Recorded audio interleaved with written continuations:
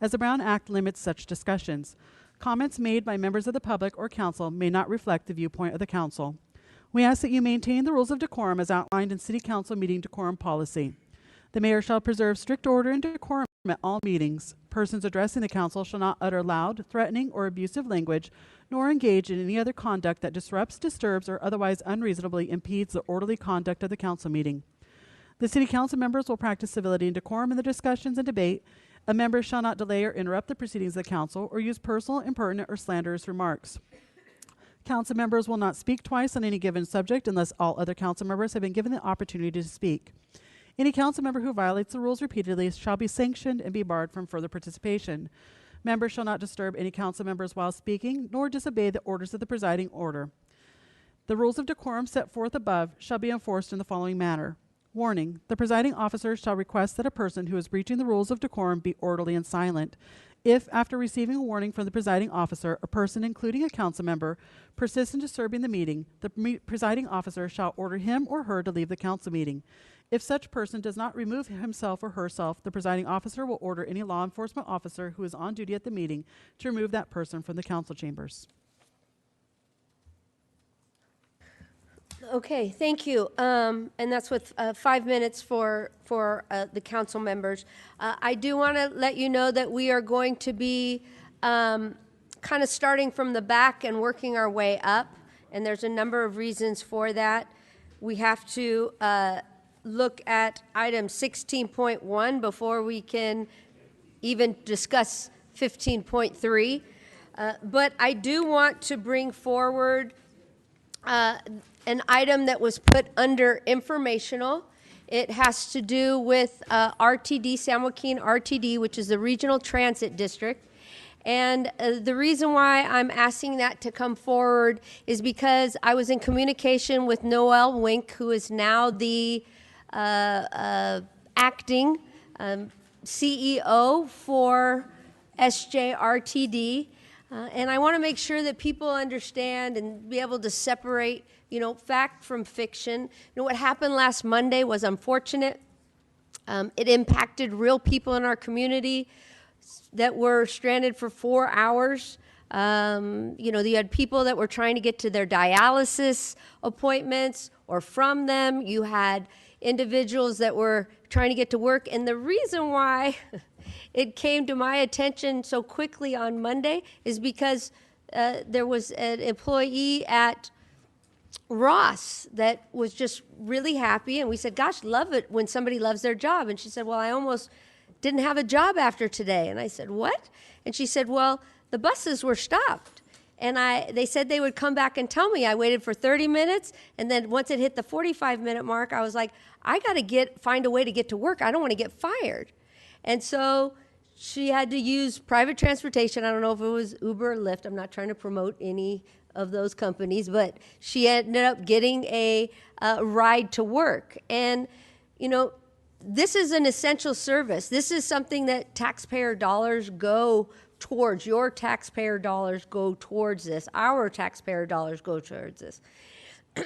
And the motto is, or their mission is, to provide safe, reliable, and efficient public transportation for citizens. And we need to make sure that happens. And I know there were things that were brought up about me being the chair of SJCOG. Just so you know, that's Council of Governments, and every city in San Joaquin County is represented through SJCOG. And actually, we have 3 members on COG that are part of Stockton, because Stockton is the largest city.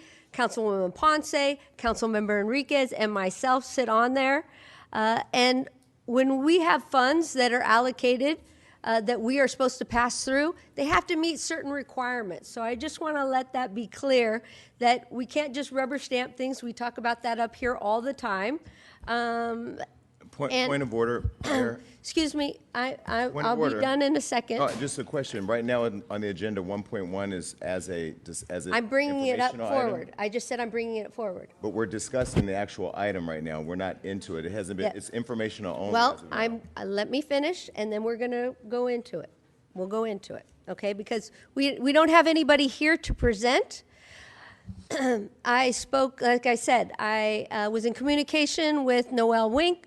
I was also in communication with one of the board members. They said as soon as they appoint a replacement for CEO position, that person then will come before city council, which I'm super excited about because we need to have a good relationship. We are the largest city in the county.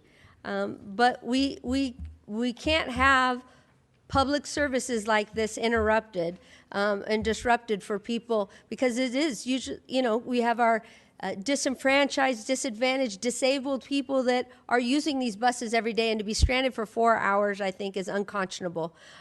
But I put it out. As soon as I found out, I put it out. I worked with my PIO to get that out and get those buses back up and running. And I'm so happy that they did. And this is no negative reflection on the bus drivers at all. I know that they are, hardworking employees.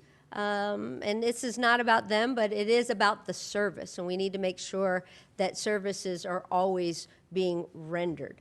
So if we can pull up the slides, there's nobody actually to really Point of order. present the item. Point of order, and I'm going to be respectful, but you need to acknowledge my point of order. And right now, you're abusing your authority. I'm bringing chairing our the meeting. item forward. I have a point of order. So do you want to hear it, or you want to ignore it for the Okay, record? Because I what's think your it's important point? for the record. What's your point? Point of order on two things. One, you started by saying the rules for the public and for council is that we get 5 minutes to speak, and you didn't start the timer, and you just laid out your case for something that No, I this want to isn't- raise. okay. Hold on, let me finish my point of order, so for the record, because we are recording this meeting for the record. The first thing is that you said that there were 5 minutes for this discussion, and you didn't start the timer, and I believe you may have exceeded the 5 minutes. The second thing is that this was an agenda item that I asked to be on the agenda back in December, on December 12th, not as an informational item, but as a discussion item for very serious concerns that I believe you could have a conflict of interest in, and you know that. And you literally just stated your whole case before the city before you allowed the person that put this item on the agenda in the first place, which I think is a complete reckless abuse of your authority and a conflict. I appreciate your comments on that. And I will say that this was an item that was asked to be put on the agenda. It was put on the agenda, but we had no one to present. That's why it went under informational items. Councilwoman Padilla. Oh, and can we have the slides up, please? Wait, point of order. This is my item. I'm so confused at why you're hijacking my item. I know why. I know why, but I want. Excuse me. Mayor, you're hijacking. You're out the of process. order. Okay. You're out of order. Wait, but I just made a point of order. Okay, we're moving on with the agenda So item. is it agenda- I is pulled it- it up. As a and- discussion. As a discussion Okay. item, okay? Okay, for clarity for our end of it, because I'm confused too, because we were moving it up. So are we at the discussion point now? So now we start the timer? Yes. Okay. Sorry, Thank you. I don't have the timer in front of me, so I apologize.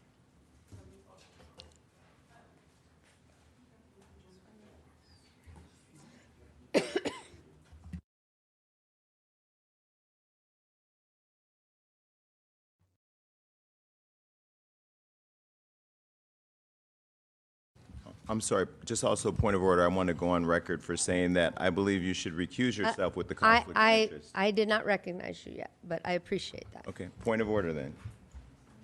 I heard you. Councilwoman Padilla. Are we going through discussion or the PowerPoint first? While they're pulling it up, do you have a comment? Did you Yes. already review it? Yes, I Okay. did. And, I don't have the privilege of sitting on SJ-COG, and so I was completely unaware of what was occurring on that day. And I just want to say that I'm thankful to our mayor that she made her call to action, because there were several individuals who missed appointments. I know Aspire School, they were in, even though some may had a holiday, and students use transportation. While it may have been great that the employees came to support their CEO, but when you represent the city and you represent transportation, I would have hoped the CEO that makes, $400,000 plus would just say, thank you for coming, thank you for supporting me, but we have individuals that need transportation in our city. So I just want to recognize that, she made that call to action, and within hours, the bus services they restarted, and people were able to do their business throughout the day. So, Mayor, thank you. And, if you weren't advocating for our community, people couldn't get to their job or get to school or get to their medical appointments. So, thank you for your leadership. Councilmember Villapudua. Yes, thank you, Mayor. I just want to echo that as well. That morning, it was very disturbing. I myself got a lot of calls, especially when a mom called about her son being diabetic. I understand that because I'm diabetic, so I understand how important it is to get your medication. And for what the reasons were, those buses shouldn't have been stopped. And as a leader, thank you, Mayor, for really making that call. There should be no other reason why those buses should have been. Regardless, there's a job that you have to do, you maintain, and they should just follow the protocol. They didn't. So I'm just glad that everything went back to normal.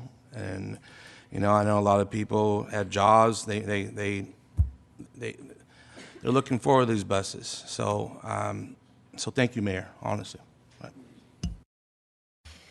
Vice Mayor, were you going to present the slides? Oh, no, I'm going to just go ahead and discuss it. Okay. All right, thank you, Mayor. Thank you for all of those comments. First, I want to remind everybody that we record these meetings, and there's so much information out there, and I'm a mass emailer because what I said the other day on Piers Morgan about Trump, I'll say right here about our mayor. She continuously puts out weapons of mass distraction because she thinks the Point of voters are order. stupid. Hold on, You Can I need to just say- stick to the hold item. on. I'm sticking to the item, and what you don't get to do is No take away personal my attacks. constitutional right. Okay. No personal Our attacks. council members on this dais continuously hope that you're stupid.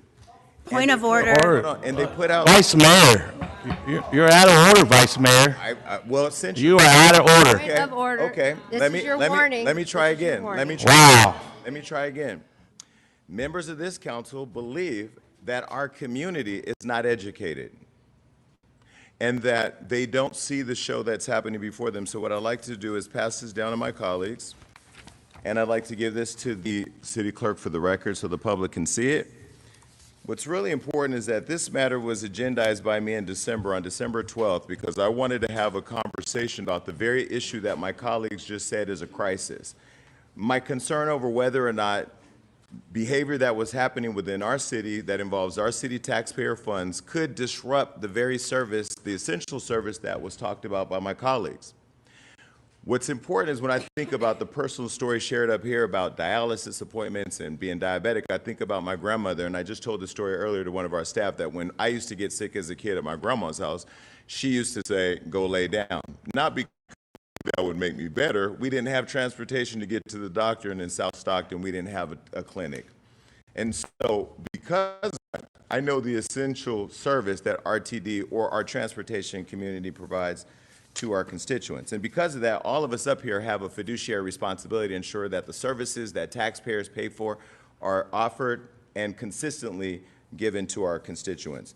When I heard on the news that there was a dispute between Council of Governments and RTD, when our city mayor, the Sheriff Cog, took over that forum as the chair, that funding reimbursement up to $62 million was then denied. The only question I had wasn't whether or not they should get the money or not. It was, how is that funding denial going to potentially disrupt the very service they all literally just sat here and said they were concerned about that was disrupted last week?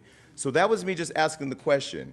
When I asked the question, I got fought with so much internal stuff behind the scenes, calling city attorneys, trying to shut down this very discussion. If you look at this presentation I just handed the clerk, it's missing several slides. It's missing the money slides. It's missing where the funding was being denied. It's missing the timeline of where the funding approved. And I'll go on record to say I met with the RTD board member, Aaron Edwards, last week, and he confirmed all this before I even showed him the document. Because what he said to me was, we have issues with our CEO, and here's all the concerns, but that funding, and he said, I told the mayor that funding needs to go to RTD. That is why I'll go on record to say that I do believe the mayor being in this conversation when she's the only person from COG in the press saying that they're going to sue each other over this funding that could disrupt essential services is an extreme conflict. And I also want to go on record to say it was this council that paid $50,000 in tax dollars to pursue Wildin' Out that said that. Point of order. Yes, Hold on. please stick You My can try to point, shut it down, my but I- point Stick is to that the he needs item. to stick Thank to you. the agenda So here's item. the agenda item. This council has wasted taxpayer money pursuing investigations. And what we learned here's the related, if you let me finish it without trying to cover up for each other. What my colleague said in that meeting was, and I think what the mayor said, is that we all have to be above reproach. And in this conversation right now, when this video plays back, you'll see that reproach is sitting on the dais. This document shows the funding issues. And so let me just say the original concern was to have RTD do a presentation. Now, the mayor did point out a very important piece. The CEO is not here because they worked to have him fired before he could present. Now that he's not here to present, I contacted RTD because I'm like I agree with her that disrupting services is crazy. Who's the next in line? Well, the COO quit the same day. I said, well, now who's in charge? They said the HR director's now Nicole Mink. I talked to her too, the acting CEO. So here's the extreme serious point. RTD provides an essential service to our taxpayers who pay taxes. They're not even able to come down here and speak tonight because as the attorney for RTD said, the action caused last week has put the organization in, quote, in extreme turmoil. That is aligned with the mayor's stated concern about how we should be concerned about how services are being provided. So there's a few things here. One, the original item was put on the agenda to have a discussion, not have it shut down every time I say a syllable because they want to stop me from getting to the money. Because I have well thought out this whole thing. And I will say for the record that I do believe when you shut down and censor dialogue because there's something that could be there, you expose yourself to conspiracy. And I hope my colleagues be mindful when they collude to stop real good discussion and dissension. I yield until the next 5 minutes.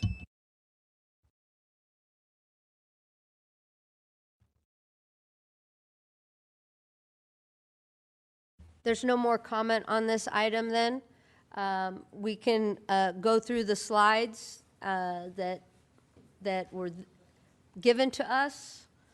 The first slide says who we are and our service area, and it shows that they serve all of San Joaquin County. Can somebody hit the button? Marvin? There we go. Okay. So they service all of San Joaquin County. I know that there are buses that go between different cities, as well as a number of routes that are in and around Stockton. Next slide. Then we have, I'm going the wrong way. There's a major transit center at transfer station at Hammer Lane and Pacific. I know that sometimes the buses get backed up there. There are no restrooms there, but that's something that I think can be worked on. There is the mall transfer station, which is in between Weberstown and Sherwood Mall, County Transportation Center, Regional Transportation Center, of course, the Downtown Transit Center, and then the Union Transfer Station, which is over by Rancho San Miguel. Next slide. These are the approximate number of passengers that they serve on an annual basis, and it also shows you comparables to Lodi, Tracy, Manteca, Escalon, and Ripon did not report. Next slide. RTD, local and regional services. RTD may provide all these others. I know that they do take them to BART and rapid transit, BRT corridors.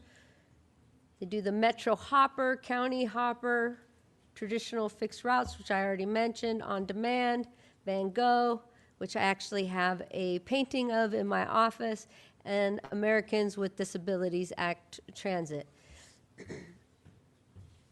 This is the ridership that they have tracked since post-COVID. The numbers have not been restored from 2019, the ridership that they had in 2019. And then the next slide has to do with where do they get their funding.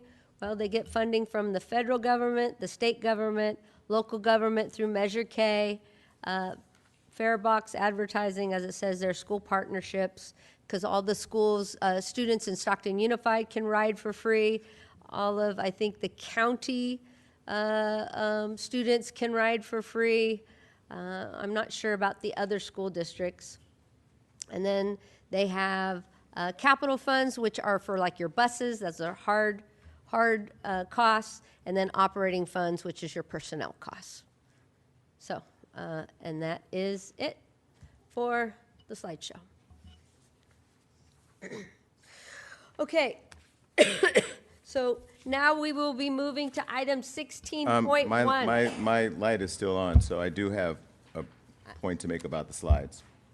I have a point to make about the presentation. It's still on the item.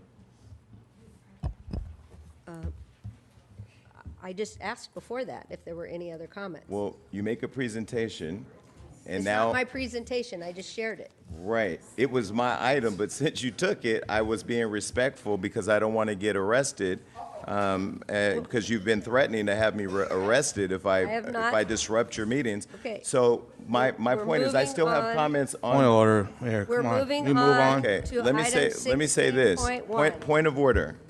Point of order. This was a, Point of order. Point of order. We're recording this meeting, so point of order. You can deny it if you want, but I can tell you I've already thought this all the way through, and I promise this council it's not worth the experience. So you can choose to shut it down if you want, but believe me, if you think I wasn't smart enough to come here tonight knowing y'all were going to do this, I'll shut down and move on, but I just want the whole council to know I've already thought this was going to happen. So do I get a chance to discuss an item I brought before council? Because am I going to point of order you every time you talk about this Phoenix presentation that the taxpayer sent you to Phoenix for? That's not how these meetings are governed. These are all of our meetings. Each of us collectively run this meeting. She chairs it, but this is our meeting for the people.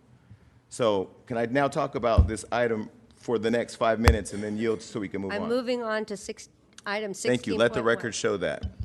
Okay, 16.1, adopt an urgency ordinance amending Title V, Chapter 5.104 of the Stockton Municipal Code, updating tobacco retail license requirements and regulations. I know we have a number of speakers on this item. So I will turn it over to staff, who have worked really hard on this.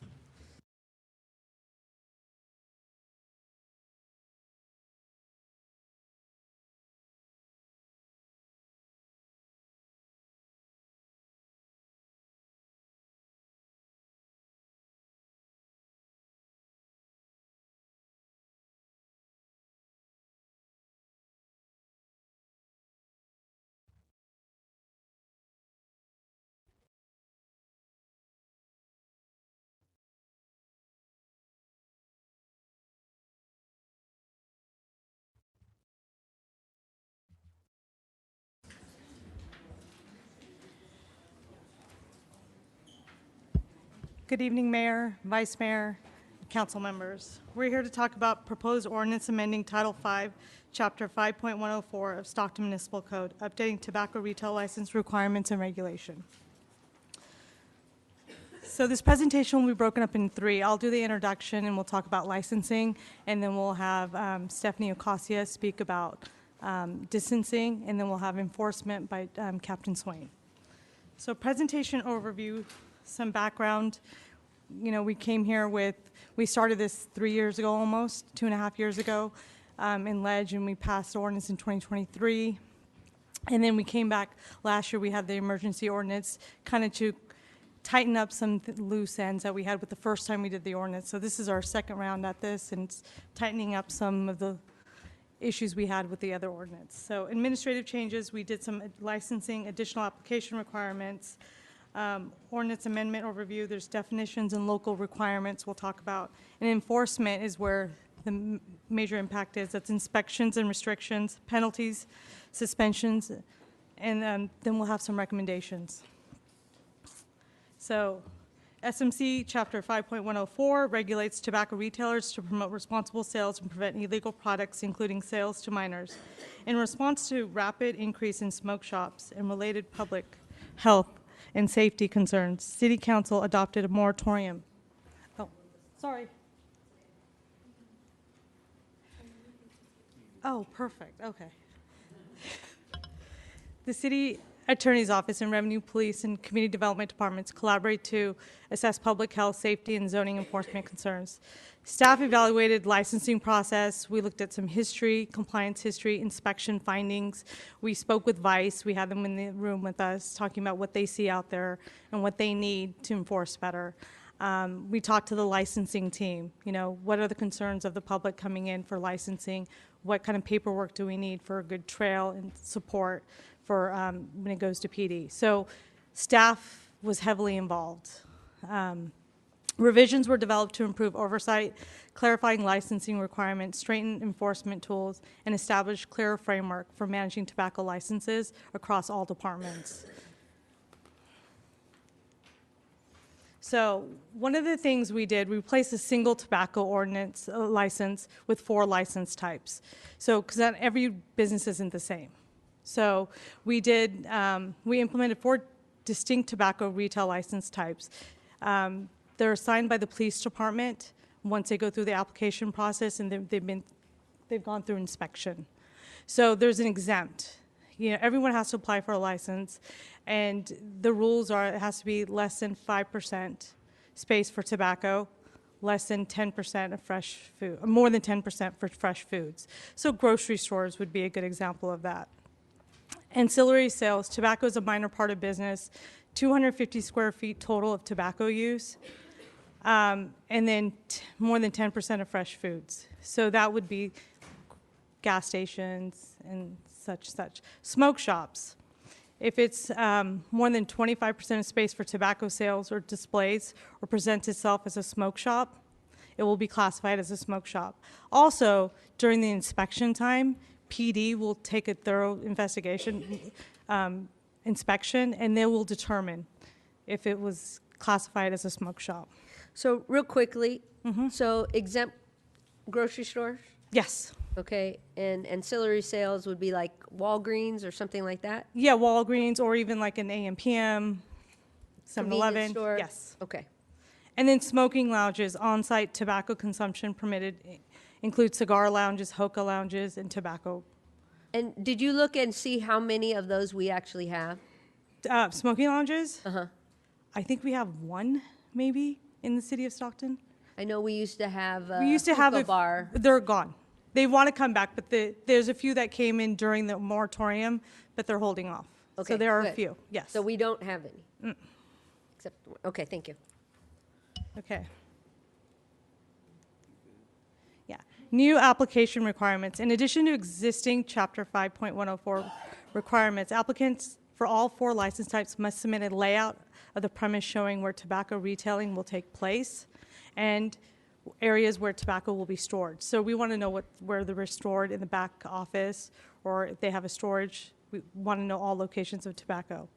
Smoke shop applicants will additionally have to submit a security plan for review and approved by police department. That includes a video surveillance, physical security, and uniformed security personnel deploy plan. So they'll have to submit that every year with their application. All tobacco retail license will be required to maintain a valid business license that identifies tobacco retail sales on the business license. If the tobacco license has been revoked, the business license shall be updated immediately. So it will say on your business license that you have use for tobacco sales. If that gets revoked, we will submit a new license, taking that off. And then now Stephanie Ocasio will be next.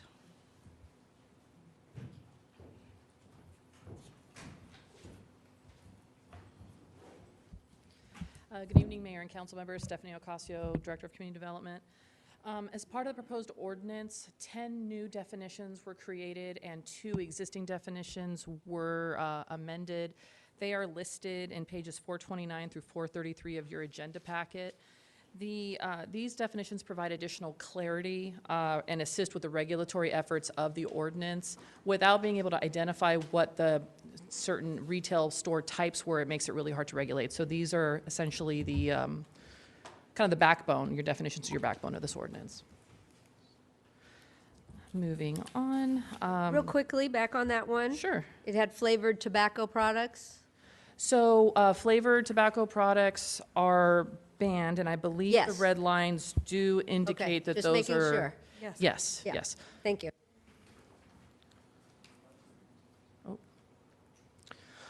Okay, so, sorry, that threw me off a little.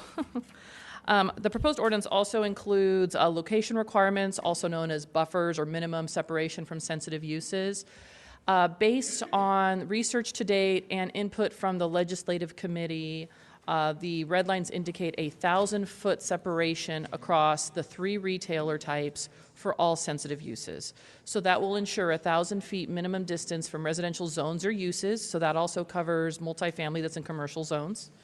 Public or private K through 12 schools, nurseries, preschools, et cetera.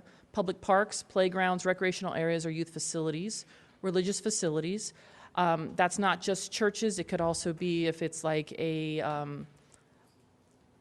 church's own property, and if they have certain activities that are on another location, that gets included.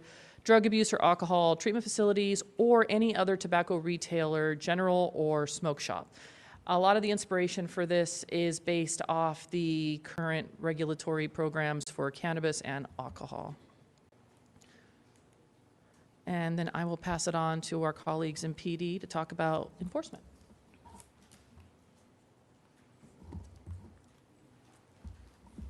Good evening, Council. Captain Swain, Investigations Division. So I'm going to hit with the council updates for inspections, restrictions, specifically related to the updated ordinance. So we added in the expressibility for law enforcement to conduct scheduled or unannounced inspections and refusal to allow an inspection or to keep us out in and of itself is a violation. It also expressly gives us the ability to recover fees for reinspection so that we can recover those costs of our time to go out when we have to do a reinspection. There's also provision at an hourly rate to recover costs that it takes when we have to seize and ultimately destroy either illegal product or legal product that's being sold without a tobacco retail license. If we go out and we take 10,000 items out of an illegal shop, it's a lot of staff time to categorize, book, and deal with all that evidence. And so this gives us a cost recovery mechanism to do that. It expressly prohibits sales in parking lots, out of vehicles, any other non-approved locations. So when they issue the license, they're going to have that diagram of where they're going to have tobacco and where they can store it. If they have it anywhere else, it becomes a violation. We've had them hiding flavored tobacco in trunks of cars and parking lots and storage containers out back, trying to circumvent the inspections in the process. Clerks selling tobacco must be 21. And then specific to smoke shops, they have to continue to operate within their security plan that was approved at the time of of their application, and can only operate between 6 a.m. and 10 p.m. The other types of retailers, the 10 p.m. restriction does not apply.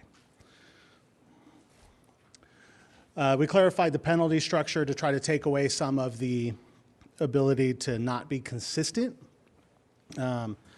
So penalties for violation not causing an automatic suspended or revocation are clarified to allow penalties for individual violations and decrease the number of violations charged during a single inspection, especially when minors are involved. And we're allowed to seize and ultimately destroy, if appropriate, any tobacco product that violates the revised ordinance, including tobacco that's displayed for sale. So even if it's legal tobacco, if they're selling without a license, we can seize that product. So I have a question then. The African Americans for smoke-free safe places. Yes. They provided me with or I think all of us, a wonderful map that outlines where they are. I know that our numbers and what's potentially really out there might not be in alignment. Correct. So has anybody from our team, our staff, the city of Stockton gone out and actually been able to identify every tobacco retailer? Not actually going door to door and finding every single one. We've not had the staff time to do that. We're mainly based on the inspections of the people that we do know, or when we receive complaints at locations that are operating without a permit. Because I think that's important that we are able to map that out, because just as you said on that last point there, you know, tobacco displayed for sale without a valid TRL, then it's, you know, and I don't know if there can be a fine of like $50,000, I don't know. I'm just throwing that number out there. But I want people to know the it's fines are serious. addressed in the ordinance and the suspension and revocation. And it is a violation to sell without a tobacco retail license, and they're subject to the same fines and suspensions as if they had one. And we can take that product, which is what it really hits them in the pocketbook when we take and Take ultimately it seize and destroy for the each product. item, $50 for each item that they have. Let it add up that way, and then 50,000 on top of it. Just a suggestion. If I may, Mayor, that's what you're here to decide, the penalties, et cetera. That's what this discussion should be, and that's at at your discretion at the council. So. Okay, wonderful, thank you. So additionally, we expanded the grounds for suspension and revocation. Sales to minors, selling flavored tobacco, and knowingly concealing illegal product with intent to evade compliance. First violation shall result in a 30-day suspension, with the second shall result in a 60-day suspension, and the third violation shall result in a revocation of the TRL. Two violations that were added at the request of Ledge Committee, specifically that will automatically result in revocation, is illegal sales of substances that would constitute a felony if charged pursuant to the California Health and Safety Code. We've had retailers behind the counter selling things as significant as cocaine, methamphetamine, hard drugs, stuff like that. So if we find that, you're No revoked. cannabis, no, You're revoked and you're done. It's any kind of cannabis product. correct. And then we've had some that have actually engaged in gambling or loan sharking, operating what's commonly known as a click it. If we find that, it's an automatic revocation of the TRL.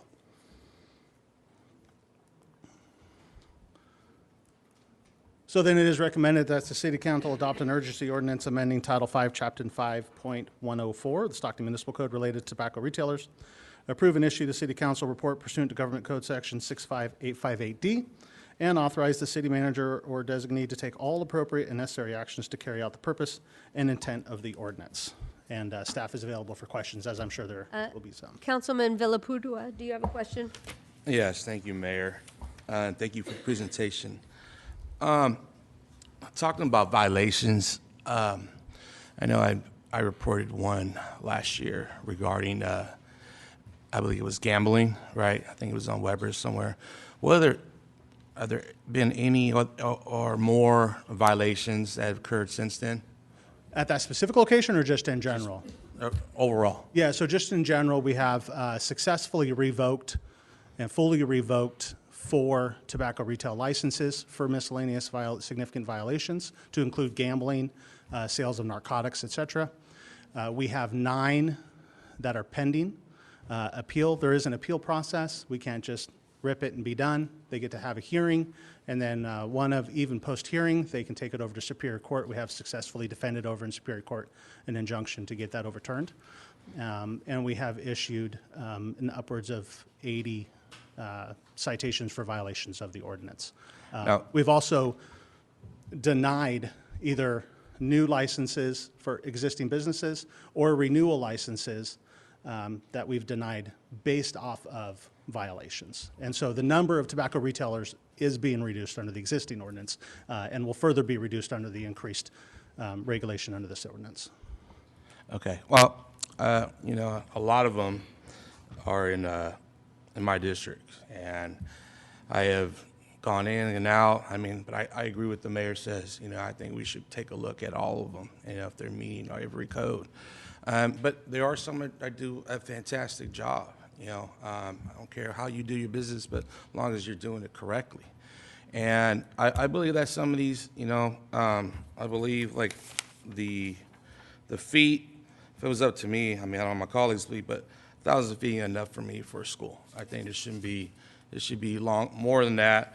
I think near schools, near parks, it should be, the fee should be longer. But I think as for existing business owners, right? I mean, some of these people are going to retire. The economy was bad, right?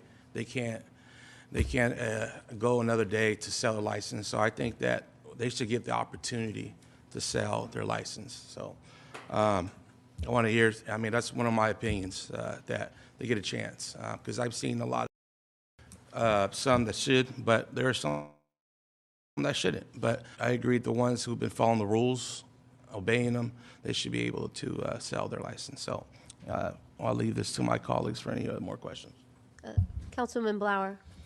That was kind of a question I had, because reading through this, it does seem like of a business owner, because don't get me wrong, I'm thrilled that we're here and that we're working on this. This was something back in '23 when I was the chair of the Ledge Committee that I really pushed to get this thing on the books, and with the thought being that, you know, one, we had to get it going, because, you know, once you get it on there, it takes a while for it all to kick in.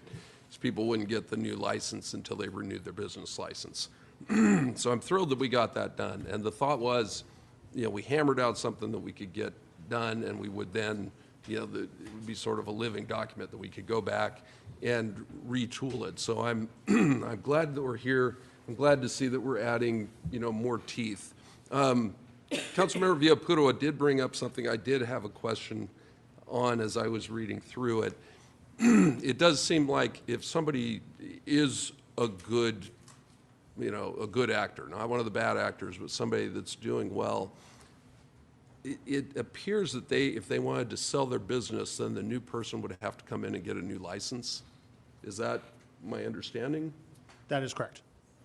And my feeling on that is I feel like, just coming from a real estate background and knowing how, you know, how that works, I feel like you're really hurting that individual's ability to then sell their property, or, you know, sell their business, because you're taking away part of that value.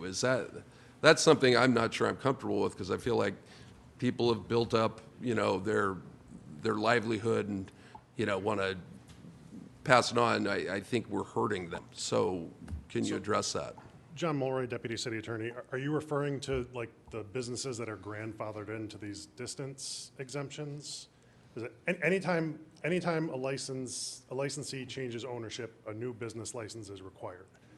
Now, currently we have language in there where once that business license is transferred to a new owner, the exemptions, the grandfather exemptions don't apply. However, the distance restrictions only apply to smoke shops, smoking lounges, and then this general category, which is the catch-all. The distance restrictions do not apply to tobacco retailer exempt and tobacco retailer ancillary.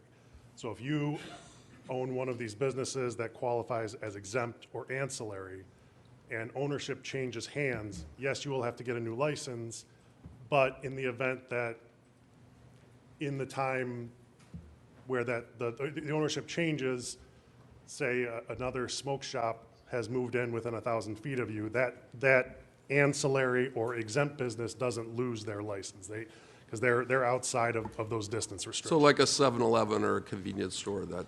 Assuming they qualify for those two categories, yes. And I believe that's the understanding, is that the exempt and ancillary are for grocery stores, gas stations, 7-Elevens, et cetera. So the distance restrictions are specifically with reference to smoke shops, smoking lounges, and then this tobacco retailer general, which is our catch-all category. I don't suspect many would fall into that, because basically PD has the final say on what qualifies as a smoke shop. So I don't suspect that there are going to be many businesses out there where they do the inspection, and they say, well, yeah, there's more than 25%, but we don't think this is a smoke shop. So I don't think there's going to be many of that general. So the distance restrictions really are going to apply to the smoke shops, the smoking lounges, and then if for whatever reason somebody doesn't qualify as an exempt or ancillary, the distance restrictions would apply to them as well. See, and I understand what Councilmember Blauer is saying, because I think of Havana Leaf, which they sell cigars, and I think maybe the cheapest cigar there might be $25 or something like that. Kids aren't going in there to buy a cigar. Or you have Ziggy's, which I don't know if they've ever had an infraction. I'm just saying people who play by the rules, as we stated, who don't have any infractions at all, that have operated their business appropriately, I don't think they should be penalized. Is that what you're saying? Yeah. Okay. That's what I'm saying too. And I think we discussed that already, so. Vice Mayor. Now that we're talking about playing by the rules, let's talk about that. If a person has a license, and I'm thinking of one in my district that's near a school, it may not meet the 1,000-foot requirement as of right now, but say we move towards that, they violate the ordinance, they are cited up to the extent that they lose their license, they would have to reapply, and based on this moratorium or this ban or whatever we want to call it, they would not be able to get another license, right? If that location was revoked, Correct. the business would have to change hands at an arm's length transaction, and then even then, they would then become subject to the distance requirements Correct. for concentration. Right. So for example, if I own a smoke shop right now that's 600 feet from a school, I lose my license, I then exchange hands, they apply, it's 600 feet, doesn't meet the 1,000-foot requirement, it's done.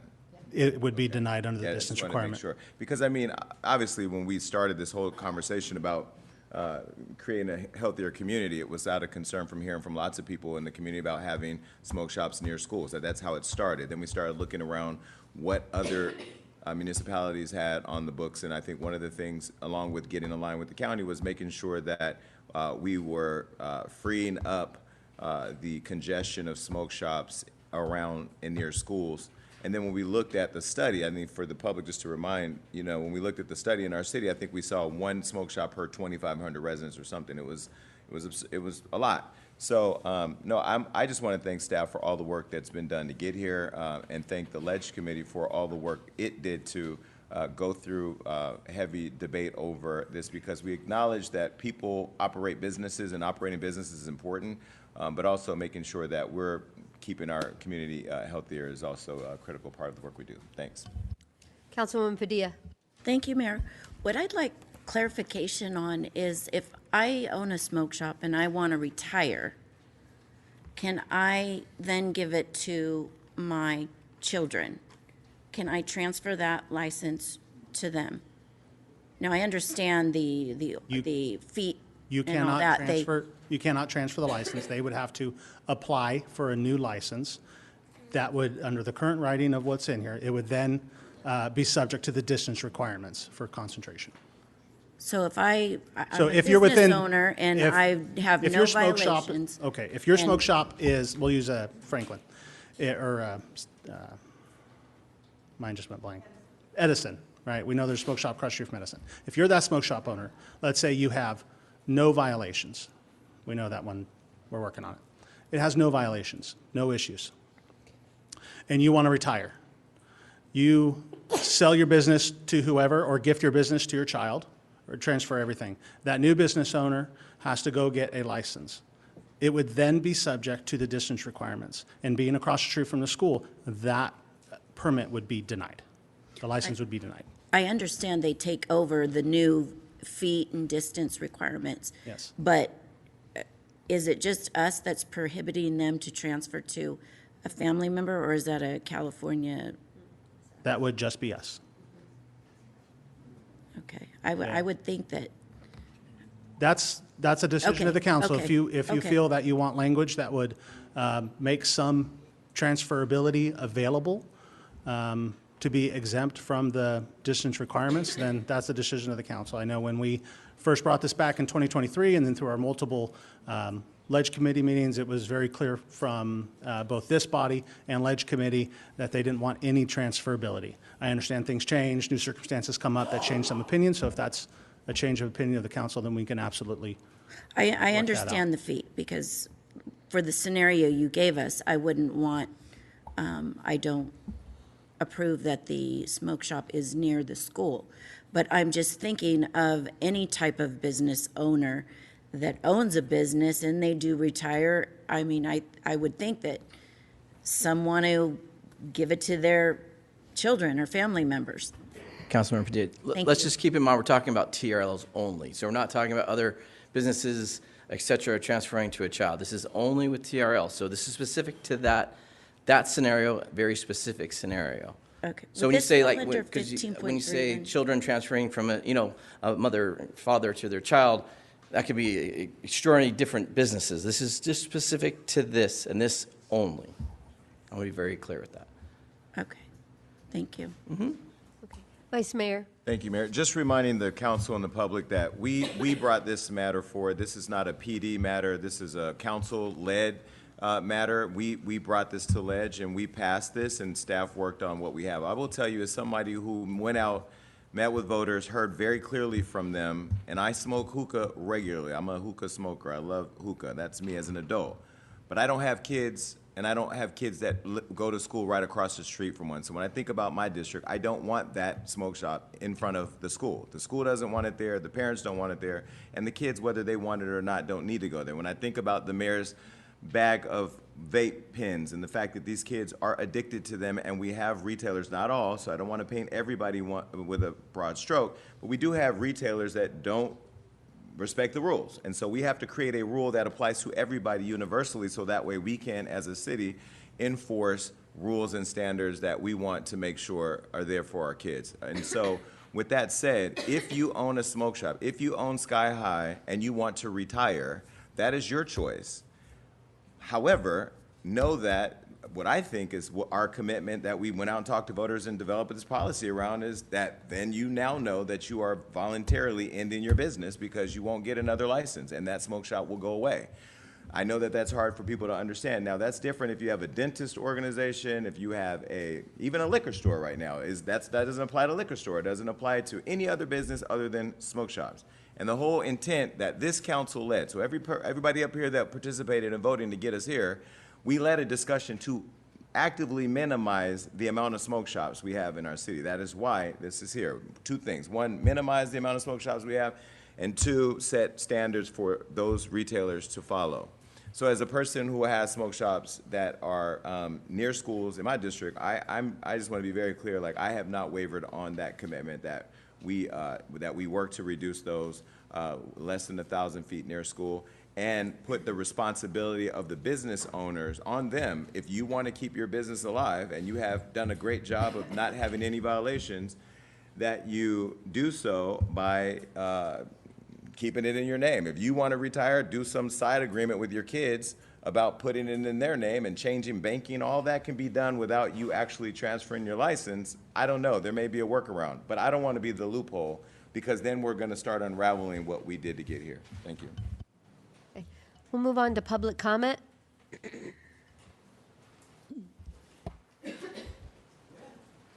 Don Carell Cruz.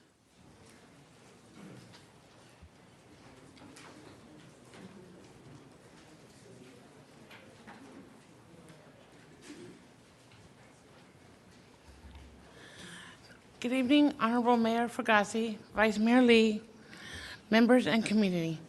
My name is Don Carell Cruz, and I'm an American Cancer Society Cancer Action Network volunteer. I'm also a 3-time cancer warrior. I'm here to talk about the tobacco ordinance concerns. I know along with the Coalition for Tobacco Free San Joaquin and City Council, have worked very hard to get this ordinance for Stockton. In June 2023 is when TRL passed with the most comprehensive components. Smaller updates were made a little later. Now, it's undermining the city's intent to protect youth, neighborhoods, and public health.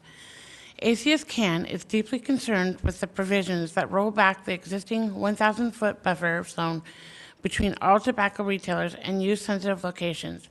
For example, schools, parks, playgrounds, children's centers, childcare centers, and youth-serving facilities. I have told you this before. I work at a preschool, and at least there's 5 tobacco retail shops within a 1-mile radius. There's also a K-8 school across the street, and that's ridiculous. So some of our concerns is removing the strong existing density requirements for some retailers will expose many young people to tobacco products and undermine the intent of the ordinance to keep the products out of hands of young people. It reduces compliance with the ordinance due to the ease of altering floor plans, inventory, or adding food displays after qualifying for a less restrictive category. It will risk unequal enforcement as law enforcement now will be required to spend hours confirming the correct license category for each store. Permitting smoking inside lounges will undermine smoke-free protections, exposing employees of dangerous secondhand smoke. And third, thank you so much. Thank you. We also received your letter. Twilia Laster.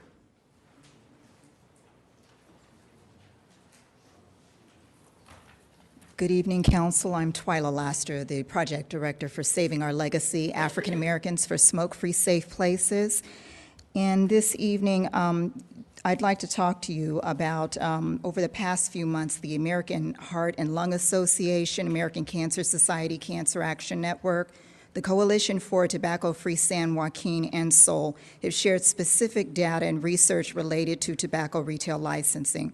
The materials include policy analysis, implementation lessons from other jurisdictions, as well as educational information outlining pathways for reducing and eventually phasing out the sale of all these harmful products over time. The research consistently shows that concentration of these retailers associated with increased exposure normalizes smoking. The materials also outline implementation lessons for the jurisdictions. In several cities, provisions such as phasing out licenses over time, the healthy food exemption, license transfers, multiple retailer classifications, and partial buffer zones relate in complex enforcement issues and require later revisions to clarify language to strengthen oversight. By contrast, jurisdictions that apply these standards consistently across all retailers limit transferability and align clearly with existing state requirements, often report improved enforcement clarity and better management of retailer concentration. Our intent today is to ensure that documented research and data implementation experiences from other community are fully considered as Stockton continues refining its ordinance framework. So careful attention to structure and clarity now supports equity, transparency, and effective implementation. We appreciate your continued commitment to inform public health decisions for Stockton residents, and SOL and our partners are available to meet with you one-on-one to research these reinforcement structures. Thank you. Anissa Adams.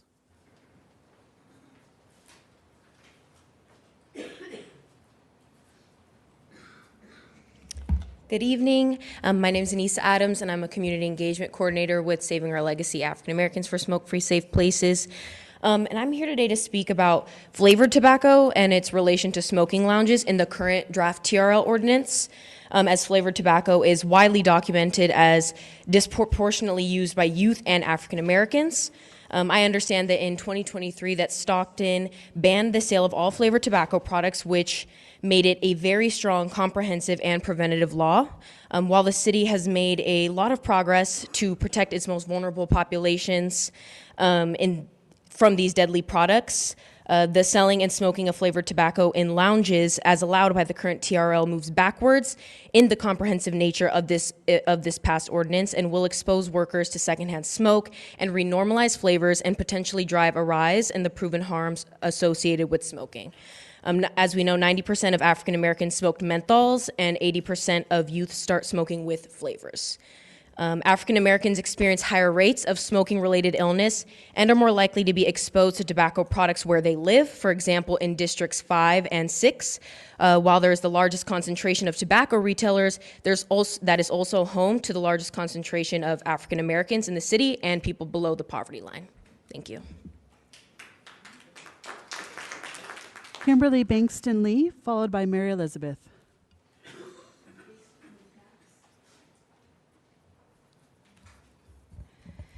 Good evening. My name is Kimberly Bankston Lee. I'm the Executive Director of the SOL Project. You have demonstrated leadership through adoption of tobacco retail licensing ordinance and placing a moratorium on new licenses. This approach has contributed to a substantial reduction in the number of licenses from approximately 270 to 154 after the moratorium. In public health, reductions of this magnitude are associated with decreased youth exposure, fewer illegal sales, and improved neighborhood conditions. Sol has provided you with maps and data for youth purchase surveys. And the first one is stores by district.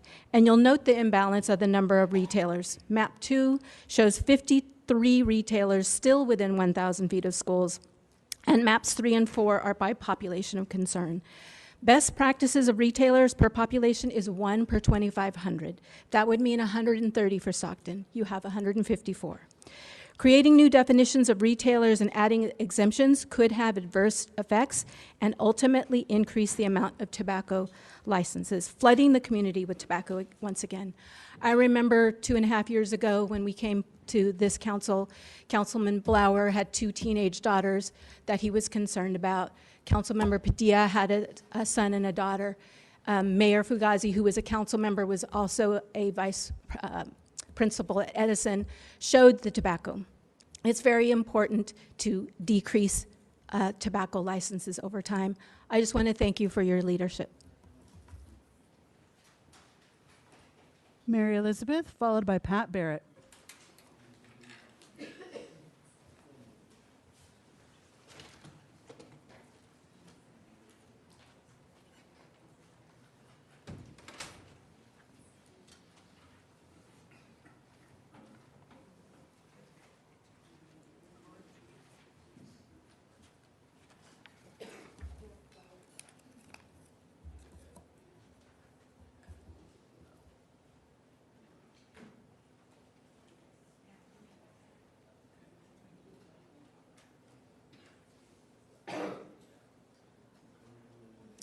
I just want to make sure that you see the graph when I get to it. Okay, you pass it on there. You're welcome.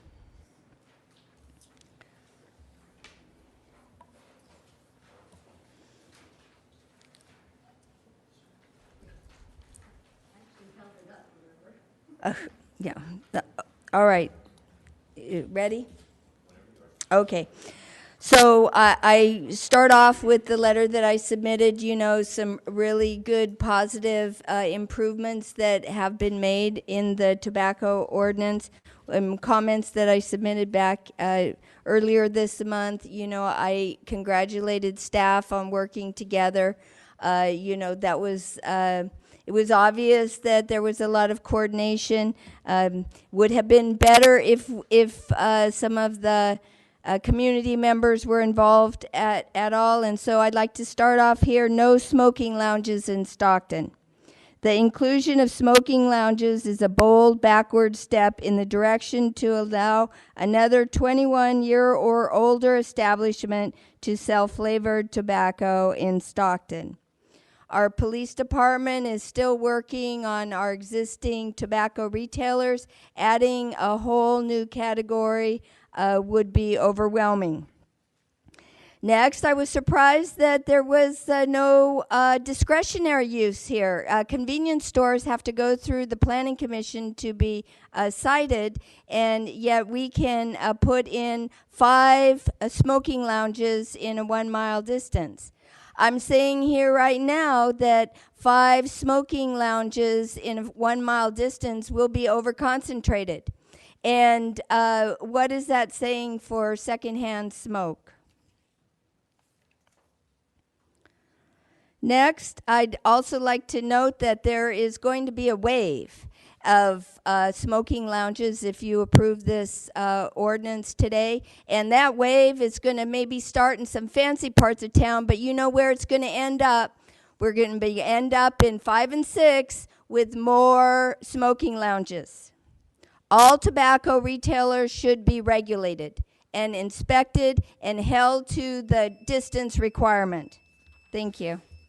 Pat Barrett, followed by Kessa Bruce.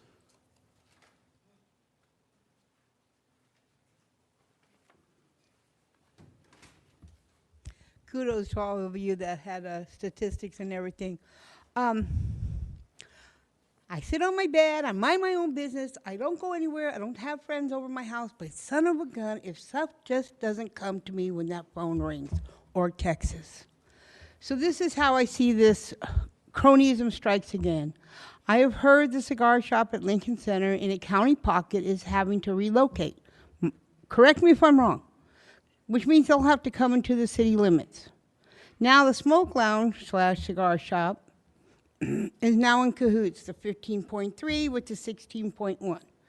So if they open, this opens the door for smoking lounge as described in the administrative changes licensing in the proposed ordinance amendment to the cigar shop can expend its services. Why does this feel like manipulation, but bigger yet, what message is this giving to our kids? It is not okay to smoke. It is not okay to smoke. We put too much money into the health of people, trying to get them better. African Americans, like #1 in heart disease. Native American, #1 in heart disease. Well, people of color. We need to stop this. It is not okay. We need to condemn any kind of tobacco use. Why don't you ever look at me when I talk? Oh. Kessa Bruce, followed by Liz Hendricks.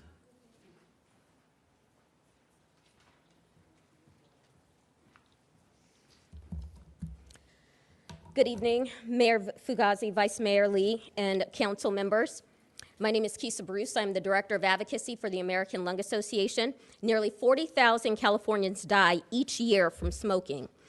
We know that the moratorium has worked. It has reduced the number of tobacco retailers that we have in the city.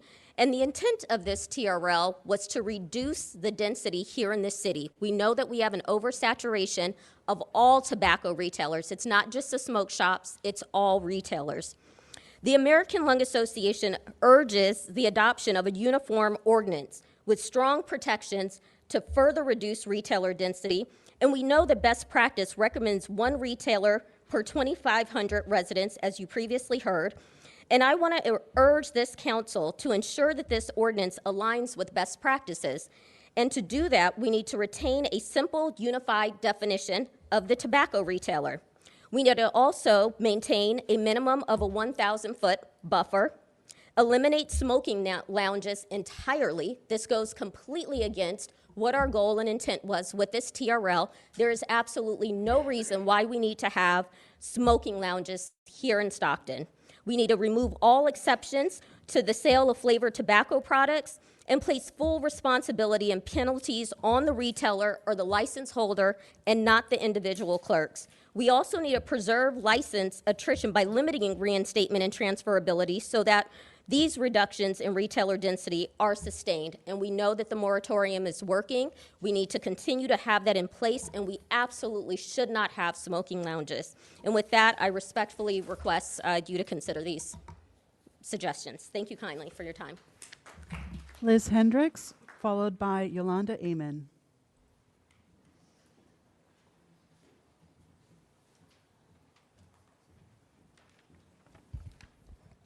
Good evening, Liz Hendricks with American Cancer Society Cancer Action Network. I'm here tonight to share ACS-CAN's strong concerns and our opposition to some of the proposed amendments to Stockton's existing tobacco retail license. While ACS-CAN understands that the council is concerned with the recent proliferation of tobacco retailers and unlawful activity at some of these stores, we are very concerned that these amendments will increase illegal sales at some stores since the provisions are not applied equally across all stores. They'll greatly increase the workload for law enforcement, and they'll lead to increased accessibility and uptake of tobacco products by youth. So specifically, I want to talk about two amendments that ACS-CAN is opposed to. The first one is to create different categories of retailers and applying different standards and exemptions to different types of retailers. The amendments that are proposed remove existing requirements that impose a minimum distance between all retailers and schools and other youth-sensitive areas, and now will allow for some retailers to locate very close to these areas, which will expose many young people to tobacco products. We're also concerned that law enforcement will now be required to spend hours and hours confirming the the correct license category for each store by calculating space dedicated to the sale of tobacco products. And then, again, we'll have to conduct rigorous compliance checks for stores that now will be able to alter their floor plans or their inventory or add food displays in order to sell more tobacco products after qualifying for a less restrictive category. ACS CAN is also opposed to permitting smoking inside of lounges and the sale of flavored tobacco products inside smoking lounges. Allowing for smoking inside any business exposes employees, many of whom don't have other options for work, to dangerous second and third-hand smoke. And allowing the sale of flavored tobacco in smoking lounges is in direct contrast with other provisions of the TRL, which restrict sales of flavored tobacco products. I ask tonight that the council oppose these new amendments, extend the moratorium, and continue to work with ACS CAN and other public health groups to strengthen the ordinance through evidence-based policies. Yolanda Amon, followed by Cynthia Gale Boyd. Good evening. I know firsthand what this flavored tobacco can do. It's in my family with my nieces, nephews, under 21, over 21. They may quit one, next thing you know, they're addicted to this. I commend what you've done with the smoke shops. I remember last year people coming up here and complaining in your district, and I remember, I believe one of them even tried to change the name. We're not a smoke shop anymore, we're kind of a lounge now. And that's my concern. You're gonna put the word lounge to it, and there's always gonna be that person that's gonna find a way, a loophole to get in there, and they're gonna say, we have a lounge. But then they're also gonna start doing this other illegal activity and selling things that they shouldn't be selling. So that's my concern, that it's just too broad. And I think that it just opens an opportunity for the illegal sales to continue. So I ask you to please, let's just not do these lounges. I really don't think that's in the best interest of our city, and I really don't think it's in the best interest of our youth and our citizens. Cancer is rapid, and let's just do something. I think we're heading in the right direction, and let's not let this little thing now get us off trail. Thank you. Cynthia Gale Boyd. Good evening, my bickering council. My God. I remember a certain council person way back when the ordinance was being discussed, and they said, oh, yeah, there was two of you actually, and you said, oh, yeah, I passed by some of those places and I see it. And then you say, if you see something, say something. So for me, it's like, why don't we start with the ones that are so obvious, like the ones that have the tinted windows? How come they ain't been shut down yet?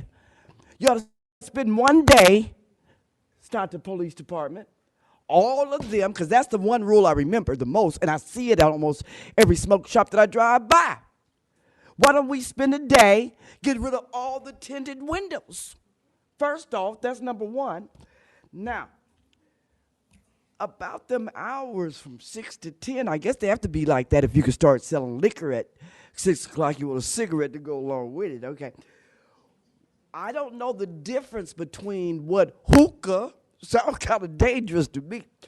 I don't know the difference between a hookah lounge and a smoking lounge. I heard somebody say that they goes to the hookah places. I visualized a whole bunch of arms stretching out and everybody smoking whatever's in the pipe. Now, is it only going to be monitored and enforced by the Stockton Police Department, who is always on condition blue and overwhelmed? Or is it also going to be managed by the good old Code Enforcement Department? They can't get out for regular business. And how can a citizen file a complaint like myself about all the tinted windows, people hanging out, all that kind of nonsense, and then how long would it be followed up on? And shut down all the illegal ones right now. That concludes public comment for this item. Okay, great suggestions. Love it. Vice Mayor. Thank you. Democracy isn't bickering, but I appreciate the comment. Let me first say that I do go to smoke to hookah lounges. I'm not going to get up here and act like I don't like hookah lounges. I go to hookah lounges everywhere around the world. That's not the issue for me that brought this item up, and I'm the one that brought this to ledge. The issue for me is smoke shops around schools, the illegal sale of tobacco products to our kids and to the community. And I just want to highlight a couple things. One, I want to thank our police department for all the work that you have done in enforcing. There was an email sent out by our chief in September 9th. And, you know, we always talk about these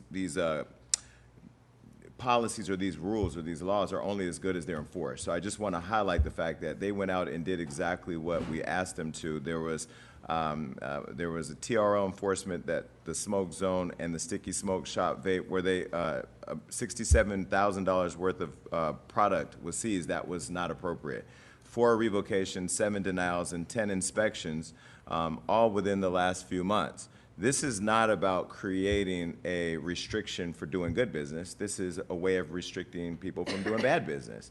And again, what we're talking about is not about trying to impede people from providing for their families. And so I want to just be very clear. We support small businesses, all businesses, but we are working to impede any business's ability to harm our kids or to harm the community. So I just want to reframe that.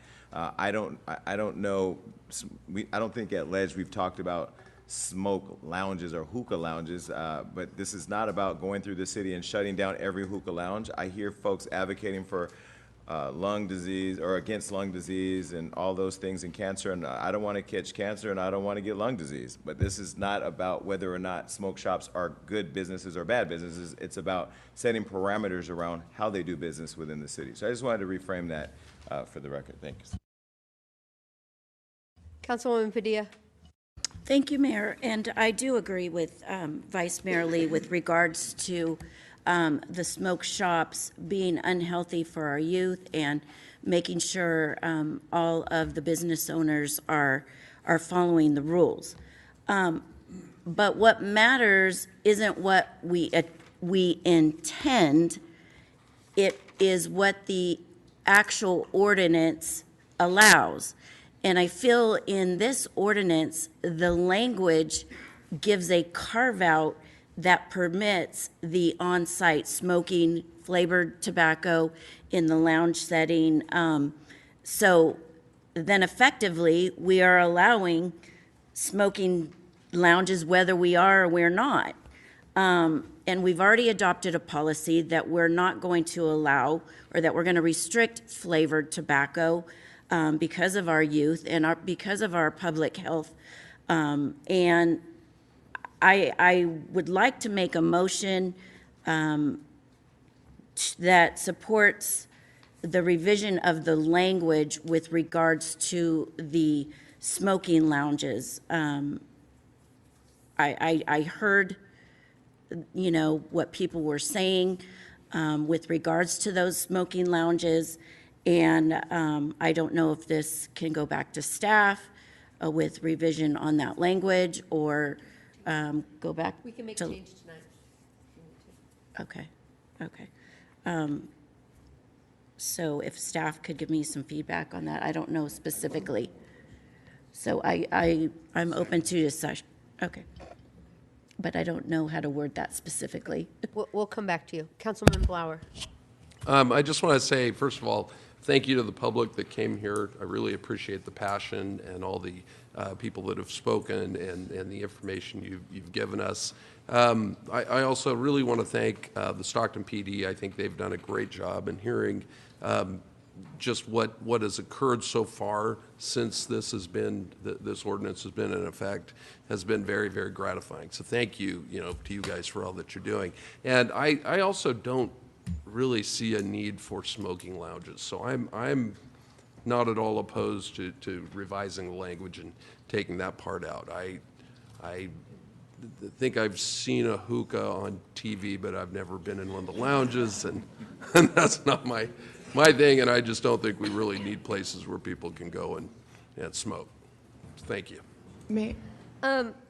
So I received this, I think, from Seoul, and it is their comments on the red line, and I I absolutely agree with a number of them, the points that were made, and I'm happy to provide those.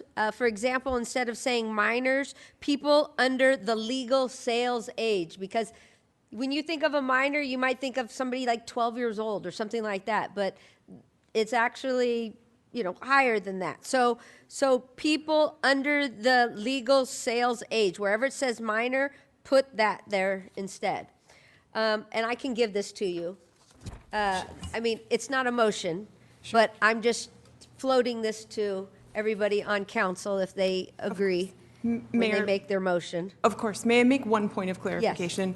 Just if I may. So what is contemplated before you tonight is an urgency ordinance, so it would take effect immediately. So if there are extensive revisions from the dais, I would recommend that you ask staff to, you kick it back to staff in some way to make those revisions, so that way they have time to contemplate language. If it is de minimis changes, such as changing minor to legal, sales age, or changing 1,000 to a different number, that may be accomplishable this evening, but extensive revisions may take additional time.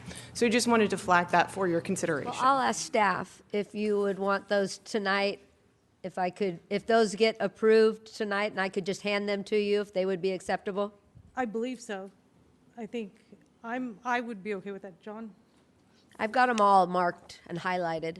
Well, again, echoing the acting city attorney here, I think it depends on how comprehensive we're talking about. Are we, because again. Just changing the word minor. So we're just changing the word minor to. That's one. Okay. Well, that's what I mean, like, how long is the list? Okay, well, this is where I'm at. If I'm able to tie this up in a nice little bow, and it can come back to us, but we'll have to then go to 15.3 to extend the moratorium. Sure. I just want council to be aware of that. If we don't do this tonight on 16.1, we will go to 15.3 if this council wants to extend the moratorium. Otherwise, it expires tonight. And Chair, if I may, apologies. I didn't mean to say it was impossible for staff to do before the moratorium finishes. I just wanted to set expectations for the turnaround. So if you have a comprehensive list, we can certainly I want to share it with council, the things I'm looking at. So I also appreciate issuance is a privilege, not a right. You don't automatically get it. You have to apply for it, and you have to meet requirements to get it. I also liked denies instead of disapproval. So using the word denial and denies as opposed to disapproval. I've got that marked on here. A fee shall be charged for all inspections, including re-inspections. Okay, making sure that one is very clear, that people know that. If you are selling cannabis, wouldn't that be an automatic revocation if you're selling cannabis out of a smoke shop? Or if you're not an authorized cannabis, if you don't have a cannabis license, you should not be selling cannabis. It'd be an automatic suspension, not a revocation of the current. Only items that would be otherwise classified as a felony, so you're looking at hard drugs. Because I know it's a state law, correct? Point of information, Mayor, we actually did ask to add, if you're selling cannabis out of a smoke shop and you're caught, that it would be revoked. Yeah. It would fall under that. Well, that's what we. If you're selling cannabis illegally under the Health and Safety Code, that is a felony and would therefore be. Yeah, because it says here may be revoked, and we want revoked. Under the other section, I think. Yeah, it's attachment A. I'll give it to you, but I've got it here and I'll mark it. Just want to make sure the chief of police or designee, can then revoke it. Let's see.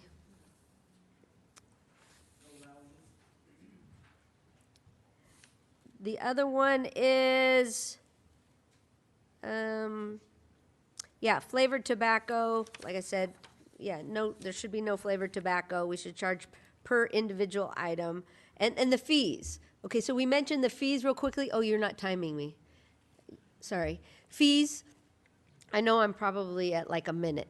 Fees, can we talk about that, or can we expand on that, or can we not, or what can we do? It Or is depends that- on what you mean by fee. I'd have to refer to. We can always bring that back, yes? There's a difference between fees and fines. Okay. Fees are recoverable of the actual staff time spent. A fine Okay, is a punitive. fine, okay, fines. Fines for individual, by individual products, and then larger fines. But we can talk about that later if we can get through this, yes? Okay, sorry to do that. And then the very last one I have on here has to do with may destroy the seized items. Yeah, we need to dispose of all of that. It's hazardous waste. I mean, we need to make sure, I mean, I know I have my bags. I should dispose them, but I use them for shock factor. They thought it was candy I was bringing up here. And for some of these kids, they think it's like candy because it looks like candy. So I will stop there and go to Vice Mayor. Thank you, Mayor. I guess I'm getting a little confused here. I want to speak specific to the smoking lounges.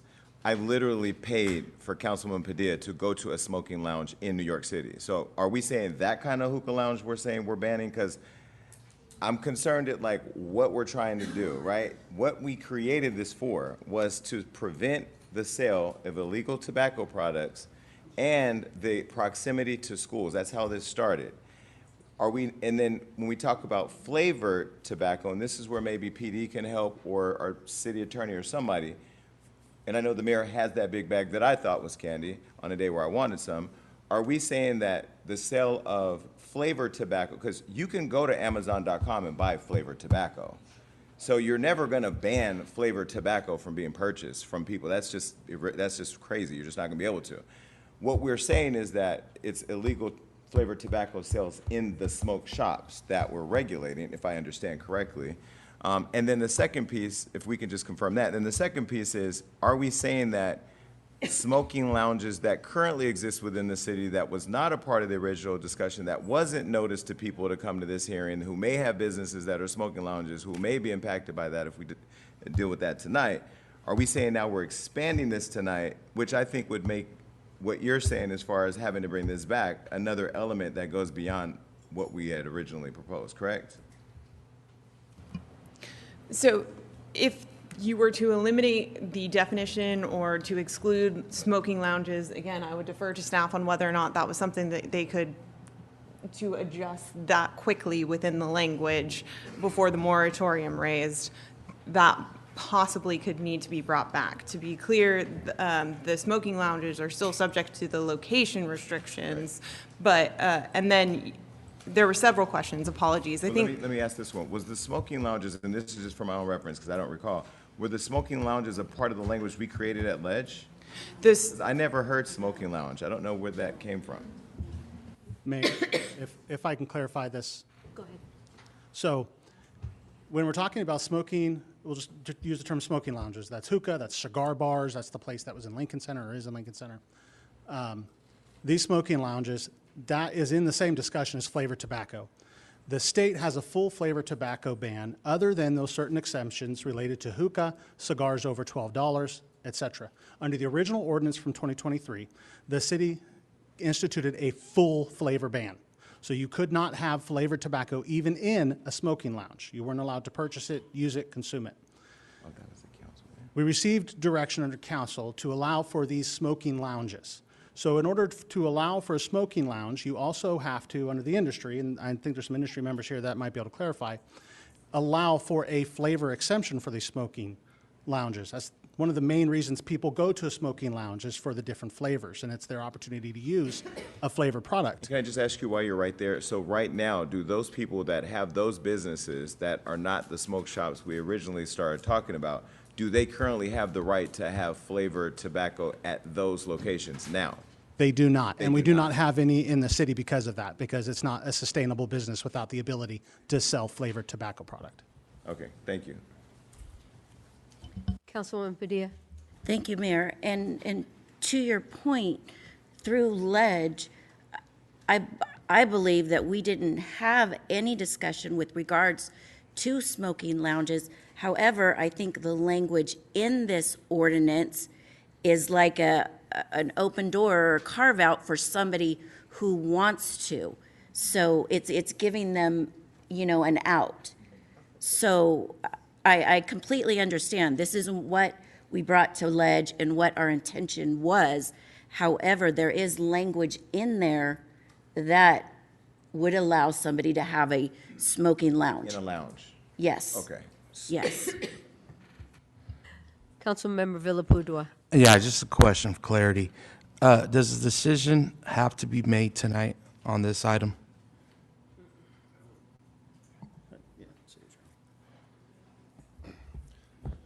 So the current extension of the smoke shop moratorium expires on March 2nd. The next city council meeting is not until March 3rd. That's what I. Which is so why it we're here today on this item, trying to get the ordinance passed before the moratorium ends. If council decides that it wants extensive revisions to the ordinance as proposed today, then I think best practice would be not to pass the ordinance today, and then consider the public hearing item to extend the moratorium to allow staff to conduct further investigations, to make further revisions based on council's direction and recommendation here. Again, if we're talking about minor revisions that I can run back to my office right now and make changes to, but if we're talking about removing an entire category, as staff discussed, we have these categories. If we're removing an entire category, if we're doing things like that, then it might make more sense to take our time with this and make sure we hit all the high notes. But again, that's ultimately at council's discretion here. Okay. Well, I don't know how council feels, but I like to table this for another day. You second that? No. I have something to say. Okay, well, we have a motion. Is there anybody to second the motion? I'll second. Can we still talk, though? You're tabling it? Yeah, to table it. But would that immediately table it? Yeah. Okay, well then, no. Okay. Okay. So that motion dies. Councilman Blower. Okay. I think it does sound like the logical thing to do this evening would be to, not pass this ordinance, and it does sound like it needs some more work. I remember when we originally passed the ordinance, there was the discussion of flavored tobacco, and the state law does have a ban on that with certain exceptions, and that was a question that we absolutely talked about and discussed. Do we want those exemptions here in our city? And we resoundingly decided no, we did not. We did not want flavored tobacco in our city for whatever reason. And so I don't want to see that taken back, and I don't want us to go back on that part. So I do agree that it seems like the thing that makes the most sense. I think there's still, and I appreciate all the work that staff and Ledge has put into this. The beauty is we are not, in a hurry. We're not under the gun to pass something tonight. So I do think it would be logical and would make a lot of sense to push this off to, work out the language until we get it right. And then we can go ahead, and I think it would then make sense to extend the moratorium. Thank you. So that's my 2 cents. Okay, and yeah, there are a couple other things I'd like to add. I think Cynthia Gill Boyd's recommendation for window coverings. I've talked about window coverings forever, I feel like, where you can't even see into a business, where they've taken a window and taken the window out and put in, wood to make it not look, and that's Sky High Smoke Shop right across from Edison High School, but there are others. But you can't see in them on Wilson Way. It's dark. You got to be able to see into stores, and there should be a way for people to file a complaint. So, however, we need to add an opportunity for the public to help us in this effort, I think is important, because you can do it anonymously. And I do get calls. I get calls from parents that their kids have them and they don't want them to have them, but they won't tell them where they got them from because they don't want it to get closed down, because then all their friends won't be able to get them either, and it's just awful. But I can give these to you tonight. We can talk about it. We can always change it. Can we not? We can always change it. Yes. We can make amendments. Yes. We could come back a month from now, 6 months from now, a year from now. So, Okay. yes, amendments can be made. Okay, just want to make that clear. Vice Mayor? Thank you, Mayor. I just want to say, like, a lot of time has been passed since we started this, and there's been a lot of work done. I am sitting here a bit confused because I do remember at Ledge what we talked about in terms of wanting to see here, and it sounds like it's evolved a little bit, at least for me, and I could be wrong. And so I can't say that I feel completely confident that I know exactly what I'm voting for at this moment. With that said, I do agree that if the mayor can give the updates or the little tweaks that she has in mind to staff to go work on in this meeting while we're still here, bring it back. I think the thing for me, I'm still trying to understand, and when you come back, just be prepared to just really help me. I'm really just trying to get it here. Is the smoking lounge or the hookah lounges thing, that piece I just need to understand, and anything else that has evolved from what we sent from Ledge to council. So you don't have to tell me that right now, just for unless you want to. I just want us to be able to move on if we can. Yeah. So I guess for clarity purposes, if council is going to pass this ordinance with oral amendments on the dais, and I'll defer to the acting city attorney. I don't believe there can be a further presentation or further discussion after. It's, you tell us passed with A through G changes, we go make the changes, and then, again, I don't know if it can happen tonight, but at some point hand up to the mayor to sign.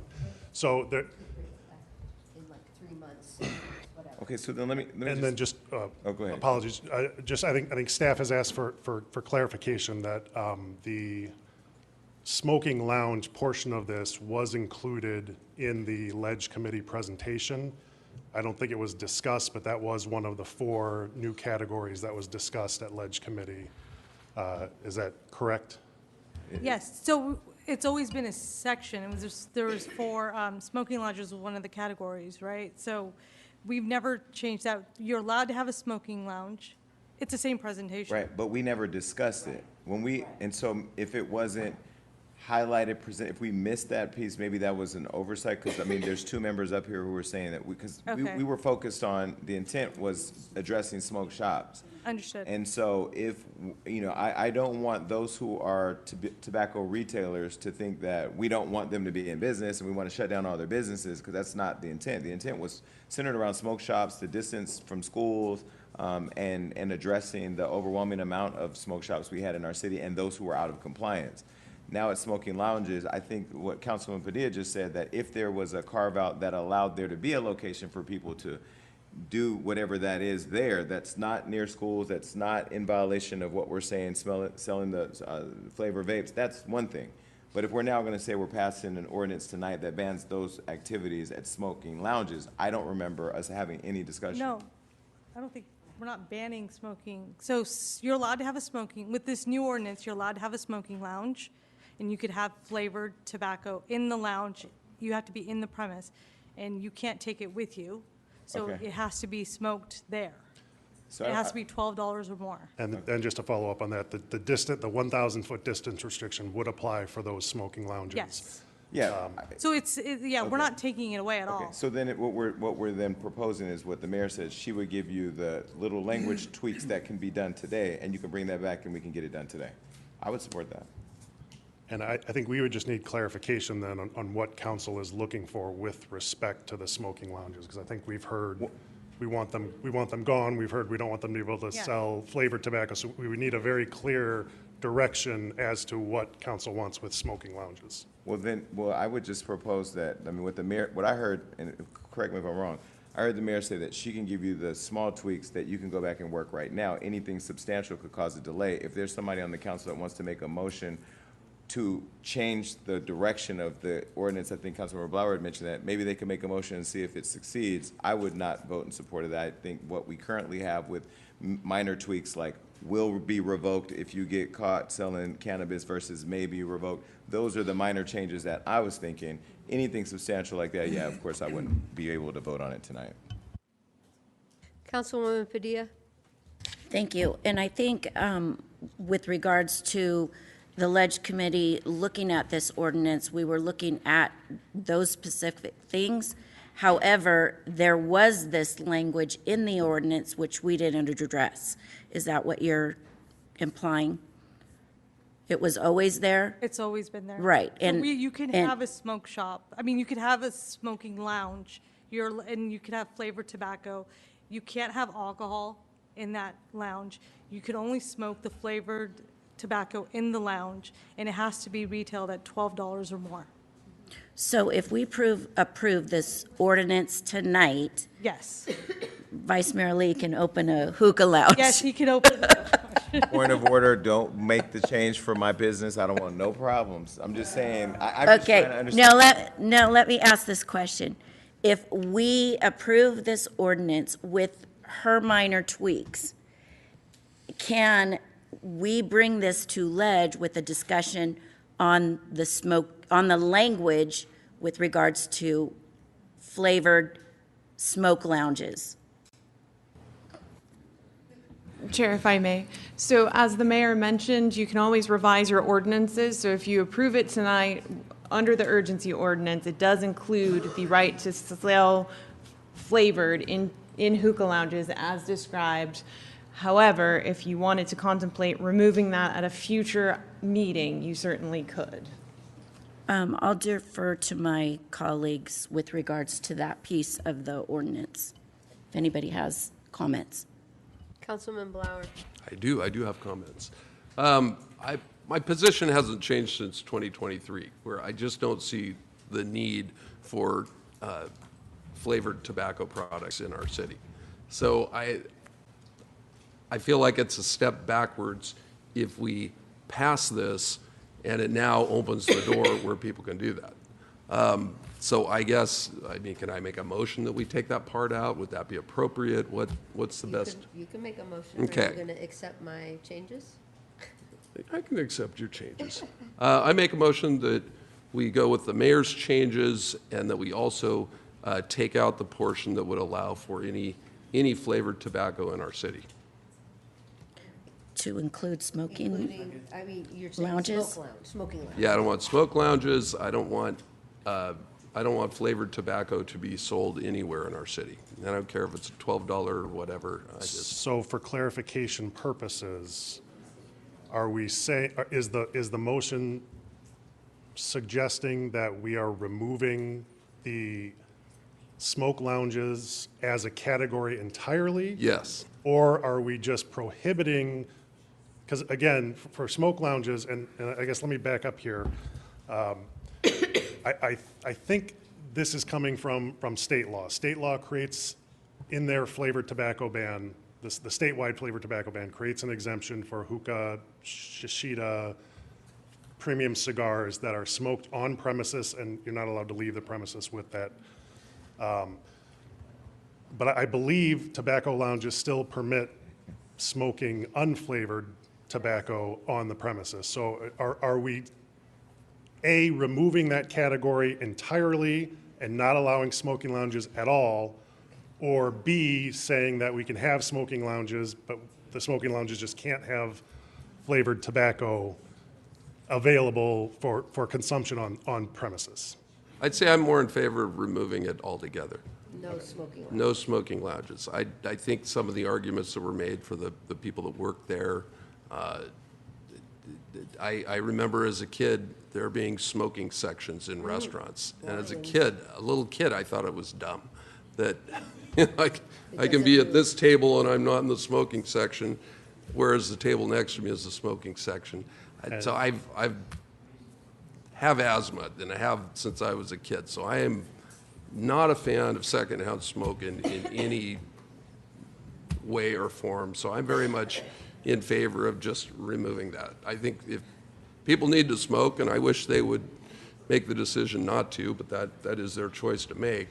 But I think if they're going to do that, they can do that somewhere else. I don't think that we should have businesses where that's happening. So again, for clarification purposes, the motion is to make the minor amendments suggested by the mayor and remove the category of smoking lounges. I would then defer to staff as to, are these changes that are easily made, or is this something then that would need to come back? Assuming it gets a second and passes. I guess I need a second. I would like to make an amendment. We could just table that piece for further discussion on the. I didn't know if Vice Mayor, did you Oh, want to say? I would just like. Oh, sorry. Yeah, thank you. Sorry. Thank you, Mayor. First, I do want to disclose, I am looking to open a hookah lounge here in Stockton. That's number one. I'm just mad that I found out you can't have alcohol in there. That's a whole other issue. But anyway, let me just say that I think when I hear my colleague talk, it reminds me of when I used to go to UJ's, and they used to be smoking all through UJ's, and then I just went out of the country where they were smoking all in the club, and it reminded me of how much work we've done to create safe, clean environments for families that don't have a bunch of smoking. Smoking lounges are literally designed for people who want to smoke to go to a lounge and enjoy what they would love to do. I'm literally thinking of my kitchen right now at home here in Western Ranch, where I have flavored hookah on the counter, and thinking I'm going to be arrested tonight because I have those flavored hookah that I bought on Amazon sitting in my kitchen. So I'm going to tell my friends, get all the stash out because we're going to jail. I think for me, I like the minor changes. I don't support carving out or taking out the language around the hookah lounges, because I do think it allows people, we're not trying to tell people that they can't do that at all. I think we talked about tonight a lot about what we're trying to do. And I would love to take you to a hookah lounge. You'd have a fabulous time. Okay, so Councilwoman Blower did propose a motion. There wasn't a second for it. Is there a second motion that somebody would like to propose? Oh, Councilwoman Padilla. Thank you, Mayor. I would just like to propose to proceed with the minor changes and then bring the smoking lounge section back to ledge for discussion. I can second that. Okay, so we have a motion and a second. Does everybody understand that? Yes. Everybody okay with that? Okay, council, please vote. Motion carries 6-0. Thank you.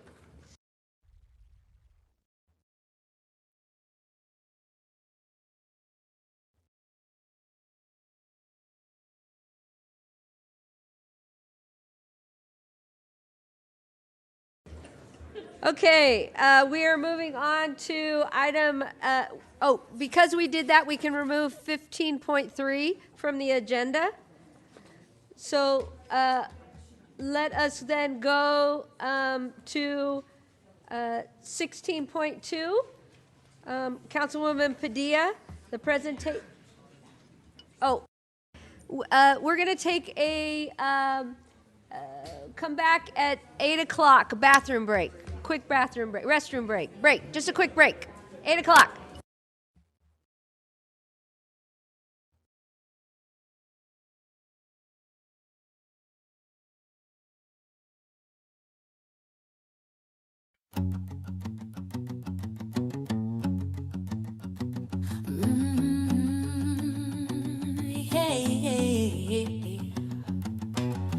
Backroom dirt bags, politicians in tow.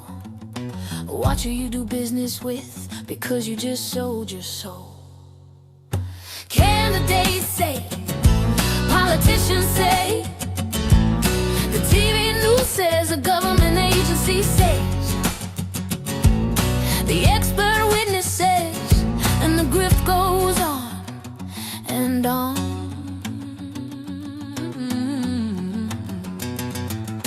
I got the solution, I'm your guy.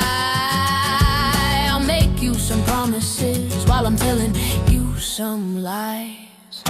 Candidates say, politicians say, the TV news says, the government agency says, the expert witness says, and the grift goes on and on and on and on. Dreams fall short, but the broken promises go on and on and on. Dreams fall short, but the broken promises go on and on and on and on and on and on and on. Ooh, the character's so perfect, so pristine.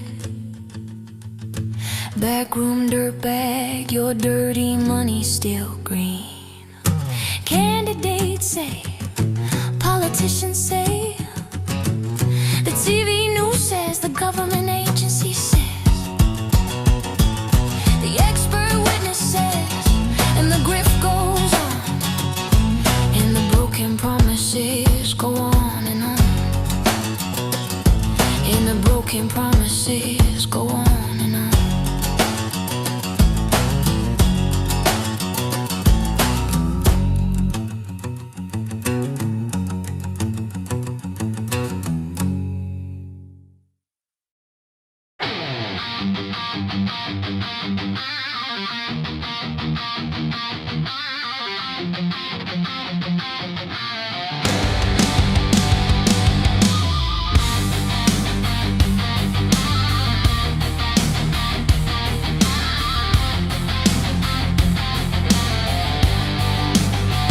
Taking off in my car, heading to the stars.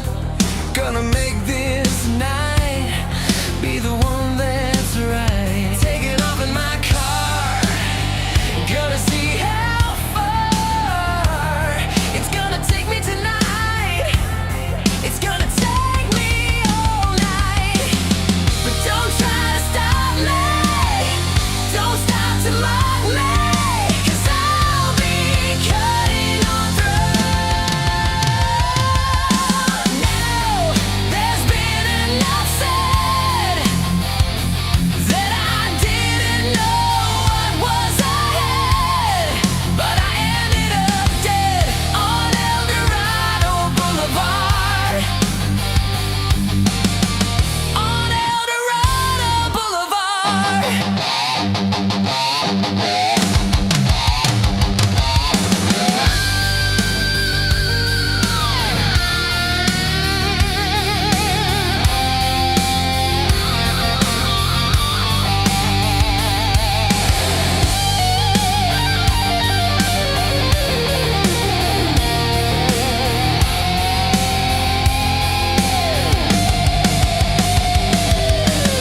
But don't try to stop me.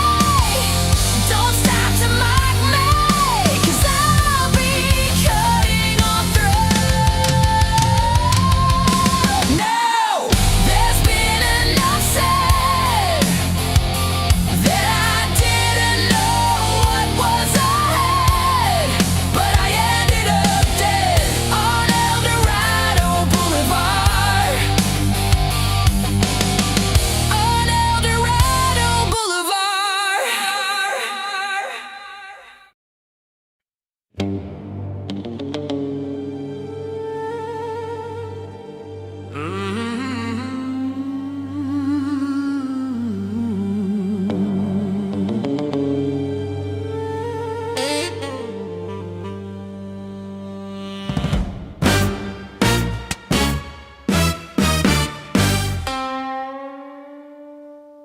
Woke up this morning, badge on my chest.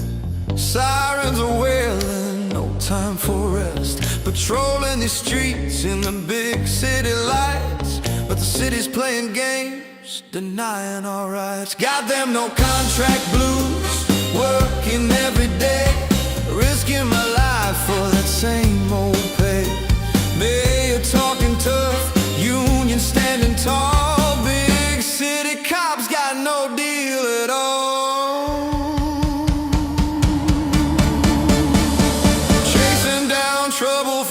on until dusk. Bullets are flying in the force we trust. They want more from us, but won't give what's due. Overtime stacking morale, feeling blue. Goddamn, no contract blues. Working every day, risking my life for that same old pay. Mayor talking tough, union standing tall. Big city cops got no deal at all. Lord, we hold the line when the night gets mean. Keep this town safe, keep it clean. But the suits downtown just stall and delay while we suit up and work without fair pay. How long must we wait in vain for a handshake deal in this pouring rain?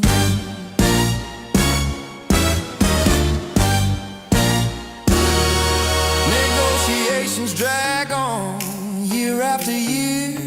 Back pay promising, but nothing appears. We keep the peace in this concrete jungle wild, but without a fair contract, it's driving us wild. Got them no contract blues, working every day, risking my life for that same old pay.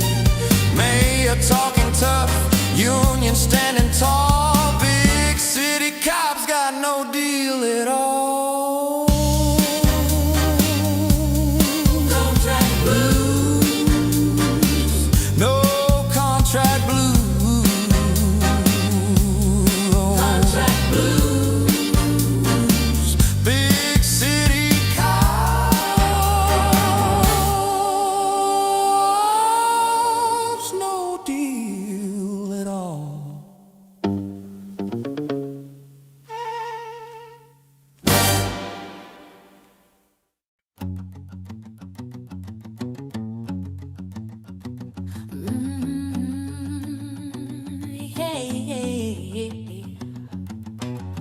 Backroom dirtbags, politicians in tow. Watch who you do business with, because you just sold your soul. Candidates say, politicians say, the TV news says, the government agency says, the expert witness says, and the grift goes on and on.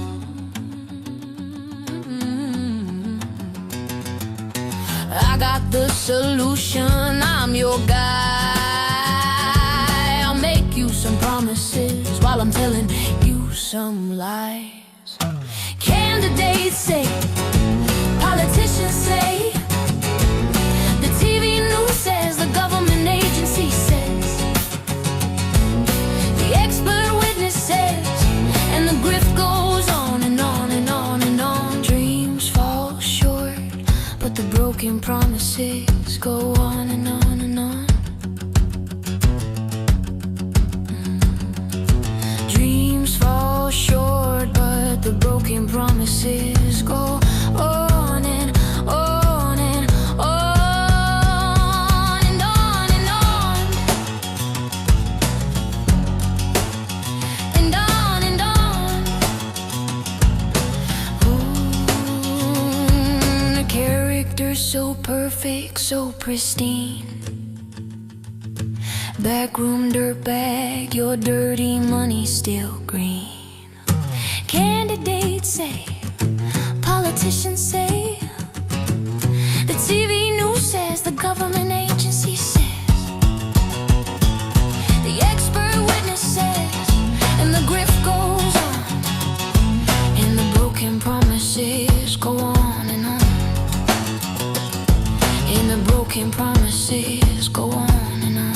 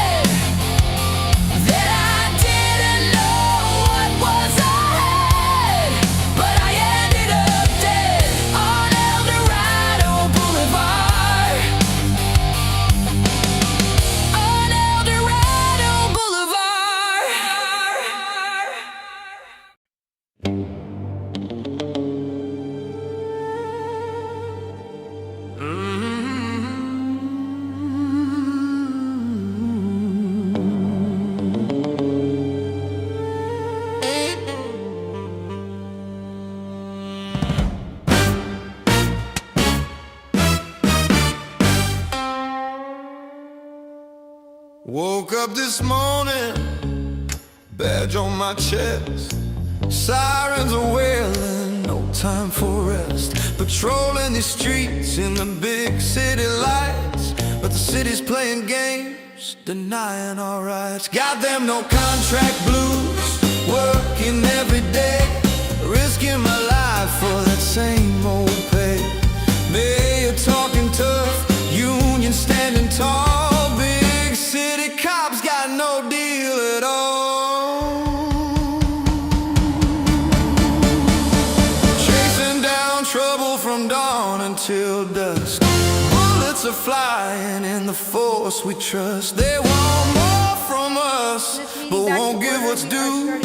Overtime stacking morale, feeling blue. Got them no contract blue. Project for the unsheltered, presented by Councilwoman Padilla. Thank you, Mayor. And I'm just going to wait till they close the door.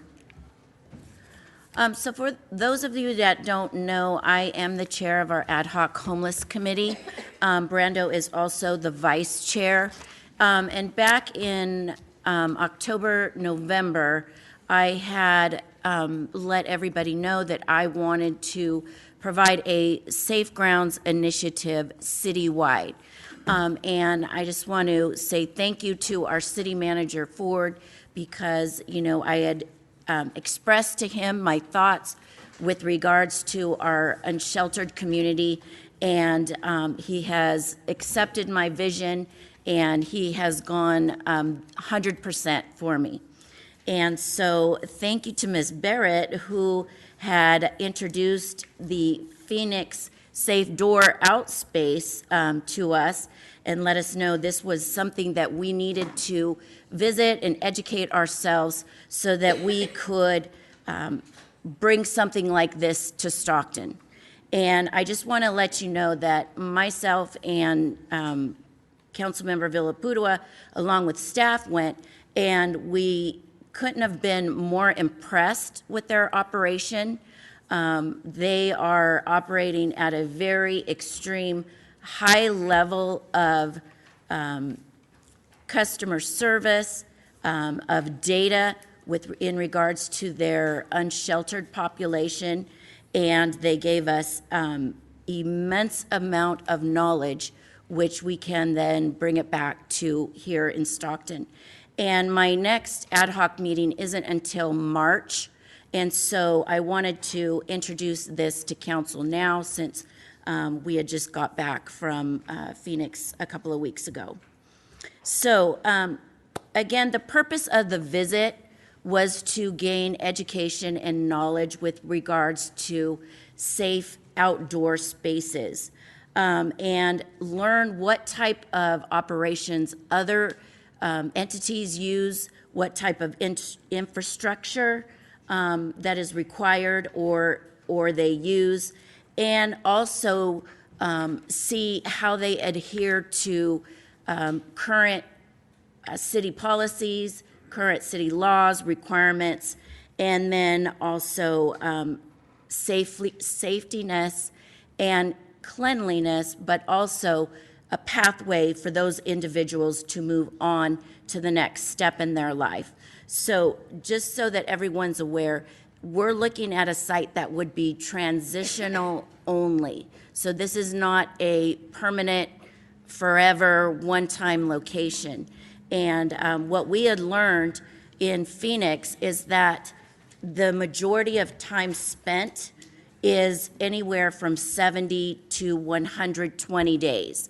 And then those individuals are then either moved on to apartments, or whether they need any type of additional medical, alcohol addiction, mental, whatever resource, they are moved on. So again, I just wanted to let everybody know this is not permanent, this is not low income, this is strictly transitional. And what I have learned through people I've spoke with, it is not easy or effective if somebody who currently is unsheltered goes directly into an apartment or a motel. because they do experience some kind of shock, because they're used to living out in the environment and not used to living in a more structured environment such as an apartment or low-income housing. So their outdoor space is, oh, sorry. So their outdoor space is non-congregant. So they have two separate models, and we visited both locations. One of their models is what you would call like a tent city, but for better terms, we call it a safe outdoor space. And since they've been open, which has only been 3 years, they have served over 2,100 individuals had been taken off their streets. And there is a strong emphasis with regards to case management. What that means is there is an operator or operators or nonprofit resources that go in on a regular basis working with these individuals to get them on to the next step in their lives. And when we were there, we saw those entities coming in their cars, talking to individuals, having meetings with them, speaking to them and doing their intervention. So their non-congregate units are comprised of tents as well as container-based units. And container-based units, you can call that like a cargo train or cargo container. So this is actually what their tent facility looked like. So they had a great opportunity that was given to them. When they first decided on going towards this model, the state actually had this surplus building. And so they were actually able to acquire this building. And then I believe they, correct me, city manager, they acquired it, they purchased it, but then the state gave them the money back for whatever they purchased it for. That is correct. So it was a real unique opportunity for them. And this site comprised of one enclosed building with different offices, different little cubicles, and then it had this large overhang. And what was good about this large overhang is that it had lighting. And then also it covered them from the elements, whether it be rain or direct sun. Also, with regards to the flooring part of it, it was concrete, but what they did is they chose to put the artificial grass. So it was actually padded. So they weren't actually directly on the concrete. So within these tents, only 2 individuals are allowed with 1 pet. So, you know, if they have 2 or 3 pets, they would have to make that decision which pet, you know, they could keep at the facility there. And then each tent has a garbage for their daily trash or weekly trash. And then if they have more belongings, they are also given a storage unit. And at this location, they have 250 tents. However, I believe only 240 were occupied at that time. So this was the indoor facility that they actually had the opportunity to have. As you know, Phoenix is extremely hot, so they're able to go into this building during those hot days because they get up to temperatures, you know, 115, 118, which is absolutely unhealthy. They also utilize this for a common eating area because they do not allow any food products in the tent area, and that is strictly for safety and health reasons to avoid rodents, pet, whatever ants, food, whatever food products, could bring in outdoors. So they must eat within this facility. Now, I just want to let you know too, food is not required by law or by any city ordinance or by law. Phoenix chose to provide food because they had a church or a nonprofit that was willing to offer 3 meals a day. However, it is not a requirement to provide food to the individual. I did have a presentation in February, and one of our local nonprofits actually tried providing food, and the reason they stopped is because no one was taking it. So it was a waste, because most individuals have their EBT card and they buy their own food products, or they buy their own food with their own money. And interrupt anytime that you want. So also on the grounds, they had a common area for people to socialize, hang out, get fresh air. Some people, that's where they were making their phone calls. They were just visiting with friends, and some people were smoking. So it's just a tent area, a common area outdoors where people can just congregate. So this is actually a second location, and this is what they called their navigation center. So our navigation center was built with those cargo-like containers. Their navigation center was built with a metal tent. It looks exactly like a big circus tent. However, it's made out of metal just due to environmental reasons. But they operate just as a regular navigation center would be.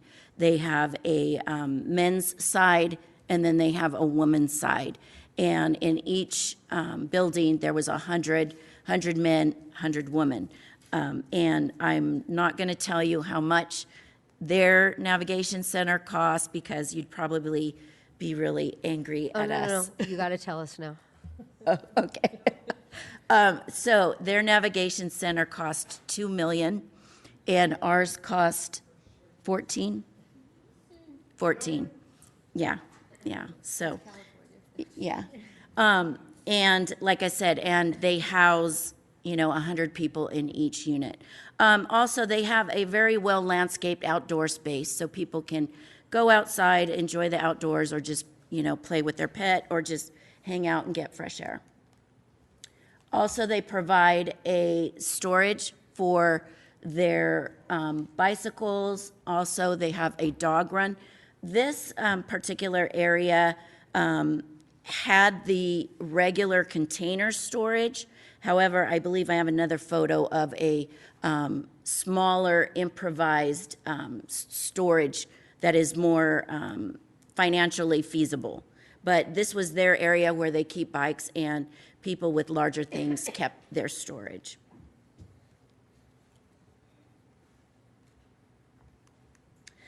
So this is back at the outdoor space, and this is how they utilize individuals' storage that have an excess of things. They are allowed one container, it's secured, it's tagged with their name and a number in a secure location. So I know we see a lot of individuals that have some memorabilia or have collected a lot of things along the way. However, this isn't the first time that I've seen this model where they only offer one storage container. And so that person has to go through what they're going to keep and what they're not going to keep, because as you know, if we want to keep everything, you have to have a place to store it, and it's just not feasible in this type of situation. So they utilize the one garbage can. It works fine for them. They have no issues and no problems with that. So this is their shower and hygiene laundry service area. This is identical to our, what we have here in Stockton, Loads of Hope. They have the trailer showers, which we do, like with Loads of Hope. Individuals are, you know, of course, there's a men, woman, and a male women's side. And at that time, because I asked her, you know, do you have a problem with people using it all at once? And she said people are pretty accommodating to using those facilities, you know, in a timely manner. And then they also have laundry. So they also have washing machines. Now, because they have over 240 individuals that stay, those washing machines could not provide the capacity of laundry on a regular basis. So the operator has provided a laundry service within their budget, and they actually have somebody that comes and picks up their laundry once a week, and then they bring that back folded and all done. But there are laundry services on site. So these are the cargo units in which they call X-Wings. And I didn't figure out until I got home later why they call them X-Wings, because they are built actually in an X. So they have 3 units on one side and 2 units on the other. And it can facilitate, remind me, how many people? I know there was 20 people. So 2 people per unit. Right, okay. So with regards to those units, it's actually their nonprofit and their resources who actually refer individuals into those type of units. But what we were intending to use this type of model for would be families with children, because we do have a lot of unsheltered children within our school districts. And so this type of model would be more ideal for families. Even though, you know, our navigation is for families, there's only 68 rooms there. And, you know, that's not going to put a dent in that population. So our intention is to use these type of cargo units for our families that have children and are unsheltered. And I was only able to get one side of the unit, but it has a cot, it has a desk, and then it has storage. It also had a mirror. These units are actually air conditioned, and that is because of they're located in Phoenix specifically. And I did want to say, with regards to the tent area, there is no electricity there. So electricity is not a requirement. So they have to find a way to charge their phone, or find a way to use their curling iron or their blow dryer or whatever they need for electricity, because electricity is not provided within that tent area. It's the responsibility of the individual is there. And also it's, you know, for financial reasons, because you can only imagine how much electricity bill would be for that. Oops, sorry. So our next steps as far as a city, and like I mentioned, our city manager has been fully on board with this type of vision, and we have been meeting and talking regularly with regards to feasible sites, because the city does own some surplus property that is ours, and you know, we own it, and so that would be a cheaper route. However, we do have to look at those sites to make sure that it has the proper infrastructure, and we're not having to put a lot of money into it in order to make it feasible for what we want it to. Also, with regards to property and space, we need to make sure that the necessary codes are in place, that we could put a safe grounds or a cargo type unit subdivision, if you will, in that particular area. So in our next ad hoc meeting, staff is supposed to come back with some more options because in our previous meeting, we actually expanded that. We wanted to know about maybe other real estate that might be for sale, that might be less cost effective.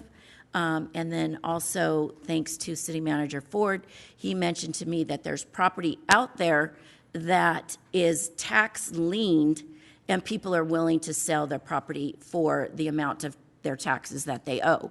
And this could be anywhere from $75,000 to, $100,000 for a 6 to 11 acre property. So that's very inexpensive. With regards to funding, because we all know funding is hard to come by and we don't have much.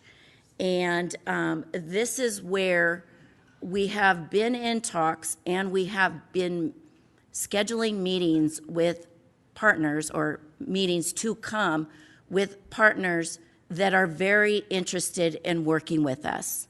And it's no secret that right now the county's outdoor proposal is on pause. We don't know how long. It could be years and years and years. However, when we introduced this idea to them, they were very interested and amenable to working with us with regards to this. So that is a very, very huge milestone or helpful part of this. And we are all very cognizant of the costs that are going into this project. So, everything that we do or intend to do, funding costs is always going to be on the forefront, meaning, if, we don't want to break the bank over this. So that definitely is something that we're always keeping in mind. And again, our first focus would be with those unhoused families and that are close to school districts. However, City Manager Ford has mentioned this is something we could do this year, right? Okay.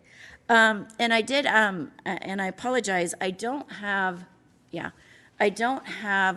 Phoenix's data on there.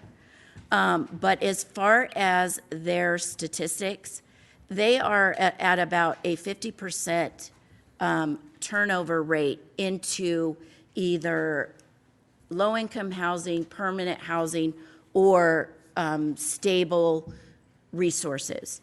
And again, they rely a lot of that on their partners that they have that are doing the work within the facility. And so what they actually did was hire an operator, and that operator manages the whole facility. They manage, the security part of it. They manage the individuals, disagreements. They manage, the cleanliness of it, the food part of it. And I know our PD also attended, and there was a lot of talk with regards to the security. And I have to tell you, and I know this may sound like it's infringing on an individual's privacy. However, every single individual that entered into the area was searched and wanted. And anytime they come back, and leave, they're searched and wanted for alcohol, drugs, or weapons. And they strongly stressed that with the individuals before coming in, because there has to be an accountability piece. There has to be safety within that, within that area. And so they had safety officers walking around the facility. And to be honest with you, I thought we were more invasive than the security that was there. They were very friendly, talking to the individuals. Most of the individuals were just sitting out in a chair next to their tent. Some were inside, some were playing with their dog. So it was a very clean, organized, well-operated system. And I will say that it was, I know it sounds like a lot, however, their system seemed very simple. They get referrals from outside resources for the individuals, and then their operations handles the rest. Outside of the facility, no unsheltered, no garbage, and they brought up to us that when they came up with this idea, it was because they had a very large encampment, much like our Mormon slough.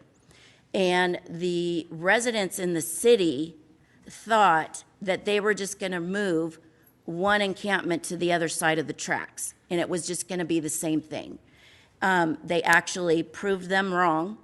They have a very strong community advisory board that is involved, and actually that community board, as well as the board of directors for this area, are going back to their council and asking for 4 more years. And they're pretty sure that a council will extend this for another 4 more years because it seemed to be very productive. So that's all I have to say. If Councilmember Villaputua has anything to share. Yes. Thank you, Chair. Go ahead, Councilmember. Thank you, Mayor. Yeah, I just also want to thank Patricia Bear for referring us to it.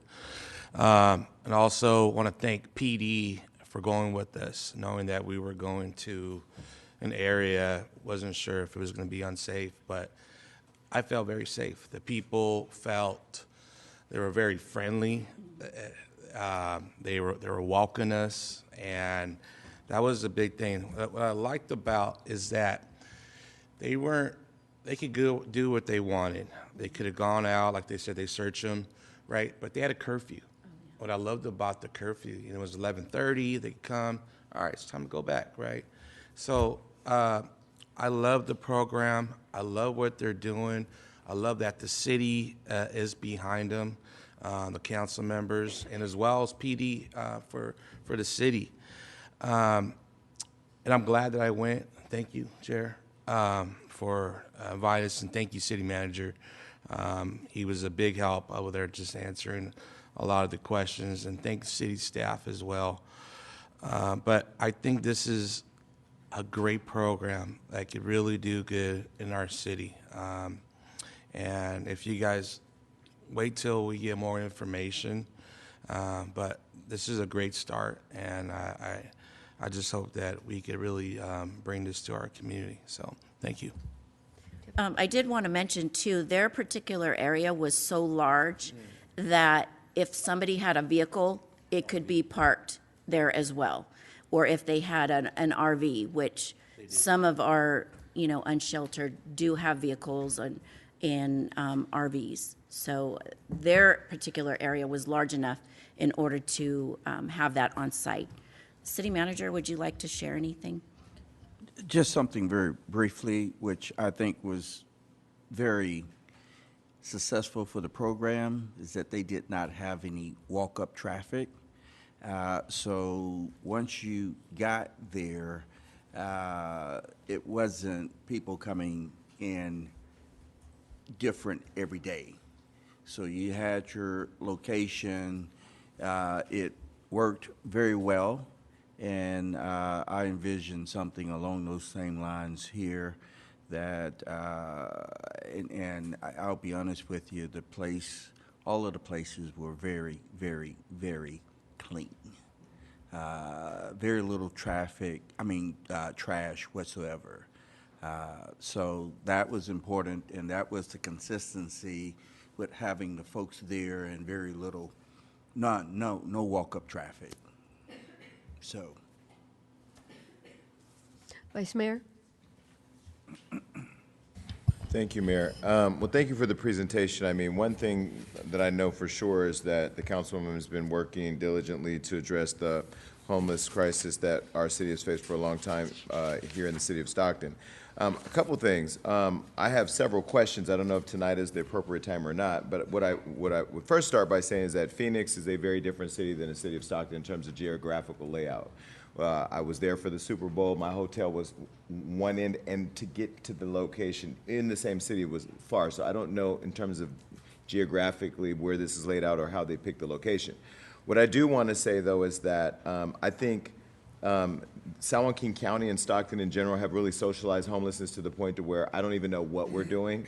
The county spent $9 million of taxpayer money to buy a golf course because they were going to put all the people out there and then didn't do anything. That's a waste of taxpayer resources.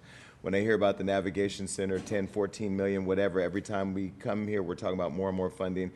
We can see what they're doing, but still I'm hearing tonight that there may be some overfunding. I think that what I've said in multiple meetings recently around our continuum of housing is I think we need to be mapping out what our housing program is from unhoused to low-income housing to affordable housing and what market rate housing looks like and how we're approaching it from a very methodical standpoint and not bandages, because we don't have monopoly money to just go out and buy tents and do all those things.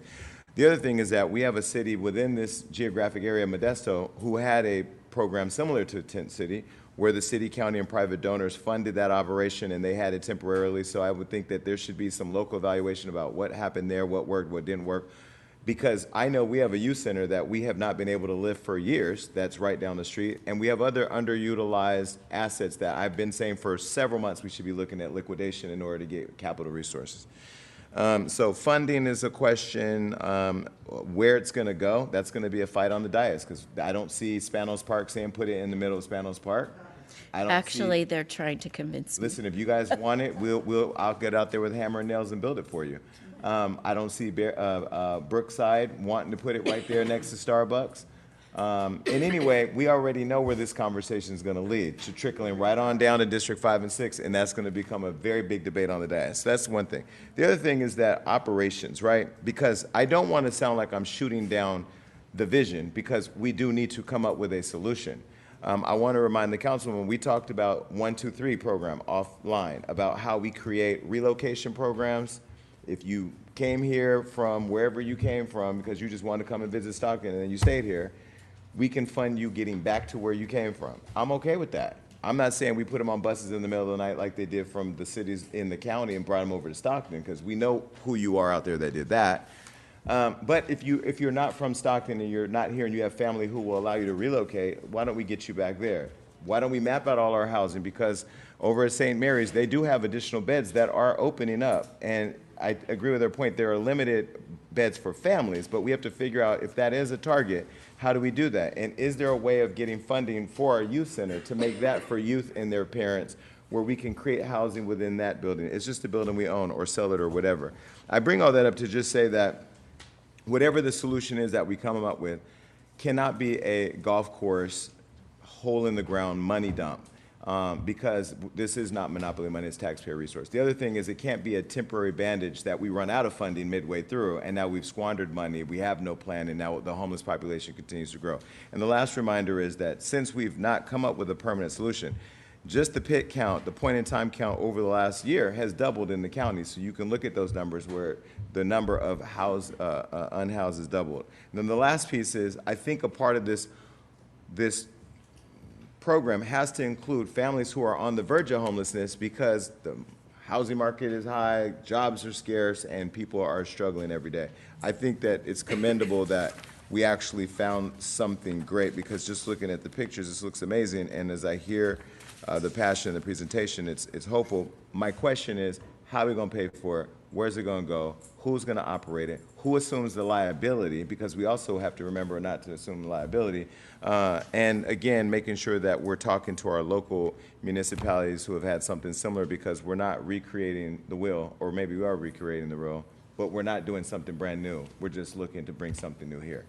Thank you. Okay. So we'll go ahead and hear from the public on this. Pat Barrett, please. We've heard that name a lot in this presentation. And you know how much I love my unhoused people, so that makes me really happy. So to Vice Mayor Lee's point, a lot of good questions, a lot of good points to cover. Process, it's all in the processing of it. This was just an intro to a great program. Kudos, kudos, kudos. Okay. Because I really liked it when I went down there. I was like really impressed, and that's why I brought it back to you. Okay. So the one thing I do want to say is, and having a stakeholder meeting, having a couple of people there trying to organize, because we do need an operator immediately to look at a team to get this thing up and running. So the team would literally go, because it's referrals, go down, and I'm still focusing on downtown. I want my downtown to look attractive, so when people come, we don't have it all on our streets. Why we can't sell these lots and stuff is because we have all these unhoused people that is not attractive to the eye. So get an operator going right away, getting it organized for a team. I told you it wouldn't take much. The team now works with CHWs or social workers, interns from different programs and colleges, working it all together so that we can get these guys, hey, we got a great place. Housing Authority works with BHS. BHS has a lot of housing.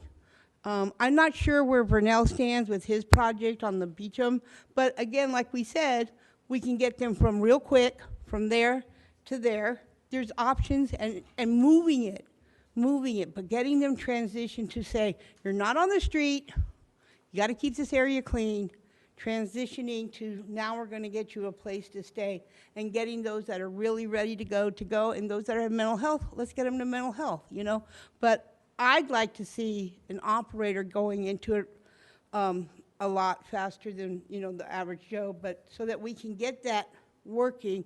And to your point, Vice Mayor, and I said this years ago, if you don't have housing and you don't have it ready, we're in trouble. Thank you. That concludes public comment for this item. Or maybe not, hold on. Cynthia Gilboyd, please. What's the name of the place? That's the name? Yes. Okay, thank you.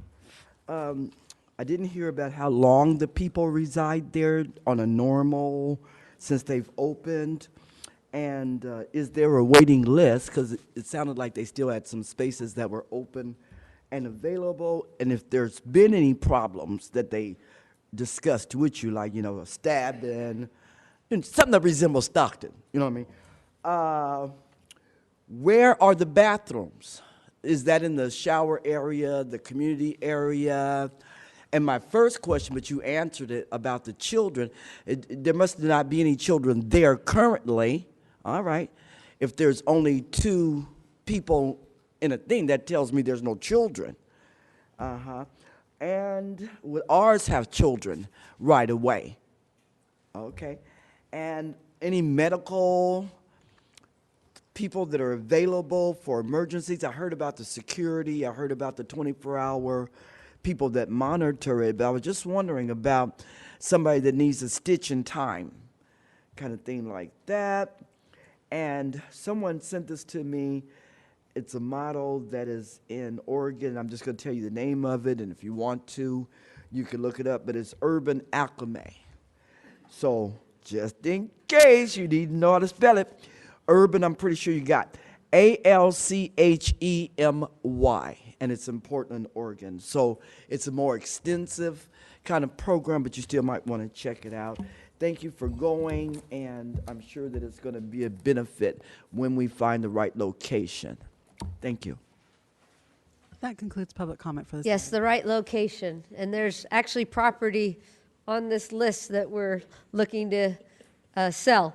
But I don't know we want to put anybody there. out in the distance. But I would like to say, thank you so much, Councilwoman, for leading this initiative. Thank you, Councilman Villapudua, and our city manager, and our police department, and those from economic development that went too.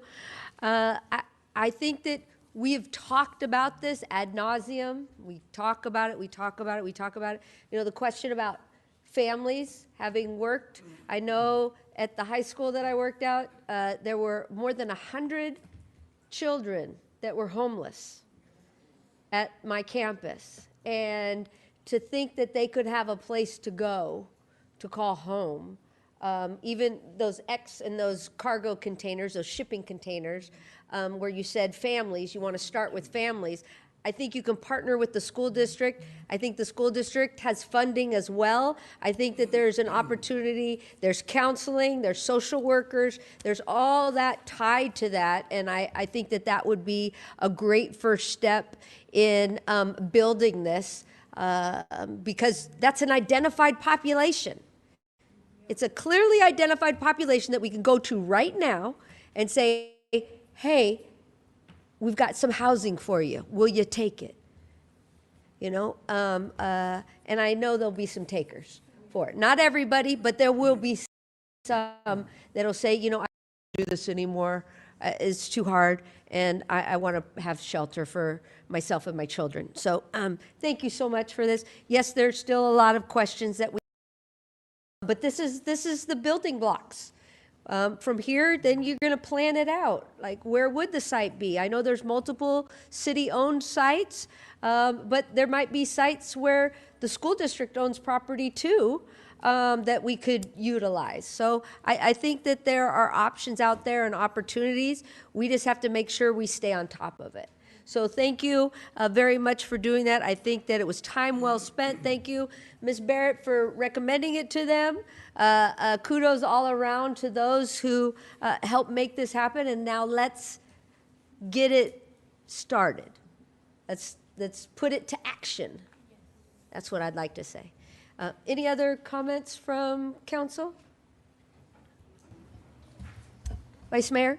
So are we directing staff to do something, or is this information only, or what are we doing? Information only, and then I'll give direction through the ad hoc. Okay, thank you.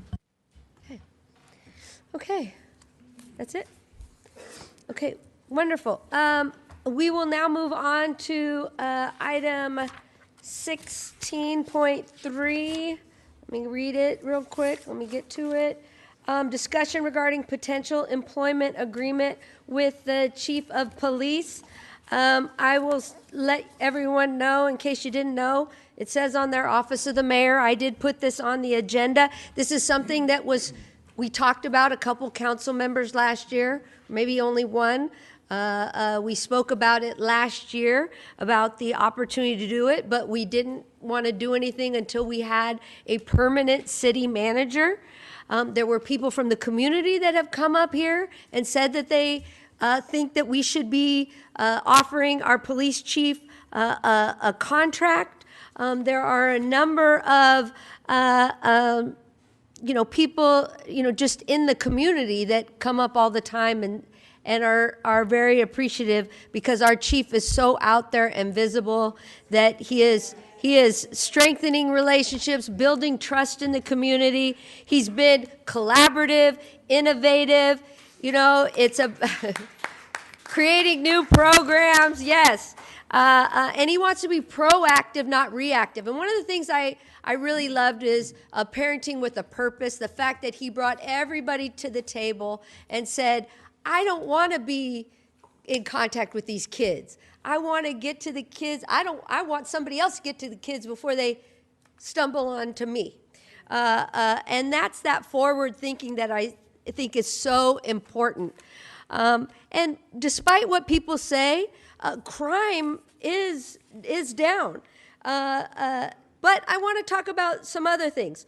Officer proactivity, productivity, right, so it says proactivity, remained extremely high, increasing by 54.6%.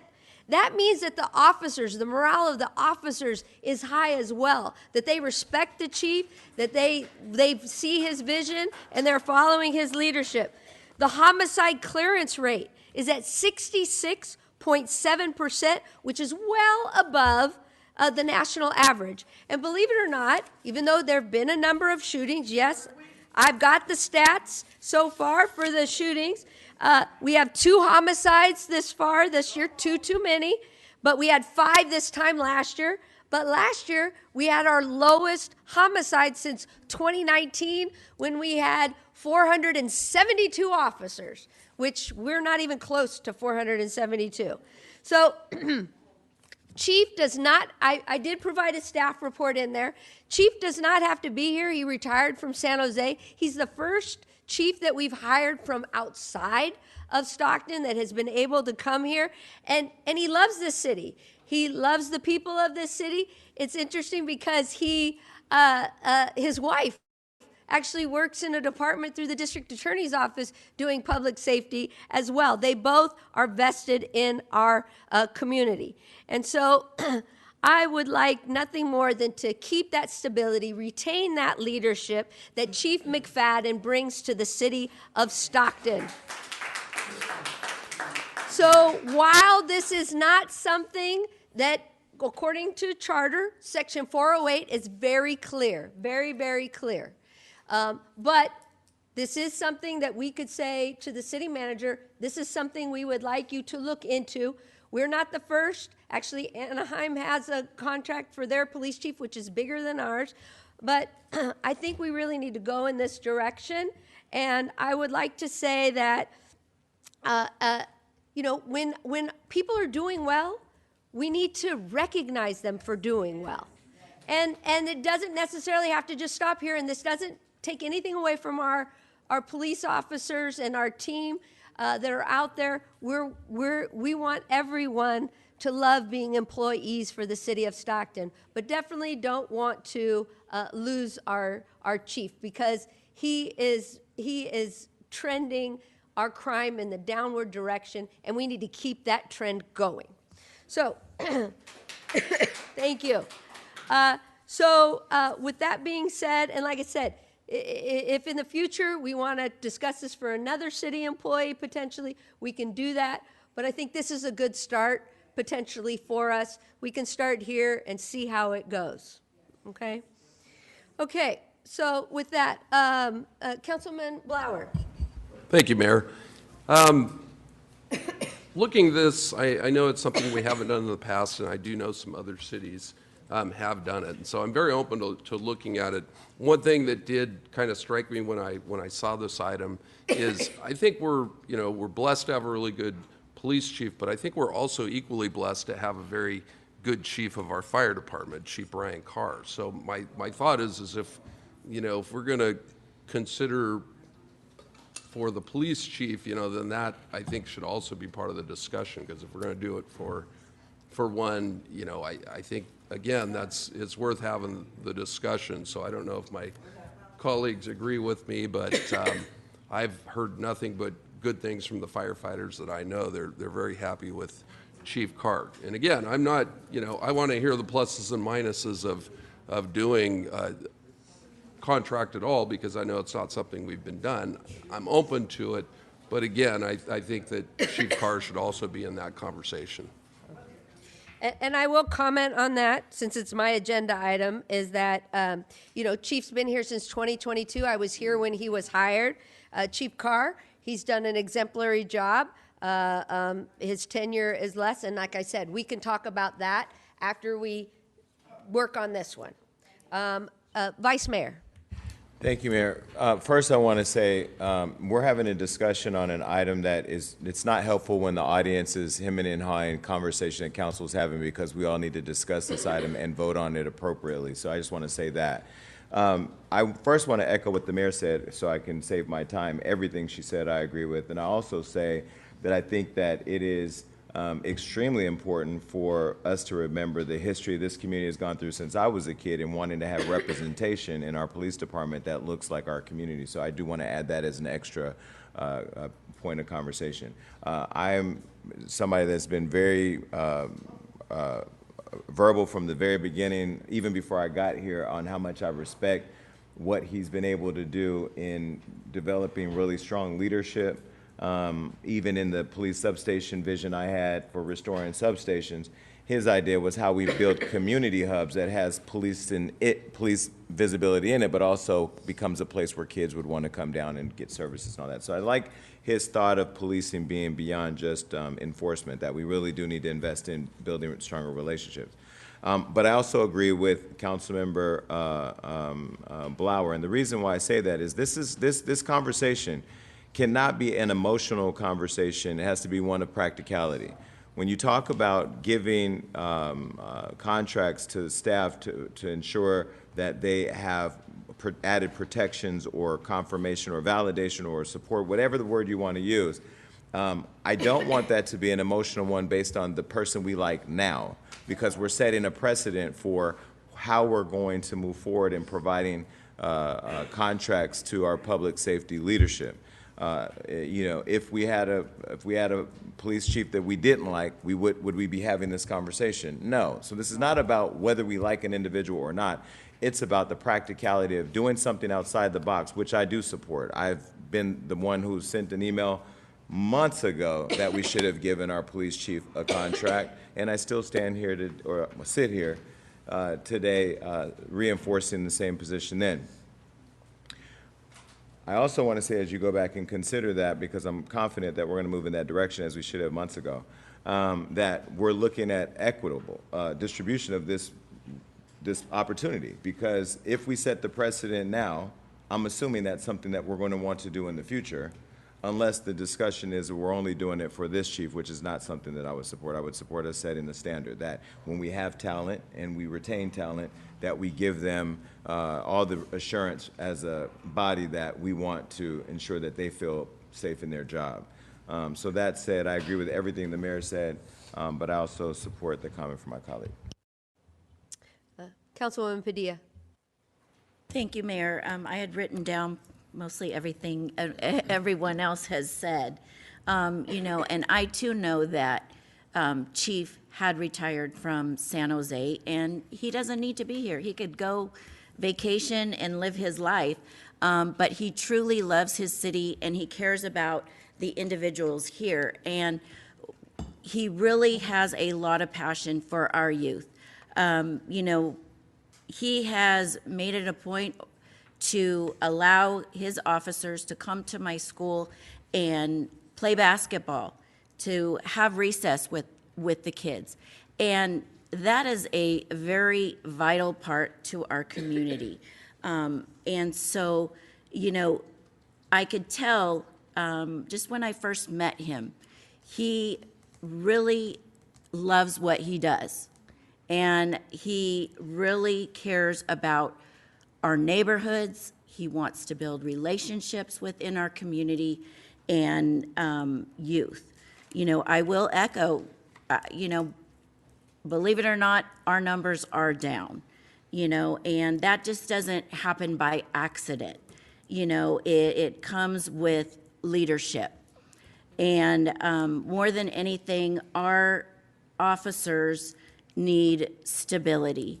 And so I am definitely in favor of giving Chief McFadden a contract. I too heard people's voices last year. However, you know, there was timing issues or whatnot.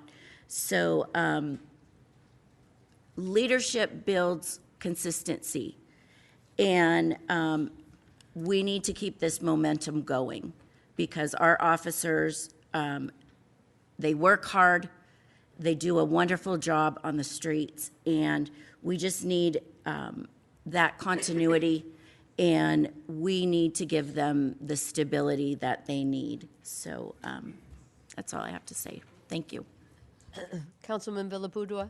Yes, thank you, Mayor. Yeah, I'm just going to echo everyone is saying.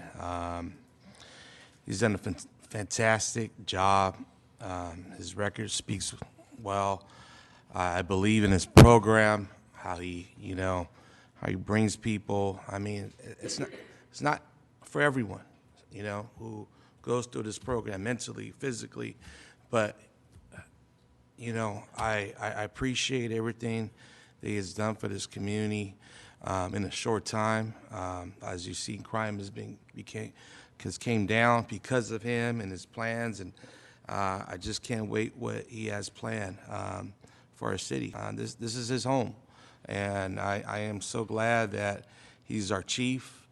I see him in the community.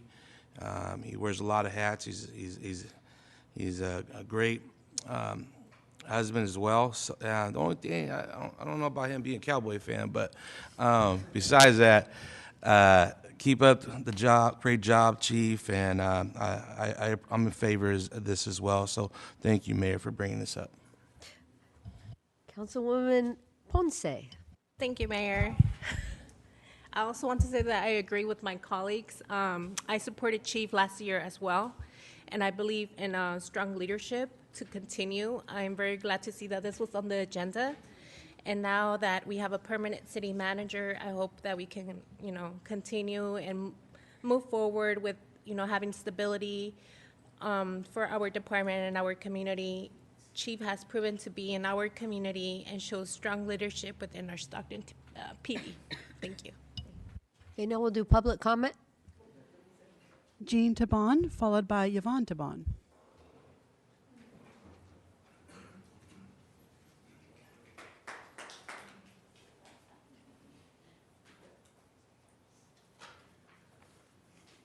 Hello, my name is Gene Tabone, and most people call me Sensei. 43 years I've had my business, and as well as a retired investigator for a Fortune 500 company, and worked with a lot of the police officers, district attorney, cracknet, ACNet, and so I've had a lot of experience dealing with all those people. I'm a part of the cab board with the police chief, and I'll tell you, I couldn't be more proud of being a part of a person who has such leadership and command over his organization and program. They say leadership reflects team, and it's exactly that. Leadership reflects team. Your leadership, do you reflect team? He does. He's been there. You have to remember that the police department, all of its officers, they are the best of us. They're the best of us. They run into danger to work to protect our lives. And to give them the opportunity to have a contract so they can take care of their families and be confident and comfortable as well as we are. We have those kind of benefits, but they don't. What's it been since July 2025? They haven't had a contract? Well, there's opportunities, and I'm hoping maybe the city manager could even look at this opportunity. I'm a solution-oriented type person, and so I'm thinking about sitting in some of these meetings, and I think, what is the opportunity that Stockton can support and put together a city of Stockton police academy? I mean, all the other organizations have their own academies, but we can have our own academy here with programs that the chief has put together through the youth program, and you all talk about youth. Bottom line is, you want to change the culture? Educate the children. And that's what he's trying to do.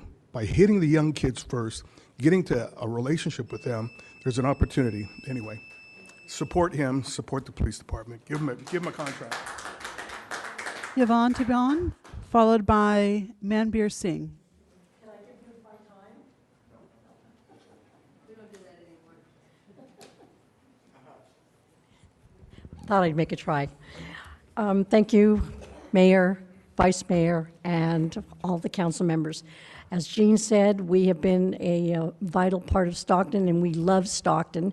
We've lived here all our lives. In fact, Jean and I were neighbors. So we believe in Stockton. We have 5 karate schools in Stockton. We have 22 employees that are employed by the city, by us. And you know what it takes to be a small business, if you know anything about running your own business. We live in Flowers District. And I do want to say I have known many police chiefs. Chavez. I have known, my neighbor was, oh gosh, what's his name? I'm sorry? No. Wayne Hose was our neighbor. It's still our, well, he's deceased, but he was our neighbor. And I have never seen anybody as much as I have seen our current police chief. You know, he is approachable, he is kind, he has come to many of our events at a drop of a hat. I just want to say he is what we need for Stockton to continue. I hope we approve his contract and give him a contract. And he shows compassion, peace, and love for this city of Stockton. And that's what we need more of. Thank you very much. Manbir Singh, followed by Billy Nathaniel. Good evening, everybody. Thank you for having me here. I'm also standing here today on support of Chief McFadden. I had the privilege of participating in the Citizens Academy, an academy that was organized by the Stockton Police Department, an academy that Chief McFadden personally helped put together. Through that experience, I was able to see firsthand the leadership, commitment, and heart he brings to the department and to our city. On the very first week of the academy, Chief McFadden greeted all of us personally. He said, "Welcome. Today you are part of the SPD family." And that moment has stayed with me.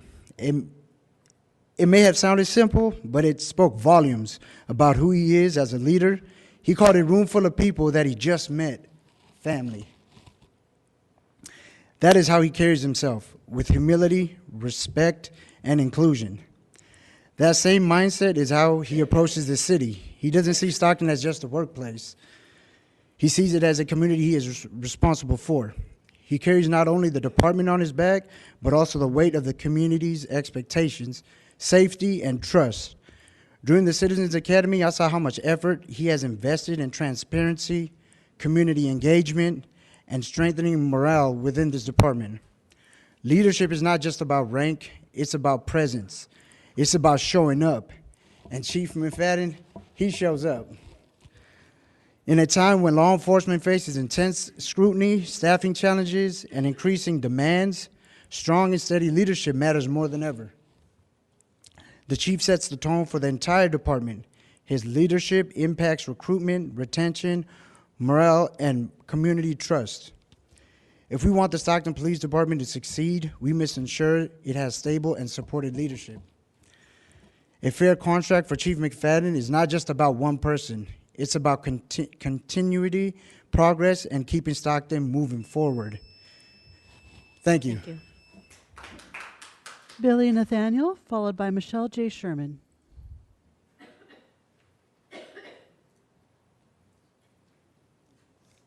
Honorable Mayor, staff, and council, and of course the city manager. Thank you. You know, I had a lot of things written down, but I think Mayor Fugazi and my representative have copied what I was going to say, so I'm not going to repeat myself. I'm here in support of Chief McFadden. You know, I had the opportunity to migrate to this country in 1978. I was 10 years old. Do the math, I'm 25 now. But you know, I've known Mr. Blauer for a long time, Mr. Ford. And, you know, everyone knows I'm in the lending business. I hear we at the CVAR, our realtors are trying to change what Stockton is about, the mindset. We started a tournament last year. And, you know, I cannot, in all my years of being here, I've never been around a chief that is so approachable. Can I get an amen? Oh, I'm not hearing you. Okay. But I'm just telling you that he is so approachable. So, Mr. Ford, if you have that opportunity, please give him the contract. I'm not going to keep on repeating what everyone else says, and I beat that clock. Michelle J. Sherman, followed by Anthony Sprague.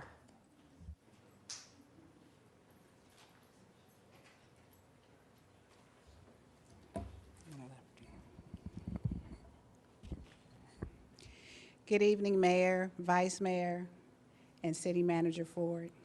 I'm here to speak a strong support of Agenda Item 16.3, the Employment Agreement for Chief Stanley McFadden. Stockton is a home of over 325 residents, making it the 60th largest city in the United States. The Chief of Police leads an organization of more than 600 employees across police, animal services, code enforcement. Leadership stability in this city, in this size, is critical. Chief McFadden is consistently demonstrating what a real leadership looks like. For example, in a press release dated November 10th, it was put out November 21st by the SPOA on their website. He publicly advocated for the well-being and support of Stockton officers. He sent a letter to City Council speaking up for the officers who have been working without a contract since July. In his words, when officers feel unsupported, their ability to uphold the safety of our city is compromised, along with the security of every resident. He also wrote that these officers are not simply public servants. They are the heartbeat and hope of this community. He closed his letter by saying, they all give some, and he prays each night that none of them have to give all. He did not write that letter for himself. He wrote it for the men and women in uniform that put their lives on the line every single night for the people of Stockton. It would have been easier for him to stay silent. Instead, he chose to stand up for officers, knowing that doing so could place him in a difficult position personally. That takes courage, that takes integrity, that takes selflessness, that takes leadership, the kind of leadership that Stockton needs. Providing a formal employment contract sends a clear message that Stockton supports strong leadership, supports its officers, and supports the future of public safety in our city. Thank you. Anthony Sprague, followed by Cynthia Gale Boyd. Good evening, Mayor and City Council. I'm very, very, very, very happy that everyone is on board with offering or having the discussion about getting the mayor a contract. I mean, not the mayor. Okay, it's late, people. All right, so get the chief a contract. He's doing an outstanding job, as you all know. I also want to acknowledge Miguel Villapudua, Michelle Padilla, Ponce, you, Mayor, with that glowing endorsement of the chief, Blower, and of course, Vice Mayor Lee. You guys are on record of supporting a contract for the chief a long time ago, months and months ago. So this is not a new thing for you guys, and you need to get your kudos and credits for that. This will be a big win for the city. Make it happen. Cynthia Gale Boyd, followed by Bobby Bivens.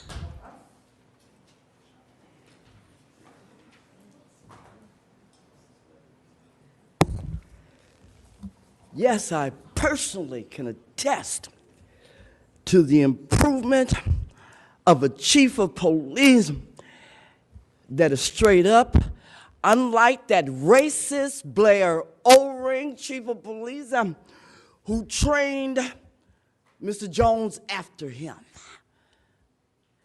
A target was put on my back for 6 years, and the chief assures me that won't happen under his watch. I've been proud to meet with him twice. I wouldn't even waste my spit the second time if I didn't think he was worth it the first time. I wonder how close to Stockton he lives. I also would like to see something about what the contract would look like. I mean, it just seems like it's a thought in the air. Because I'm going to be honest with you, him and I almost fell out about that doggone serial killer business. But I'm glad he got caught and that it got straight. And we know about the serial killer business and how I was held accountable for that. Now listen, about that condition blue, though, I wish that there was a way for the city to still operate under condition blue. For those that don't know what condition blue is, it means that nothing else happens in the city if the chief or the watch commander or whoever's in charge puts the city on condition blue. You might wait till next week to get your call answered. So I would like to see that tweaked in a little bit better or be able to discuss it with them. One thing for sure, we do not see all these wonderful police you're talking about in District 5. I lived there, been born there, raised there. We do not see the regular basis. We talked about this at our community meeting for Valnaputa the other day. We'd like to see since we're not getting no substations or nothing, we want to see the police in District 5. Bobby Bivens, followed by Yolanda Amon.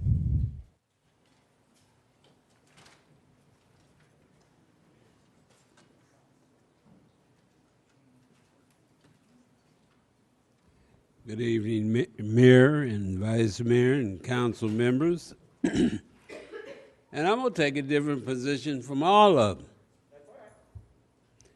And it's okay for me to take a different position. Because, see, I remember some of you all being up there when we talked about going outside of the city to bring in some fresh blood that wasn't a part of the house that was locked in, that had 3 opportunities, correct me, 2, earlier to hire a local black chief. And every chief came up inside, and just, you know, when we had all of the roving doors of chiefs going out with nice retirements and all that. And so when it came for the nomination of Chief McFadden, there was a whole lot of people that was upset. And then there was some of us that wasn't going to give up the fight. And now we're coming back saying, uh-oh, we did the right damn thing. We, y'all, did the right thing, even though it's before you, some of you. We did the right thing. Now we want to give him a contract, and we are doing not only that, but now we want to talk about changing the level, if I'm correct, because there's only 2 people that work at this level with a contract. So my one question is, will the chief still be under the city manager or not? And the second question is, or statement, is I don't think the fire chief has had the review and the time in the seat to get the same offer. Thank you. Yolanda Amon, followed by Leslie Huron. Hello, everyone. Yolanda Amon, Western Ranch citizen. One thing I want to say about this chief is, I don't know, he's just really cool. I have never seen a chief be at so many events in my life, living in Stockton. I don't know when he sleeps. Hopefully his wife's okay with it, but he is at everything. I can talk about National Night Out. I don't know how he does it, but he manages to hit every single one of them. And I've never encountered him where there is this look of exhaustion on his face or anything. He has the most energy I've ever seen. When I've gone to different things to speak in our community, he's really good about coming up after, shaking my hand, asking how he can help. And the one thing that I do like is the follow through. He does follow through, and he does what he says he's going to do.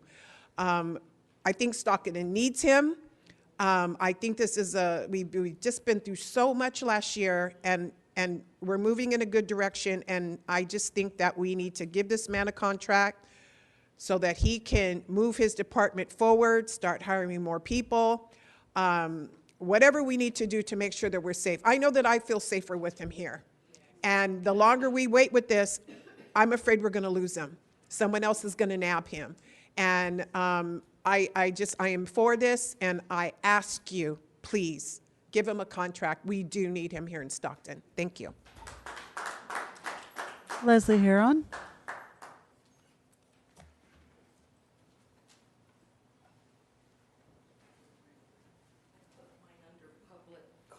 But it's really chief. Okay. And I wrote mine down so I could try to do it in 2 minutes. I just I just wanted to comment on Chief Stan McFadden. He is definitely a chief with his boots on the ground, as you're all talking about. He's involved in every community event. He leads the new cold case unit that has solved cases dated back to the 70s and 80s. He cares about the citizens and helped start the Victims Violent Crime Support Group. All of the officers love him and respect Stan, and he loves them. One even told me, I saw Stan in 1 week more than I saw the last chief in a year. What is that all about? Every first Monday of the month, we meet with the police department to pray for the officers, the staff, and for the citizens of Stockton, even for the mayor and the city council and the DA. Stan is always there. He even showed up on New Year's Day and Labor Day, I think, in his sweat clothes because it was his day off. And this is like 6:50 in the morning on holidays. He is always there. And this scripture, Ezekiel 22:30, reminds me of Stan. And I sought for a man among them that should make up the hedge and stand in the gap before me for the land, that I should not destroy it. Chief Stan is faithfully standing in the gap for Stockton. Please renew his contract. And we are still 60+ officers short, and the police work tirelessly overtime, and they get over 1,200 calls, and we really need them to have a contract too. That concludes public comment for this item. Okay, excuse me. Okay, bring it back to council. I was going to say we've heard a lot of positive comments. I do agree with some of the sentiments of President Bivens, what he said. I think this council has given direction. This person would still be your employee, not ours. But, you know, anything over $100,000 and it's a contract and things like that, you know, I'm sure you want to have our blessings on that. But, yeah, nothing would be approved until we get a opportunity to look it over. Would that be okay? Okay, Vice Mayor. Thank you, Mayor. I just wanted to acknowledge a few things. One, I think it's really telling on the character of the person we're talking about, where there were so many positive things said about a police officer, police chief. And I just want to go on record again to saying I echo everything that everybody said. I want to respond to some of the public comments that I heard, though. The police academy, our chief has actually been a advocate for a police academy here locally, and in fact, we just had a meeting with Congressman Josh Harder about funding, lots of funding, and he's just gotten $1 million for a real-time crime center and has been focused on being able to bring more resources here. So that is something that is being internally discussed, but of course we need funding for that. Also, I really appreciated, because I was up here really thinking, and this is me just being transparent, I was really sitting here thinking of how to bring up a matter that I think Michelle Sherman or somebody just said with respect to SPOA contract, because our officers are in the room hearing us talk about a contract for their chief when we still have not done a contract, finalized their contract. I would just use this opportunity to say to my colleagues again, one of the big jobs that we have to do is to continue to focus on how we increase our tax base and make us in a financial position to be able to do that, because as we talk about the crime going down in our city and attributing it to the chief, he would be out here saying, that's my officers, because he's not one to say it's all about him, and that's what I respect about him. He is a coach and a leader, and he rolls up his sleeves and gets in the game. I also want to just highlight another thing that I've acknowledged is just how he's diversified his leadership team to really be very mindful of reflecting the community that he serves. And so, yeah, I am glad that this is finally here. This has been months and months and months in discussion. And so, however it got here, Mayor, whoever, thank you for bringing this here. But can we just move on now and make a motion to approve it and move on, or what? It's a discussion item, I think. Okay. Mr. Ford, have you gotten enough direction from us? Of course. Okay. Good to go. So thank you, everyone, for your positive comments. Appreciate it. Now we are moving on to item 15.1, zoning map amendment to rezone 2.69 acres from commercial neighborhood to commercial general at, Mayor. oh, That item, we did receive an around the bench memo that item will be pulled for a later time. great, thank you. I actually put continue on it. I should have read my words. See, it was written there, right? Okay, item 15.2, amendment to the Arch Airport Sperry Road precise road plan to allow access for an approved fueling station and convenience store. Good evening, Mayor and council members. Stephanie Ocasio, Director of Community Development.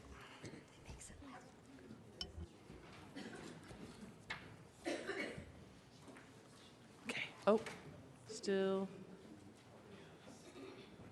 Okay, we're ready to go. Thank you. The request before you is an amendment to the Arch Airport Sperry Precise Road Plan to allow driveway access to serve a San Joaquin County approved project, which is a Maverick fueling station at 4874 Qantas Lane within the Air Park 599 Master Plan area. I declare the public hearing open. The Arch Airport Sperry Road Precise Road Plan was adopted in 2002 jointly by the City of Stockton and San Joaquin County. Its purpose is to identify future rights-of-way requirements, lane configurations, and access points to ensure the arterial roadway can accommodate future development needs. An amendment process exists, such as what's before you today, to allow for flexibility to these plans and accommodate for unexpected needs or future growth. San Joaquin County recently approved the new Maverick gas station and convenience store southeast of the Qantas Lane intersection, which is in this area right here. The primary driveway access is off of Qantas Lane. However, for proper circulation on the site, what's being proposed is a right-out only driveway that would exit out onto Arch Airport. The county directed the applicant to pursue the precise road plan amendment through the city. However, the precise road plan is adopted by both the county and the city, and this could have been done through the Board of Supervisors. So this was the county wanting to work with us and letting us know, since we do share that roadway right there. We own technically the northern side and they own the southern side. As stated, the proposed driveway access is for the gas station. The southern part here has 3 travel lanes plus an auxiliary lane that serves the southbound Highway 99 on-ramp. And let's see here. The plan does identify 4 lanes, but those are unlikely to be constructed for a number of reasons. The interchange in that overpass right over at 99 cannot accommodate 4 lanes. So there would have to be a massive infrastructure project to fit 4 lanes. So they can't cut into the property line to create a lane? Because, you know, I worked at Venture Academy, you know, at SJCOE. Drove it every day for 15 years, actually, when it used to be very different than it is today. But the traffic there does get jammed up. And so if they want to go northbound on I-5, you better forget about it. They better go out Qantas and then try to get out on a turn. I mean, certainly, had the county wanted to negotiate with this applicant to have right-of-way dedicated, but that's not what occurred in this case. Yeah, because I know that south side of the road is county, and we're the north side of the road. So while I appreciate it coming here, I think they should have been a little bit more mindful. Understood, understood. So this is the layout of the Maverick gas station. As you can see here, the driveway is indicated right there. Again, it's a right-in, right-out only. So traffic going eastbound, this is not an access point to go in. So they will have to come in through Qantas. This is just to relieve that pressure from the site to go out onto Arch Airport. Okay.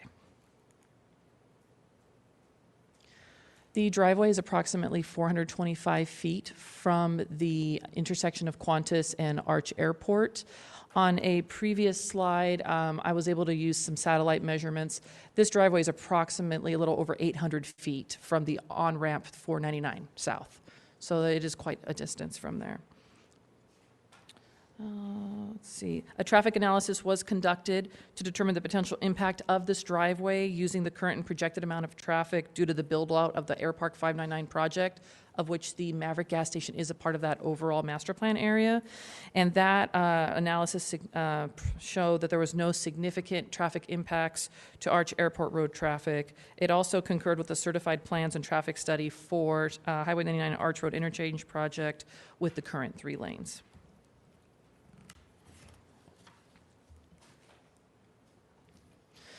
The applicant submitted a truck turning movement plan to show proper access for trucks entering and exiting the site, with the proposed driveway being sufficient for STAA tractor trucks.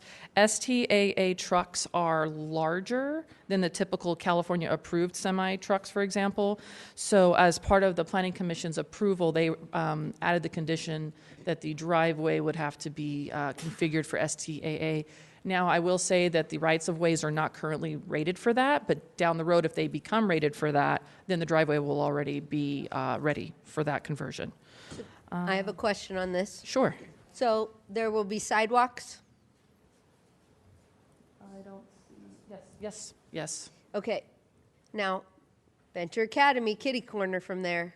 I can envision kids running across to get a Gatorade or a Powerade or some snacks, some chips, some whatever. Is there going to be then a crosswalk then? I believe.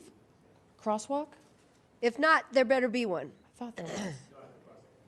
At Qantas, there's a crosswalk, yes. Okay. Yes. Okay. Good. I 'Cause there didn't want to isn't one just say current. yes, but I was pretty sure there was. Because we have, I don't work there anymore, but cross-country team. I know, it's always going to be my school. But okay, just making sure. Thank you. Yeah, of course. 2 required findings can be made in the affirmative for approving the project. It complies with the general plan land uses and policies to support adequate infrastructure. And further, the project does comply with CEQA. The proposed amendment is exempt under section 15305 of the CEQA guidelines, as it's an alteration in land use limitations, doesn't result in any changes to density or land use. And Maverick, again, is already approved by the county. So I really want to emphasize that the project, the Maverick gas station, that is not a city project. It's not a city entitlement. That's already approved by the county and will be proceeding. What's before you today is essentially allowing that driveway to be approved. As I mentioned previously, on January 8th, a public hearing was held before the Planning Commission.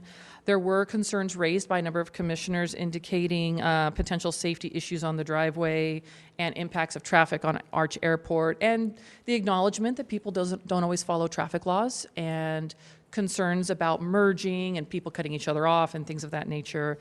The project traffic engineer addressed the design and the traffic analysis that evening and confirmed that it did meet all the safety regulations and the traffic engineering. We also had Public Works, we had our city engineer present. He's also here tonight if there's any technical questions, where he spoke to the use of the existing auxiliary lane is adequate. And again, the Planning Commission added an additional condition of approval for the STAA rating on the driveway. Therefore, they approved a resolution forwarding a recommendation to the council to approve with a vote of 5-1, 1 denial. Do you have a question for Ms. Ocasio? Okay. Oh, okay. Therefore, based on the findings provided in the information in the record, staff recommends that the council approve the amendment to the Arch Airport Precise Road Plan to create a new encroachment onto Arch Airport Road, approximately 425 feet east of Qantas. I'm happy to answer questions. Okay. Vice Mayor.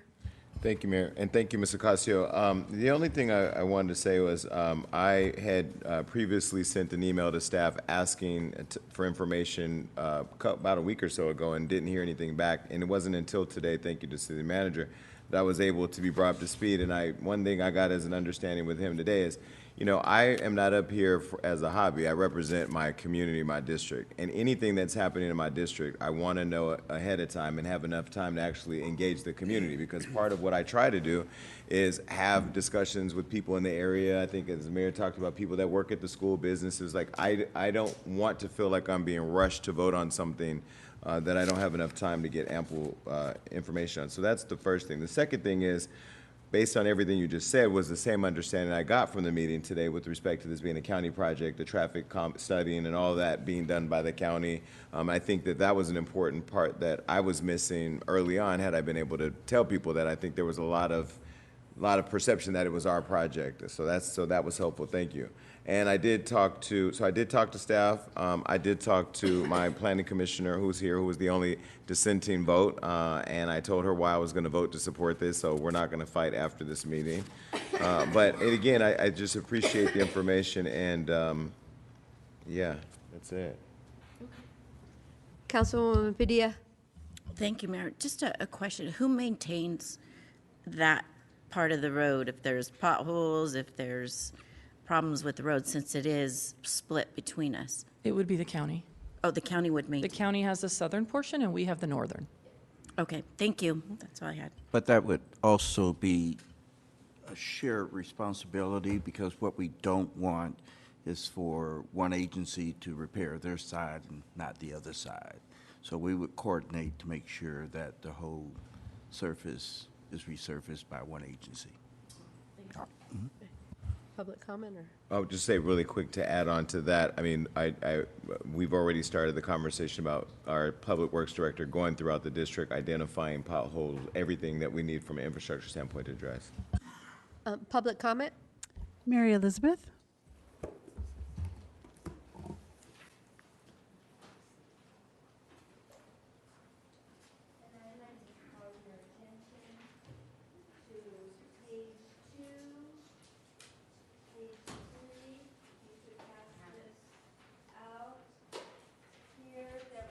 Part of the traffic study. Turn it one more over. Yep, there it is. Yep.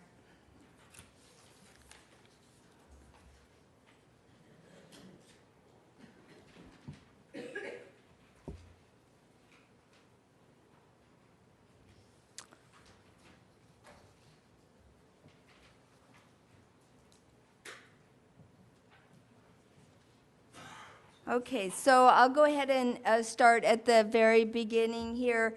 There's a map on the front, and that's from Vision Zero. And that was a project because we have a lot of accidents in Stockton. We have more accidents in Stockton than in other areas of our county. And so we have Vision Zero. Nothing more has happened on that. There's supposed to be a draft plan that was out in the fall. It has not been out. I've gone to both of the meetings. I put a link there if you're interested to look at the web page there. A second picture on page 2, that shows accidents in relation to other nearby. And so you see that Stockton is bright red there, and you look all around, and, we have a problem here with traffic. The staff report did include a transportation study which had some significant limitations, such as the conclusion that the existing 3 lanes are sufficient for future growth beyond 2027 when the proposed petroleum fueling station is constructed. So they only went up to 2027.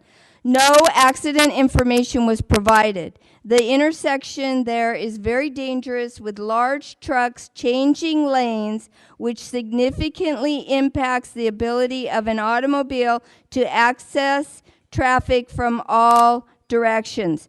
Trucks hide automobiles, making it difficult to be a defensive driver.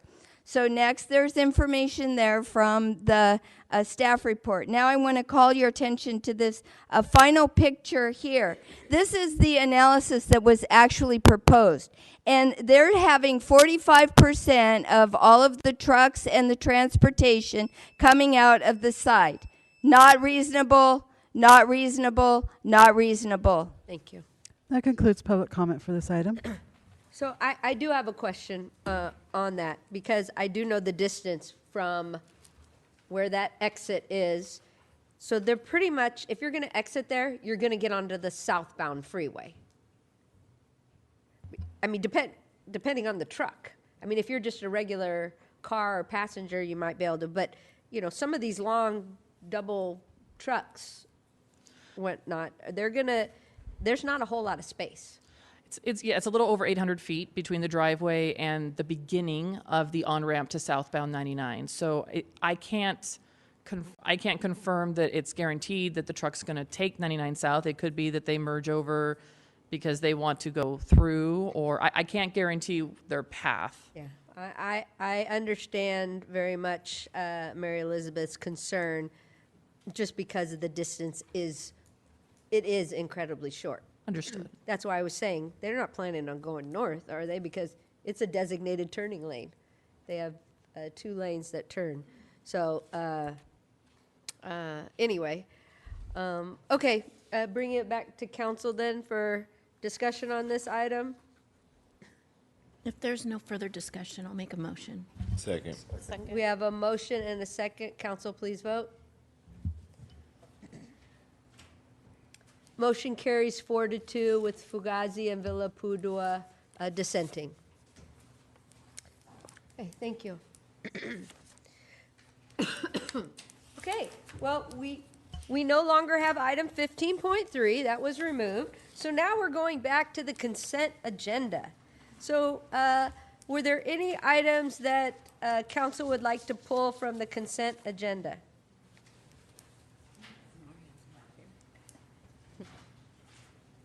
Hearing none, we will go to public comment then. Oh, Motion, we'll approve it, right? Motion to approve. okay. Okay, we have a motion and a second. Council, please vote. Wait. You have to take public comment first. Okay, public comment first. But we do have a motion and a second. Yes. Okay. For item 12.1, Mary Elizabeth.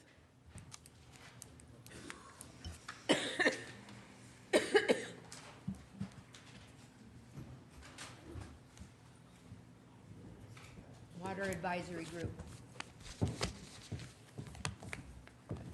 12.1 Water Advisory Group. That is a position that requires to have a Form 700 submitted. And so just like I'm doing now just about every time, please notify the applicant when they are appointed that they have 30 days to submit a Form 700. Otherwise, they're in violation of FCPPC codes. Thank you. For item 12.5, Mary Elizabeth. You just might want to hang out around there. This one also is a short one. When I saw the PUR, which is, I don't know what it stands for, but it's the bid document because I get all of the bids with my Ask Stockton subscription. And so I said, what is going on there? Because everybody pays a mosquito abatement. You know, why isn't a mosquito abatement doing that? And so I contacted Mosquito Abatement, and they informed me that the city is making changes to their wastewater treatment plant, and their current configuration was such that mosquito abatement was not able to provide the service, but that in the future, the new wastewater treatment plant, that mosquito abatement can pick it up. So I don't know. I'm just saying here that it's, you know, it's not as much as the next one that is going to be, but I just wondered about why mosquito abatement isn't doing the work that is already paid for. Thank you. For item 12.6, Mary Elizabeth. Okay, so 12.6, and so I submitted information to you earlier in the week, and SDS is a safety data sheet, and the bid document clearly stated that a copy of the most recent SDS is required to be submitted with the bid, and if awarded, be submitted with each delivery. So I went through the bid, which was Exhibit 2, you know, hoping to find it, you know, interested in Stuvite, you know, having a master's degree in aqueous geochemistry. So it was of interest to me, but it was nowhere to be found. And so I ask here, safety is very important, and I wonder if an SDS was submitted. And if so, why was not the information included in the agreement in Exhibit 2, specifically as part of bid document Exhibit H of the agreement? If an SDS was not submitted, the bid should not have been accepted because it was clearly required. Please advise regarding the status of the City of Stockton required specification, SDS for treatment chemicals. Also, if you're interested in the value of chemical elements that make up stuvite, here's a link. I provided you a link about how recovery can be part of a circular economy, which is what you heard earlier today, and very important for us when we're thinking about sustainability. And so this is safety. And, you know, people are buying all kinds of treatment equipment for their water. I even had someone tell me that they wanted to use reverse osmosis. And so we need to build, you know, an education of our people about safe water. And not providing a safety sheet is not the way to do it. Thank you. That concludes public comment for Is consent. Dr. Lytle still here? Is he back there? Could Dr. Lytle come out to answer the question for item 12.6 regarding the SDS and the proposal? Was it just not uploaded? Was there one present? Can you please give us a little bit more information? Sure. Good evening at this late hour. Dr. Lytle with Utilities. I'm a little bit confused, but we can check in on the MSDS sheet. For struvite inhibitor. It's a non-biohazard type chemical, so I'm not even sure that an MSDS sheet was actually required, but we'll check in on that. Well, so when the RFP goes out, though, make sure that it says that's supposed to be. We'll make sure it happens if it's required to as part of their chemical. Okay. The chemical inhibitor is made of a very mild acid called citric acid. That helps dissolve the struvite in the wastewater. I want to make sure that Mary Elizabeth was correct. This is a treatment for the wastewater treatment plant, not the water treatment plant. So it has nothing to do with our water treatment plant over on Lower Sacramento Road. Okay. Thank you, Dr. Lytle. You're very welcome. Thank you. Okay. So we did have a motion. Councilwoman Padilla, where are you going? Did you not motion? Oh, you made a motion and did you? Oh, and Ponce seconded for approval of the consent agenda. Council, please vote. Motion carries 7-0. Now on to public comment. That's what everybody's been waiting for.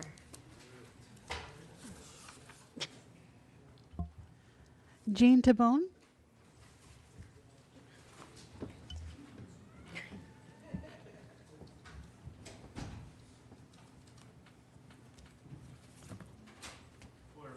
Oh, press the button.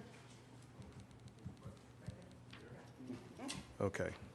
Hello, everybody, up here again. Anyway, as I said, I'm trying to be always solution-orientated, and I wanted to bring to the fact that there used to be a Stockton Sports Commission. I was a part of that for about 5 years, and what it did is it gave different sports leaders an opportunity to develop sports here in Stockton, in baseball, softball, karate, and all the different sports to help a lot of the youth have positive alternatives from gangs and drugs and help develop them to go into a higher level of competition. And so that was disbanded back when Ann Johnson was mayor, and I was here, and I talked to the council at that time too, how it would be a mistake because they wouldn't be able to have money to be able to promote more of the programs.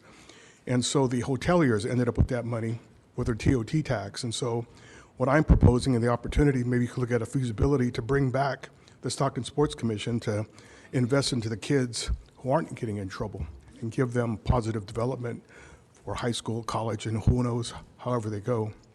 The other thing I wanted to bring up too, and Councilman Padilla is gone, but in the housing, I looked up the Tesla mini smart homes, about $700, $800 a piece, and those are solar, and I think they would fit quite a bit in what she's looking at as far as looking at that opportunity for that. And the final thing is I just wanted to talk about, and if it's appropriate, the SPOA, the police, and their opportunities to get a bargaining agreement so that they're able to satisfy what they need as far as their comfortability. The bottom line is they make less than all of the surrounding cities of the officers, and we need to keep them. I brought it up at one time before at a CAB meeting about an incentive and using a lot of, or whatever, Measure A money. Anyway, thank you. Thank you. Leslie Huron.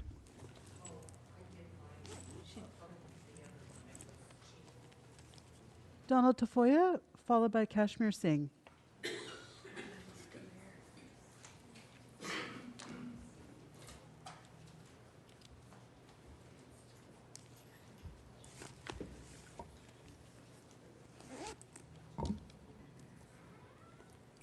Good evening. I'm tired. Good evening. The last 11 months, I've attended every city council meeting except one, and I see very little results from this council. I honestly, objectively, only see one person that is solid and is qualified to be up there, and that's the mayor. The next person top of my list is Jason, if I may call you Jason. Lee, Councilman Lee. And because he speaks so well and he's very fast on his feet, I'm awfully impressed. What I'm in the rest, well, you at sea at best. I was sitting here 4 hours waiting to talk, and I'm gonna get 2 minutes. You guys got things backwards. I was thinking as I was sitting down, city government's either dirty or corrupt, but it's crazy. Then I said, no, it's not city government, it's the politicians. Jason Sharp, I like him. I do look at all his interviews he's done, his podcast, and I see a flip-flop of what we see in here. I've asked over 6 times last year, because this is about Jason. If it's about Jason, it's like the expression, there's no I in team. If he doesn't get his way, he threatens to sue. And I've asked 6 times, what's the status? He wanted a written apology and $25,000, or he's going to sue for $15 million. I said then he needs to step down, and I say now he needs to step down. He did not answer the question if he owns any real estate in an interview. He didn't answer it because, for whatever reason. So now my question is, does he really live in District 6? Thank you. I think all of Mr. the people Tafoya. need to qualify themselves. Thank you. Kashmir Singh, followed by Catherine Blassingame.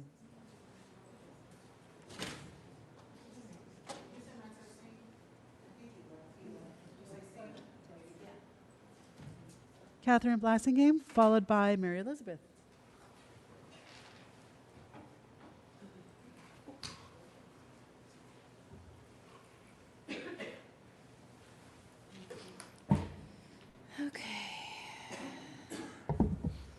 All right, whenever you're ready.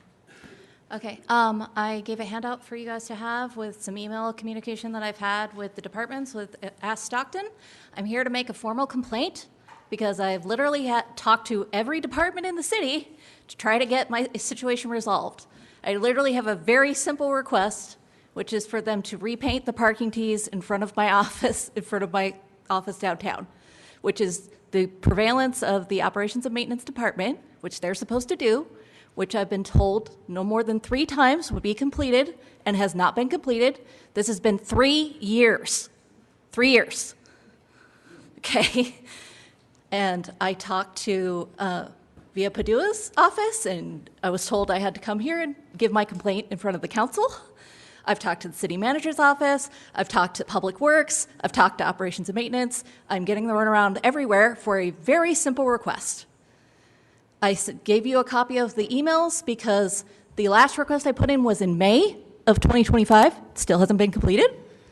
And I showed you an example of a project that was completed in less than 3 months after I made the request. So I would like this situation to get resolved without me having to come before council and speak to you. I find this to be a very simple issue, and the problem I'm having with Ask Stockton in particular is I make the ticket, they close the ticket. It hasn't been completed. Because that's their process, is when they send it over to O&M, they close the ticket. So there's no accountability, no tracking, no nothing.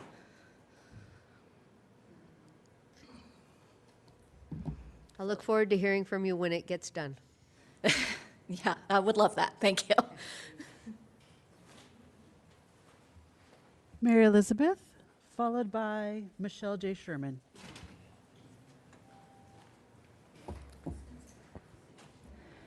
So, first off, the smoking lounges. On March 2nd, the moratorium is over. Your next meeting is March 3rd. Between March 2nd and March 3rd, 25 smoking lounge applications could be submitted. Do we want 25 smoking lounges right now? There was no number cap, just 1,000 feet, 5 in a mile. Think about it. Also, this weekend, I was reviewing the Planning Commission meeting about public noticing. I have been on public noticing for a while. That's like the first step to notify somebody. And the presentation was not included. And clearly, you can see from the screen that there was a presentation happening. This has happened at the Community Development Department. This happened at the Parks and Recreation Department, and this is the third cease and desist. I clearly spelled out the government code that requires written communications to be made available in advance, and if not, within 24 hours. And even this time, I went fuller on the amount of language that I provided there to clearly indicate, I wasn't like leaving it up to any interpretation. So getting people the information is the first step to engaging them in the environmental justice that the general plan called for. Second thing I submitted today, and I spoke at the Port of Stockton regarding the fly ash. You have the correspondence there that was provided. Michelle J. Sherman, followed by Manbir Singh.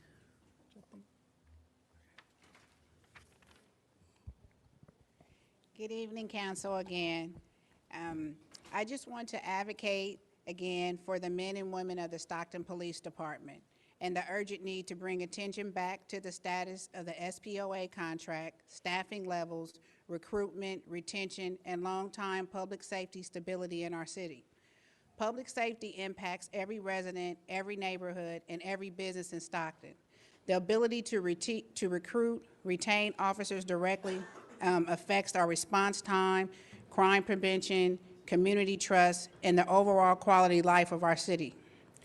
Again, Stockton is the 11th largest city in California and the 60th largest city in the United States, with more than 325 residents. Yet, our police department currently has approximately 340 sworn officers, even though it is staffed for approximately 485 officers. That means we are roughly short over 140 officers. When you break that down to numbers, Stockton officers are responsible for nearly 1,000 residents per officer. That workload is enormous and simply not sustainable. And that can, of course, attest to why when you call officers, it may take them a long time to get there. It also can attest to when people say they look at transfer California, and they say that these officers are working all this overtime. They're working overtime because they're short, and they need to be here for these council meetings, and they need to, take the calls that they're getting. And so it's not an overtime issue; it's an understaffing problem. And then also we pay our officers a lot less. Back in the day, yes, if you lived in Oakland, you can buy a house for double in Oakland and half here, but it's not the case. Now the housing is pretty much comparable. You can probably buy a house in Stockton that's a lot more than Oakland. Thank you. Manbir Singh. Cynthia Gilboyd, followed by Paula Gallen. Rather still be alive in this dangerous city. Thank the good Lord Jesus. In recent years, Stockton has been touted as an all-American city, someplace special. In my city of birth, it holds darkened memories for myself and others, deeply rooted in racism. From 1967 to graduation in 1972, while attending Fremont and Franklin high schools, each school year was marked by a race riot in Stockton, California. Black students literally fought to attend school and return home safely. 6 years of that, simply because we were black. Iconic leaders such as Dr. King, Angela Davis, Malcolm X, P.U. Newton, and especially Reverend Jesse Jackson, taught us to be black and proud and to excel. We embody the truth that I am somebody, and to keep on marching for justice as you see me do for years. I pay homage tonight to my ancestors. I pay homage to the massive accomplishments of Reverend Jesse Jackson at his passing today. I humbly request that this city council, as soon as possible, erect some sort of monument in the honor of Reverend Jesse Jackson. We don't need to march. We don't need to protest, as we had to do to get that little ugly-ass statue of Dr. King. We don't want no more mess like that. Put him up there at the new city hall. We paid enough for you to get over there. But you should not delay, and I shouldn't have to ask you again. May he rest in peace and rise in glory. Paula Gallen, followed by Barbara King.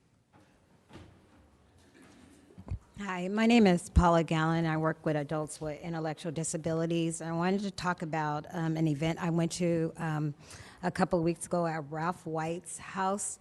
So we had some of our city council members there. There was a few people that were there. And one of the comments that were made, they introduced a young lady, Kim Wormsley.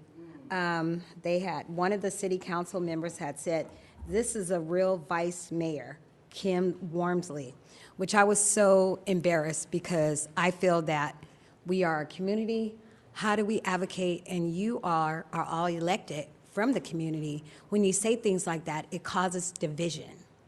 So I just want the mayor to maybe talk to the council about things like that. You were there. I don't know if you heard it because you came late. But it bothered me because here we go back to the situation again, where you guys can't work things out. Things are being said like that. It's just not right.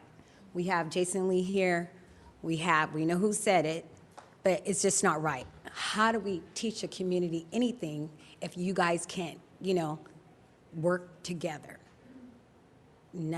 Jason Lee wasn't there to speak for himself, but why would we say this is the real vice mayor? Why would we say that? How immature. I work with adults with intellectual disabilities, and sometimes I'm wondering, do I need to work with you guys on that? I'm available. I felt bad because it's so many people in the community was just like, oh my God, at that party. It was just not good. So I just want you guys to think about that and think about those things you say about your coworkers, your peers. Think about that because it doesn't look good for you guys. If you want to run again, that's definitely not the things to say. Thank you. Barbara King, followed by Jasmine Peterson. Good evening, Mayor Fugazi, Vice Mayor Lee. Negative is as negative does. If you are doing negative things, people have every right to call out the BS. Speaking of negative, how many times will you all waste taxpayers' money in an attempt to smear Mr. Lee's name and spotlight him as a negative vice mayor and city councilman for District 6? We, the citizens, want to know whose hands have been in the cookie jar. Then we will have a positive conversation. Otherwise, nothing is positive. Everyone wants to move on positively when they are called out on misconduct. The distractions and constant negativity is coming from your end, from the top. At one point, you all worked as a team and had shared vision, to move the city of Stockton forward. What changed for you? That you all would go for the negative investigations and promote lies. There was no illegal violation in 2 investigations under California of city law.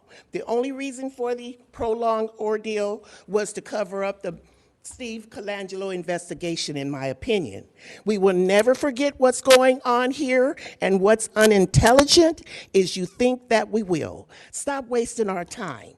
Thank you, Mr. Lee. Continue to show up, build opportunities, and provide pathways for our youth to dream. It's disturbing that there is collusion, lack of character, ethics, and moral responsibility, and a profound disregard for the citizens of Stockton that you all vowed to serve. Thank you. Jasmine Peterson, followed by Pat Barrett.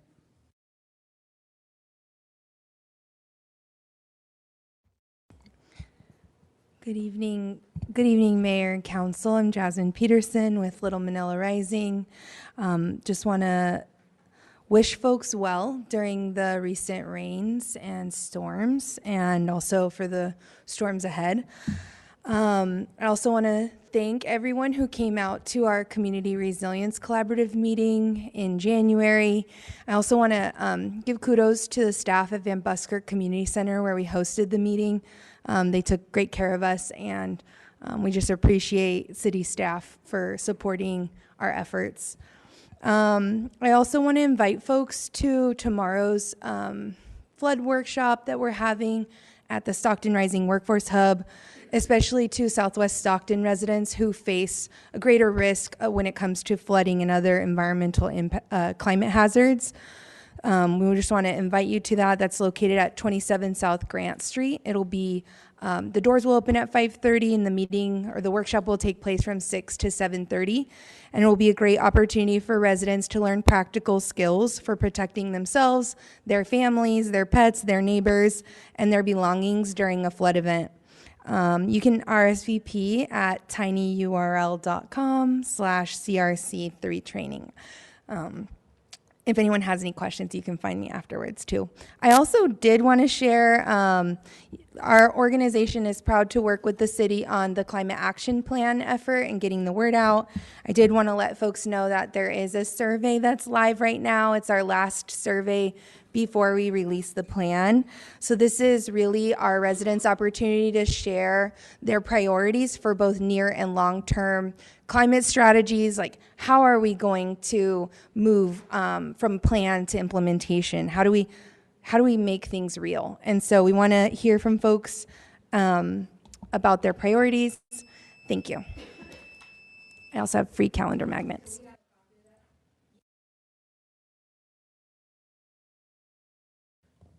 Pat Barrett is not here. Bobby Bivens? Bobby Bivens. Followed by Yvonne Tabone.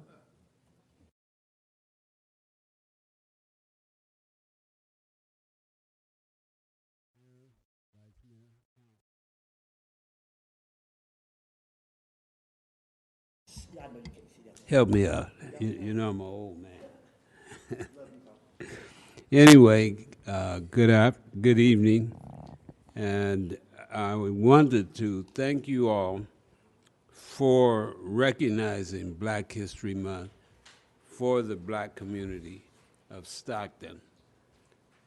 It will be available for public view throughout the year at the NACP offices and the federal building. I also wanted to say that there was a few little things missing, but it's okay. It's common. And what I wanted to ask you is, how many of you all sitting up there are utilizing something that was made by African Americans in this country? Yeah, all of you, any of you? Can you name one? I know this is an unusual thing, but can you name one each? What? A refrigerator, a toilet. I can name several things that. All right, then you're dismissed. Vice Mayor, one item you're using right now? Freedom of speech. All right.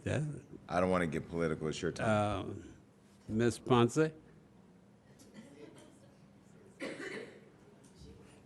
Ms. Padilla? Clothing. And a cell phone. And I'm asking you that because it's important that we don't just give out resolutions, but we understand the why we're giving the resolution, that we recognize what that really means. And if you take and go look in your Google, what would America be without black folk? You will all be in trouble, including you couldn't ride the elevator down. So I want to thank you for that, and thank you for the opportunity to speak 2.5 minutes. Yvonne Tabone, followed by Yolanda Amen. Hello. When my husband retired, we made a vow that we would be in a race for life. How much good could we do for humanity? I will die a volunteer. I've met with most of you. I've had the pleasure to meet with most of you at our annual karate tournament, at quarterly cleanups, and at our national night outs. Yosemite Street is where our business is primarily located. We have a cleanup on March 28th, if anybody is available to come out and help. We also have June 28th is our annual tournament at St. Mary's High School.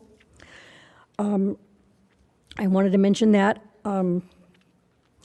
I'd like to take just a moment and say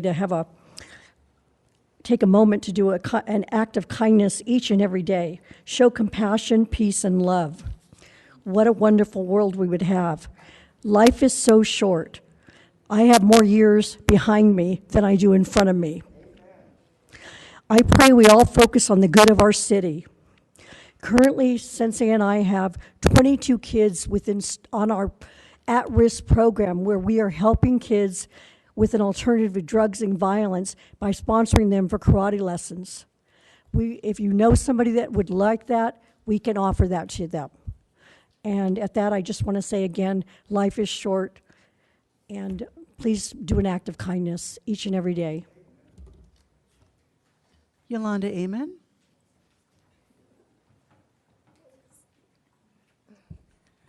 I wasn't going to speak at public speaking this evening, but I had asked some people in our community to come and speak. I'm trying to encourage people, instead of grabbing me and complaining when they see me in Food for Less or if I happen to be somewhere walking at the mall, to come here and speak with all of you.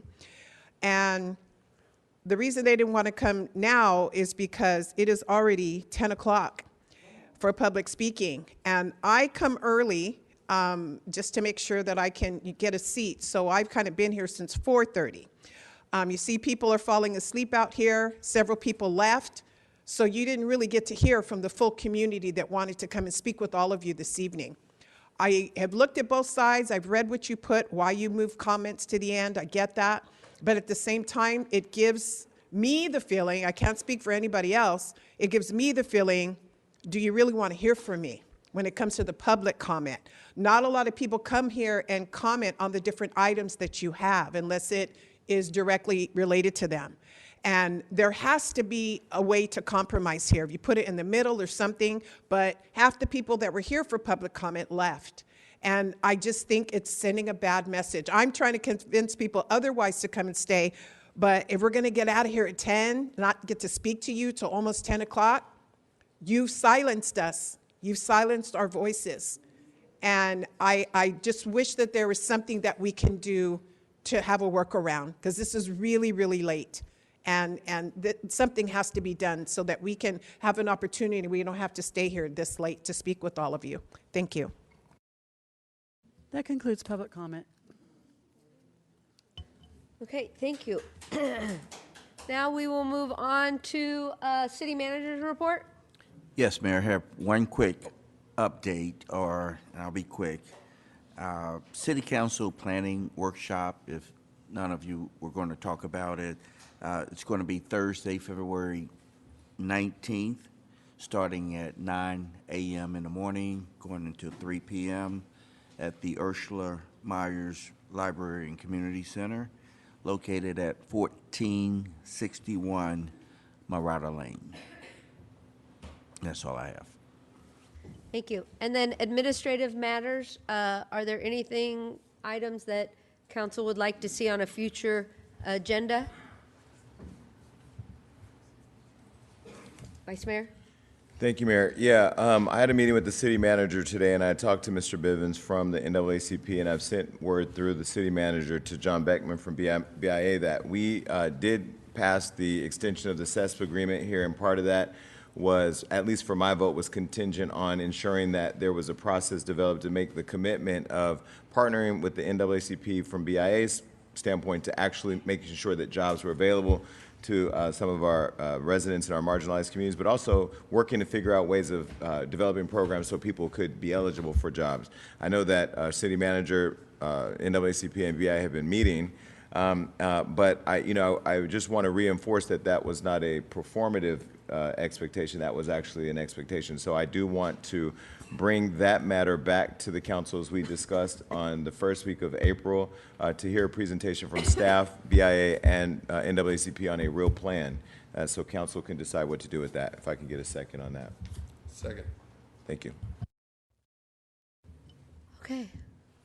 Now moving on to council comments. Councilmember Villapudua. Yeah, thank you, Mayor, and thank you everyone for coming and sticking around. I just really want to highlight our city manager for doing such great work. Thank you for coming with us in Phoenix and just giving us, all my colleagues, all the great knowledge. So thank you, sir. Last week I had my Shrewsbury Neighborhood Watch, which was a great turnout. I want to thank Ms. Boyd for coming out there and getting her 2 cents on what's going on in the neighborhood. Chief, if you're hearing it, you hear what she's saying. She needs more cops in the Shrewsbury Park area. So that being said as well, I will be having on the 25th at the East Side Apartments another neighborhood watch on 337 South Burkett Avenue. We'll be discussing neighborhood items, even talking about Sousa Park. Sousa, hopefully bring that pool back. I'm going to talk to the city manager, Ms. Ford. But if you want to go, we will be there from 4:30, 6:30 on the 25th of February. As well, this week I will be at reading at Unbound School this Friday morning, and also will be there that evening from 5 to 6:30, having also another neighborhood watch, talking with the kids in the neighborhood and what's going on in the school, as well just the neighborhood as well. I won't take too much of everyone's time. Also, just want to recognize, I wrote it down here. There's going to be an event of February 20th. It is Art of Soul, Taste of Afro-American Culture, the Freeman Elementary Family Night. It will be from 6 to 8 p.m. It's going to be music, there'll be food. Ms. Boyd is going to be there, so I'm looking forward to seeing there and seeing a lot of people from the community. And then tonight as well, just we've been talking about the late Reverend Jesse Jackson, a community person that did a grand champion of the rights of farmers, agriculture, workers, advocating for a lot of things in our community. Mayor, if we could close with a prayer with that, it'd be great. And as well, this afternoon, I attended with Councilmember Blower the 60th anniversary Webertown Mall. Bring a lot of memories being there. Obviously, throughout the years, business owners have changed, but we were just talking about that with my colleagues earlier. We all have some type of history, or you know, that we all been there. I can continue going. I'm so glad it's still active. Obviously, we already lost the other mall, but I'm glad that this one is still active, and it was just a great moment to be there and seeing all the business owners as well. So I'm hopefully for many years welcome on them more success. That being said, I want to thank my colleagues for all the great wins today, and everyone being here. So I want to wish everyone a great, safe week and a great weekend. Thank you. I just was going to say there was 48 minutes left. There's 6 of us. That's 8 per person. But if there's time left over, then we can spread that out. Okay. And Brando didn't use all his time, so is that okay? Oh, so everybody gets time to speak. Vice Mayor. Thank you, Mayor. First, I want to say I echo the comments of my colleagues with respect to the passing of Jesse Jackson. He spent a lot of time in this community. I think, in fact, I met him through Ralph White here several years ago, and obviously that is, you know, a pillar of our civil rights movement. And a lot of the benefits of me being able to sit up here is because of what he's contributed to our culture and our community. There was a comment made a long time ago at council. I can't remember how many months, but one of my commissioners' mothers came in and she said, "You can't break a man who built himself." And I will never forget that. I'm probably going to put that on a shirt, because the reality is that I came from being dirt poor, watching my mother struggle, and making it and becoming everything that I want to be. And this council seat does not define who I am. So I just want to be very clear about that. But I do thank her for that comment. I also thank the lady here for the card she gave me earlier for the support I gave the families whose kids were murdered in getting their funerals paid for.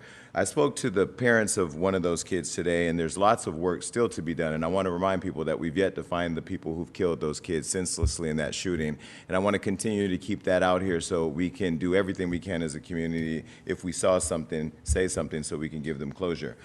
There were different public comments that were made today. I just want to hone in on the one that I heard from you about what was said about me at a party. Obviously, I don't go to those parties, and if my colleagues believe it's okay to have that kind of dialogue in public, God bless them. See, what I want to do is lead with optimism, love, compassion, and understanding. I don't understand why there's so much hate. I have an idea, but I don't understand.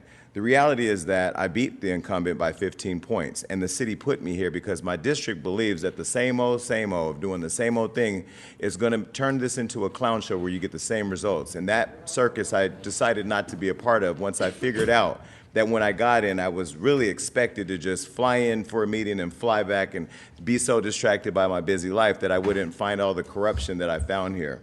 And I say that to say there was a comment earlier about Stockton being corrupt. It actually came from somebody who usually doesn't like me at council. Here's where we agree. There is corruption here.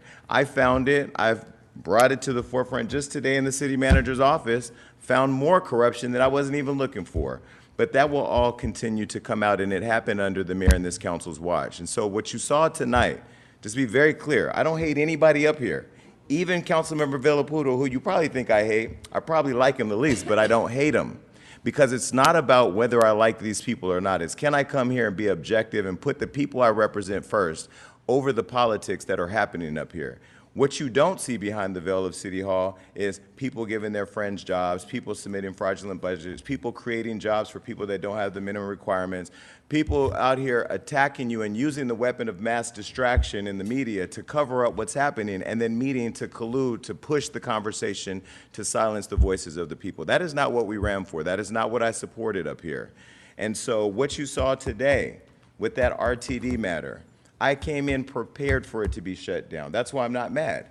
But the problem that I have is that this group that knows I govern on two principles: don't lie and don't surprise me. There was lots of conversation with the city manager and I, who I have an extreme amount of respect for, last week, where I told him this had to be a discussion item. He came to me and told me that the mayor in this meeting was going to move it to a discussion item, and she didn't. So either he lied to me or she lied to him. But either way, it's okay, because I came in prepared for that not to happen tonight, and we will get to the bottom line of that. Because when we talk about disruption of service to our constituents, when we talk about a CEO who showed up and his workers came to support him after they rushed to terminate him, and the union of those workers come out saying that they came to support the person who was being wrongfully terminated, that's not a dispute that I'm going to take on, because I don't represent RTD. What I represent are the grandmothers, the children, and the people in my district who need to get on a bus because they don't have a car, because affordability in this city is a problem. And then there was an alleged disruption of service. But let's talk about that.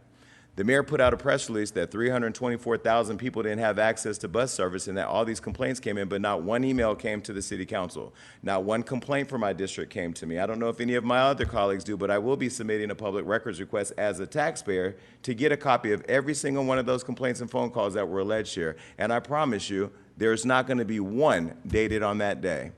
Because just like when I found DEI was being dismantled and they threw out Wild 'N Out, the weapons of mass distraction are to just create a clown show of chaos so you don't focus on what's happening. That the very concern about RTD not operating was put on the agenda today because this mayor and COG denied them the funding reimbursement that they were promised. And I asked, why is that happening? Because how is that going to impact service? But that was shut down.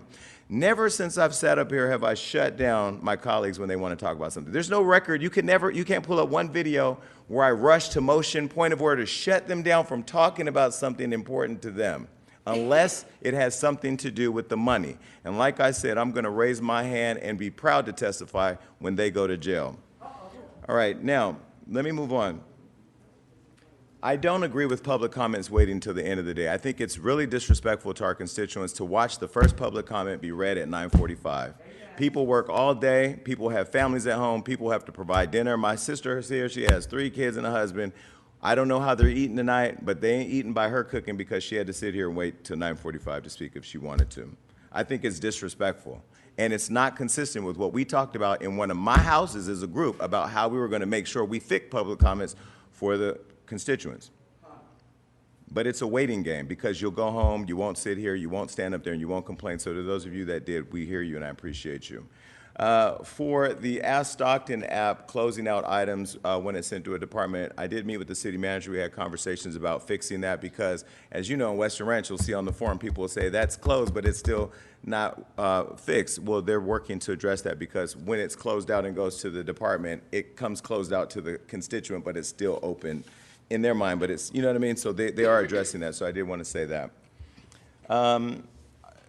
Tonight, when we were having the discussion, or when we had the informational item about RTD, I do want to say that shutting down service for any reason could cause major issues in this city, and to do that was reckless and disrespectful to our constituents. So I do share the concerns about that, and I am really disappointed that RTD didn't have enough respect for this council to show up today.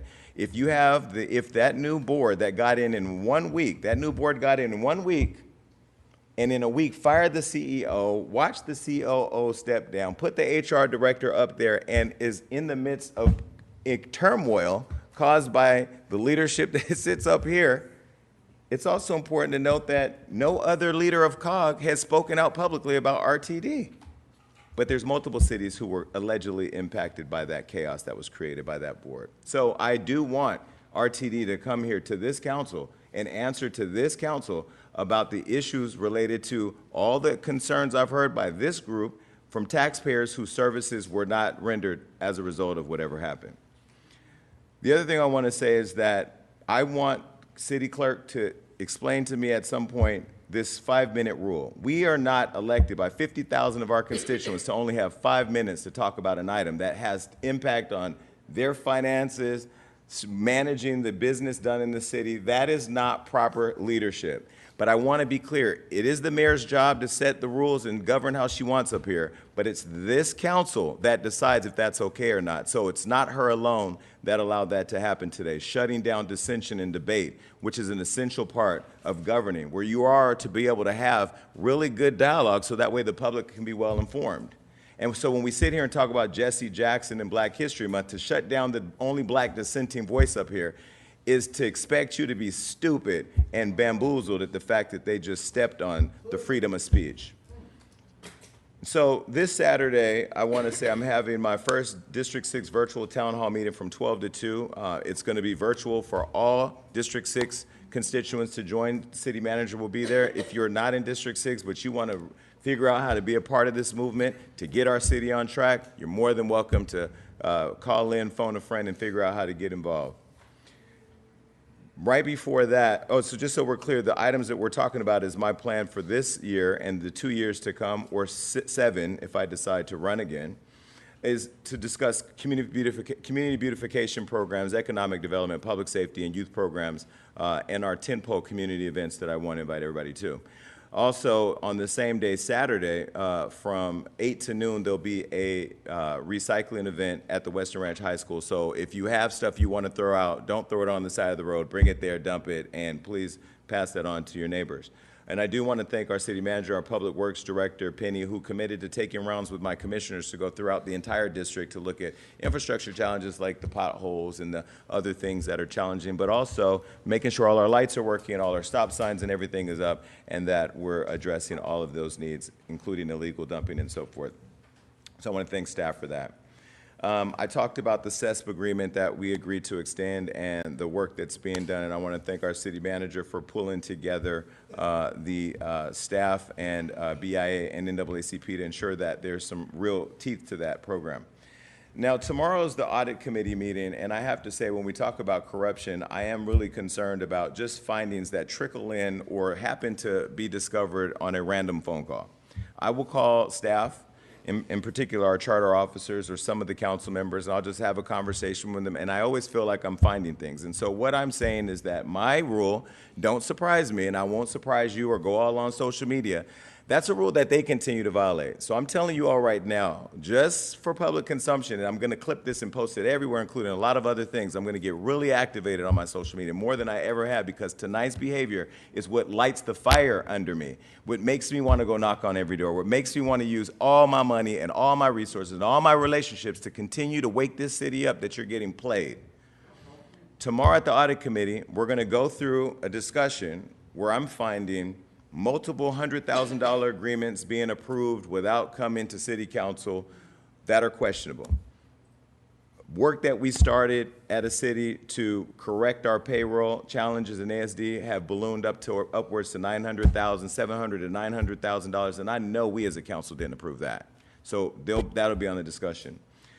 At this council, am just so baffled, and I'm going to have my team put together a video putting together a montage of stuff, because what's good for Blower should be good for me. What's good for the mayor should be good for me. What's good for Ponce should be good for everybody here.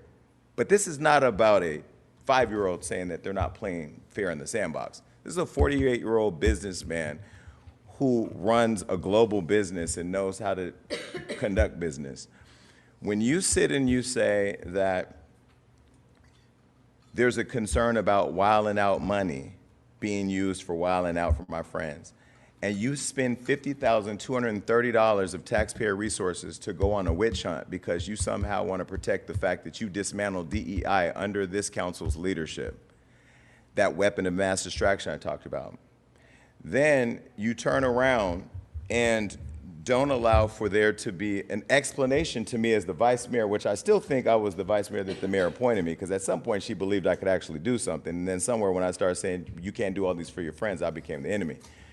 What they did was they yet have sent out the referrals to the district attorney, the attorney general, and the grand jury that we ordered here at this council on December 12th. So 90 days, there's still no referral on 4 matters that involved commitment of $800,000 for campaign donors, waiving of hundreds of thousands of dollars of fees without council approval and no authority, all these violations, even submitting a fraudulent budget. But this council wants to shut me down from just asking why our buses aren't operating, where all the money at that we committed. So what I want to say to the public, and I want to say to my colleagues, plausible deniability is not a defense. Saying you didn't know, like Councilwoman Padilla just told me in the back why she didn't know why the conversation was being shut down out here, you don't get to hide from that, because I promise you I will be the first one running to raise my hand when people are on the stand, because there will be a day when these referrals get out and people have to answer to the stuff that is happening up here. And all I say to the staff now, the new staff, the existing staff, staff that come on, and every staff at home watching and sending this clip out to all their friends and coworkers, you are either a part of the team that's bringing compliance or you're part of the team that is complicit. You get to choose what C you play. For me, I don't even take a reimbursement. I don't let these people buy me coffee. I don't get an Uber ride. I don't even let them take me home, because I never want them to be able to say they did anything for me. Now, you show up and you vote. Great. Still waiting on that police substation vote that they promised Western Ranch. That's on March 3rd, so that's coming, unless something changed up here. The other thing I will say is a reminder to our district attorney's office that I know you said that the custodian of the records belonged to the manager. When we direct the city attorney's office to do investigations, and that council did approve that, the custodian of the records may be the city manager's office, and although the point person who was the whistleblower who no longer works here, and now we don't even know where all her records are if we even have access to them all, the city attorney's office is the custodian of the referral. And so I still need to understand, and we'll hopefully get that answer tomorrow, how that process has been broken, because we should have internal protocols that allow us to keep the institution stable. And the last thing is, we as council did direct our city attorney's office to set up training for this council on Rosenberg Rules of Order, because I do believe tonight, if that was a discussion item, Rosenberg Rules of Order that should matter and that govern this meeting were not followed. Thank you. Councilwoman Padilla. Thank you, Mayor. I'll be brief tonight. I know it's been late, and that was a lot. Just thank everybody for listening to all the business that we had going on tonight. There was a lot of good information that was accomplished tonight. Last Saturday, we held a ribbon cutting celebration for Inspiration Park in my district. This park carries more meaning than just a playground, just basketball hoops or grass. It was named in honor of Captain Max Fortuna as well as Jimmy Inn, who were two public servants who gave their lives protecting our city. You know, their courage and sacrifice and commitment to Stockton will never be forgotten. So it was only fitting that that place was dedicated to families, children, and just the togetherness that carries their legacy forward. And it was really nice to see and hear from their families. And it was even mentioned that Captain Max Fortuna would always be in a park, and he loved to play in parks and play sports. And so it was a really very well put together, momentous dedication for that ceremony. So now it'll be a place where laughter replaces silence and children can play safely, and where neighbors can just gather and remember those heroes at the same time. I want to thank city staff and Public Works, as well as AG Spanos, for being a partner in that development, because if it wasn't for without them, we wouldn't have that park for our families. And so I want to give them a shout out for being a partner as well. You know, I am going to address some of the comments that I heard, and this is one thing that I did actually mention at the ribbon cutting, and I find it kind of interesting because we had a public comment tonight about being kind. About being kind.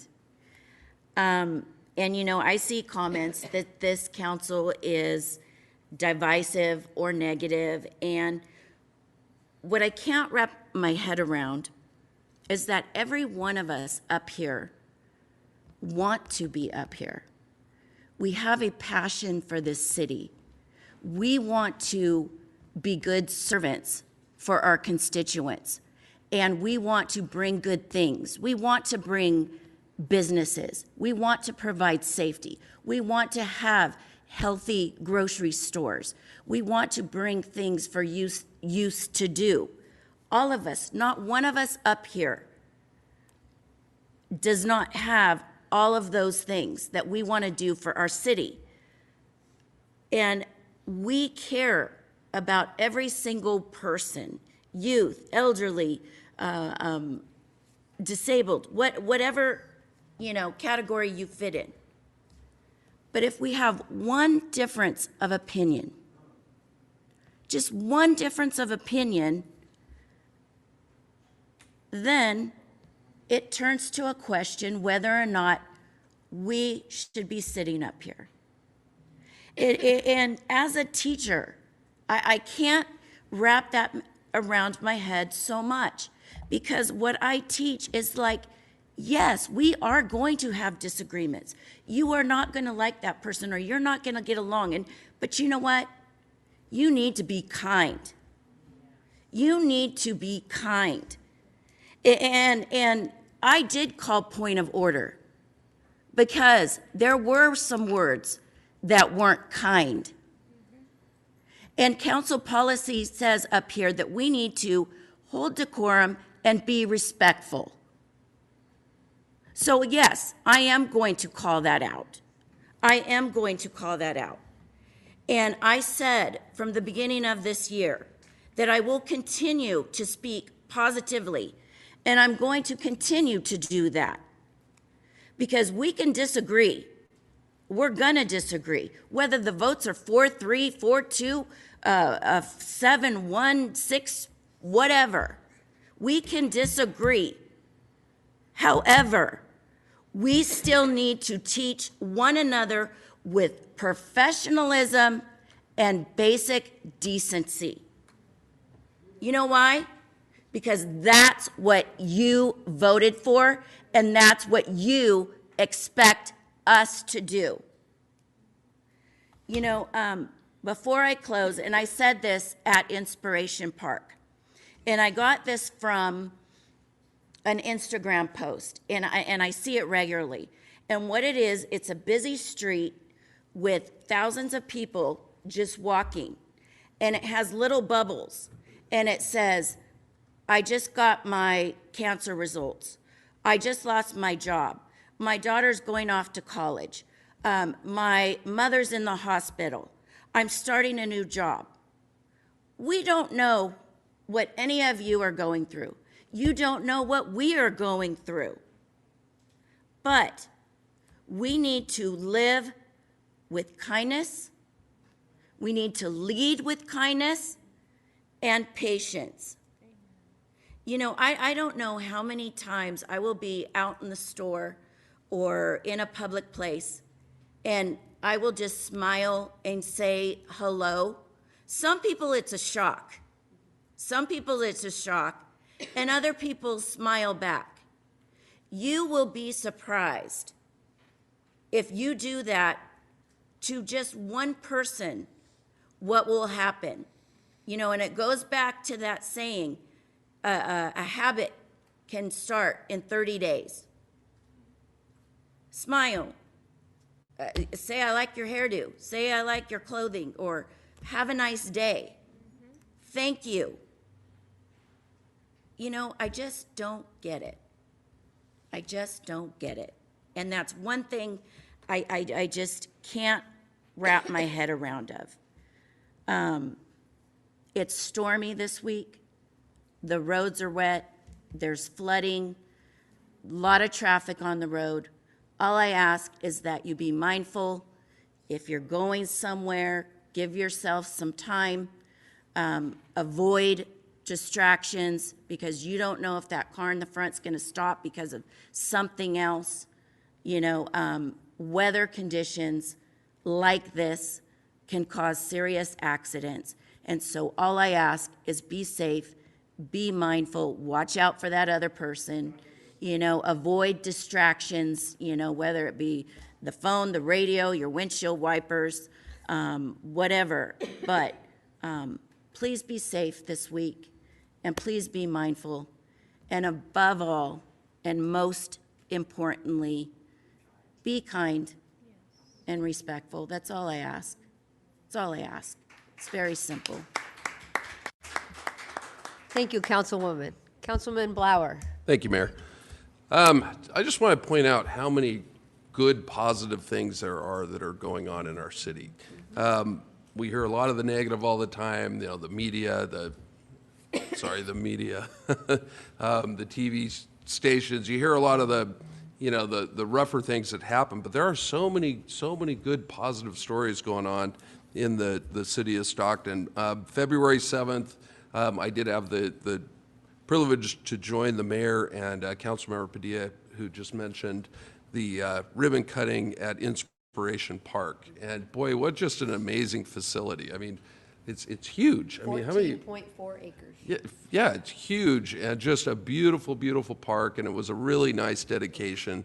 Had lots of the police officers, a lot of the firefighters there, and I just think what a wonderful tribute to two just absolute heroes that we lost. So I thought that was great. A couple days later, on February 9th, and this is just a really big deal, I serve as the chairman of SJAFCA, which is the San Joaquin Area Flood Control Agency. Well, for about the last 12 years, over 8,000 properties, both residential and commercial, if you had a federally backed loan, you were required to have flood insurance, so mandatory flood insurance. And so SJAFCA has worked for many, many years, wonderful collaboration between the agency, the state, and the public, because there had to be a Prop 218 vote. So the citizens had to vote to assess themselves, so they partnered. And as a result of all that hard work and all these years, the Smith's Gate Canal project came to be, and that took a number of years to get that done. The area that we're talking about is roughly, think about where the Calaveras River is going down south to the main channel. So that's the area that I'm talking about. As of February 9th, after that project was completed and we did get that gate into place, we were then able to reach out to FEMA and ask for what's called a letter of map revision. And so the letter of map revision would go and change the maps, showing the flood hazard zone, and all 8,000 of those properties are now out of that, which is wonderful, wonderful news. Now, as chair of SJAFCA, I've been told I'm not encouraging people to get rid of flood insurance.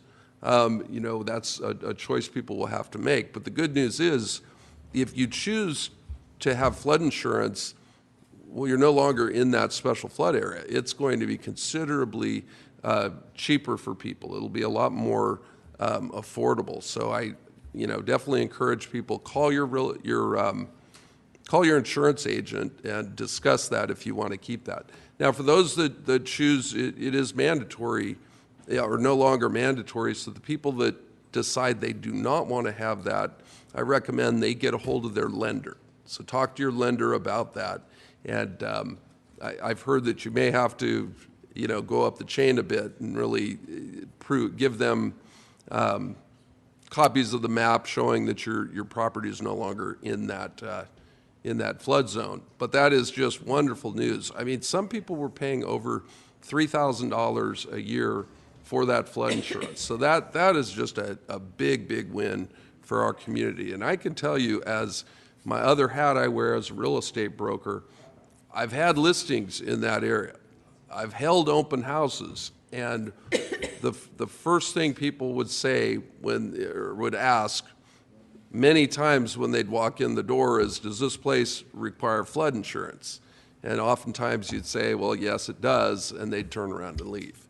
So that's just, again, I just can't stress what a big deal and what a big win that is for our community. Let's see, moving on to February 12th, I was happy to attend the African American Chamber's ribbon cutting at their new headquarters, which is at the Sherwood Executive Center, right there in wonderful District 3. So I want to welcome them to my district. Very nice. Councilmember Enriquez joined me for that.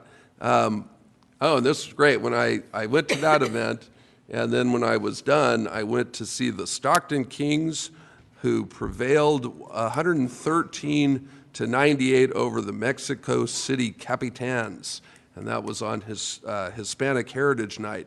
And so for those of you that are following the Kings are now 13-6, and they're in first place in the Western Conference. So Repeat. yeah, exactly. So if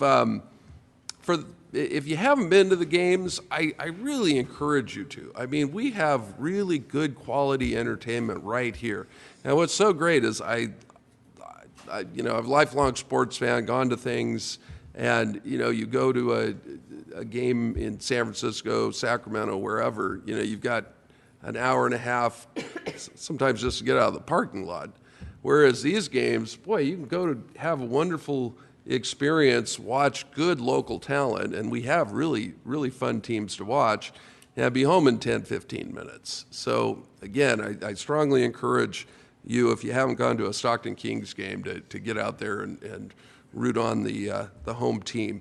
As Councilmember Villaputo mentioned, earlier today was the 60th birthday for the Weberstown Mall, and that was really fun to attend. Had a very good turnout. Congressman Harder was there.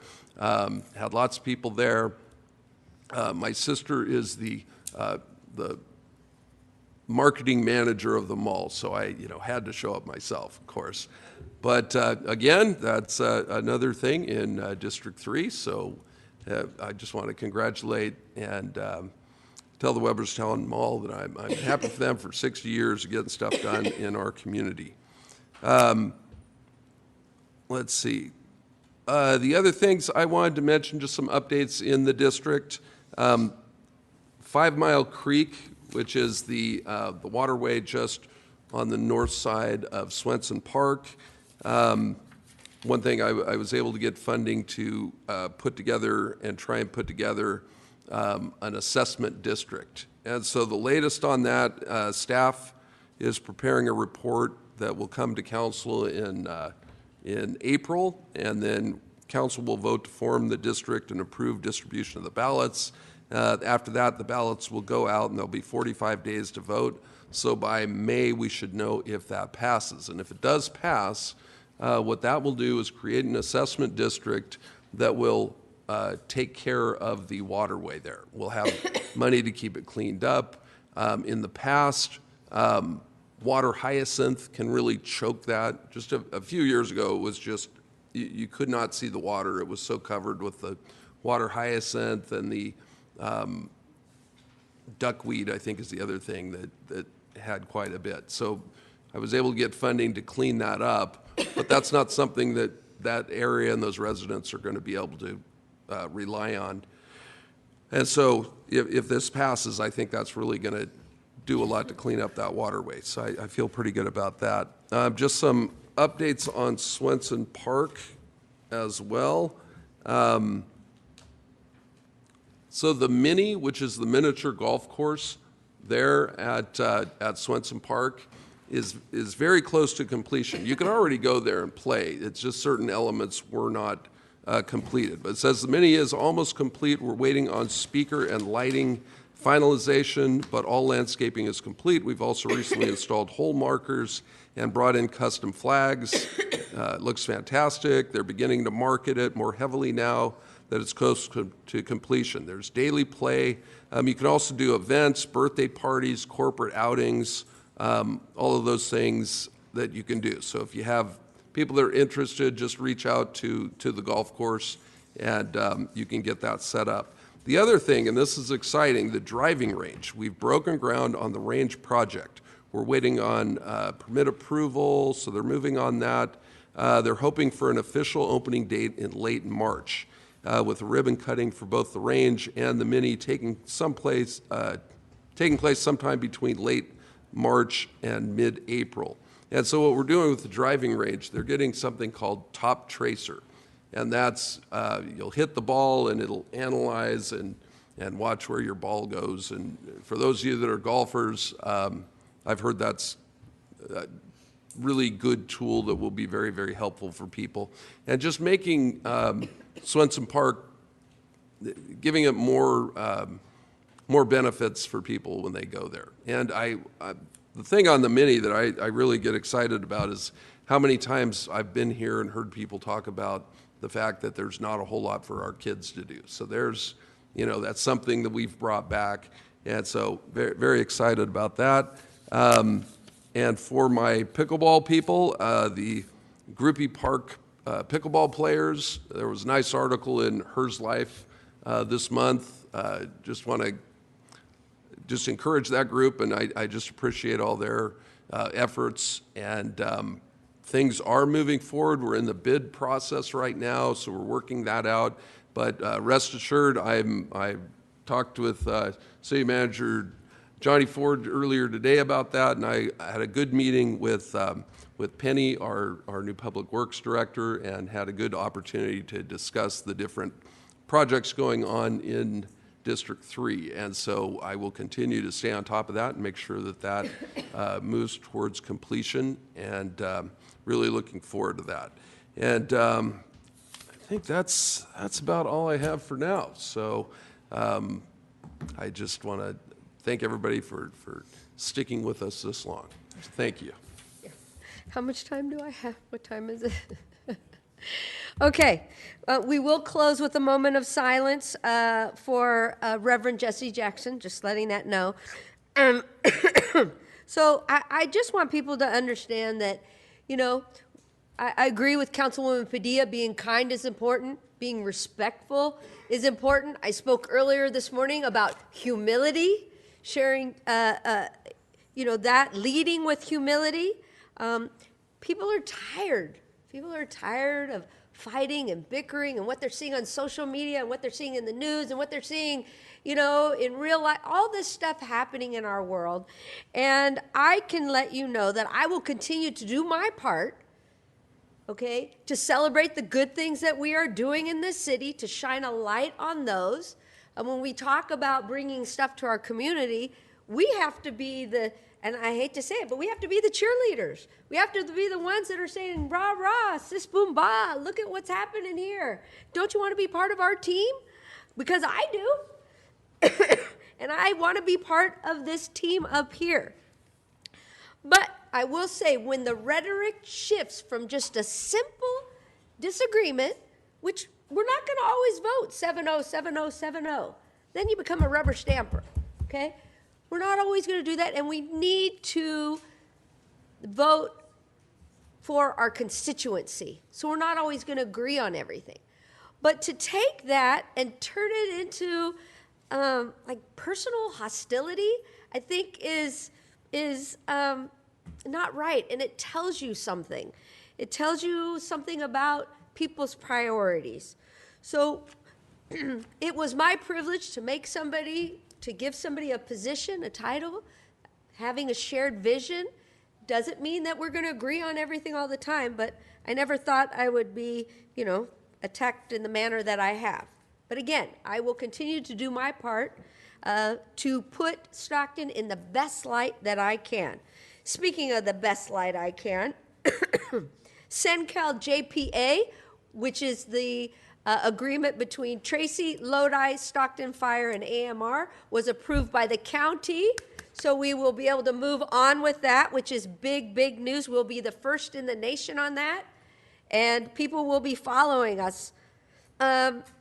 New City Hall, if you want to pay your bill, if you want to get a business license,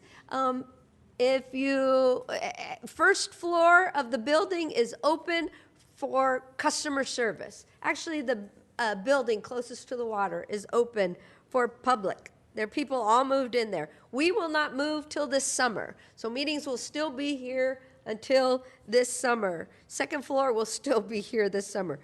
I want to let everybody know that it's Vietnamese New Year this weekend. Binge Vietnamese Fusion is right there by BJ's and Pete's Coffee. They're having an event all day on Saturday, this Saturday, and in the morning, Tram Vietnamese Coffee is opening up, and that's over on East Hammer Lane before you get to the car wash in that shopping center there. I want to thank Dan Offield from Quad. Had a great meeting with him. Quad stands for Citizens United Against Destruction of Our City. And so I was glad to meet with him. And I want to also point out that 3 of us up here will be going to Washington, D.C. We will be going there, meeting with the Department of Transportation, the Department of Labor, the Department of Justice, a number of different entities, again, advocating for our city to bring more resources here.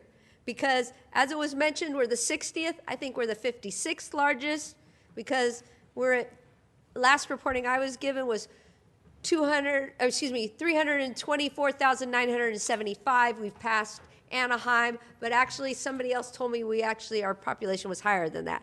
But out of 19,000 plus cities across the nation, the fact that we're in the top 100, and I'm not saying for anything bad, hey, we're in the top 100 population, and big cities have big issues, and so we need to make sure that the feds are giving us our fair share. And I absolutely agree, and I've been working on that sports commission. I'm telling you, I brought it up when I was at the Hall of Fame, when I was there, and I said, nope, we're bringing it back. City manager and I have had a number of conversations on this because we want to. I want to bring back Southern Little League. I've already got partners on that. So we are going in the right direction. We need to have supervision, good mentorship, positive outlets for our youth, and also to bring the younger generation to be in some of the coaches for this too. You know, and some of the retired folks who are looking for something to do with their time. Let's impart that knowledge, that wisdom, that encouragement onto our youth. And so with that, I think that is, there was a thing regarding I'm a liar or the city manager's a liar. I will take the L on that. I removed it from information and it was presented. Otherwise, it wouldn't have been presented at all about the bus system. And the funding that people keep talking about, they don't know what they're talking about. They need to go to a COG meeting and they would learn more about it. But the money is still sitting there in an account, waiting for qualified expenses, specifically for San Joaquin RTD. Just letting it be known. Okay, with that, we will close with a moment of silence in honor of the contributions, the magnanimous contributions, especially here in Stockton, by Reverend Jesse Jackson.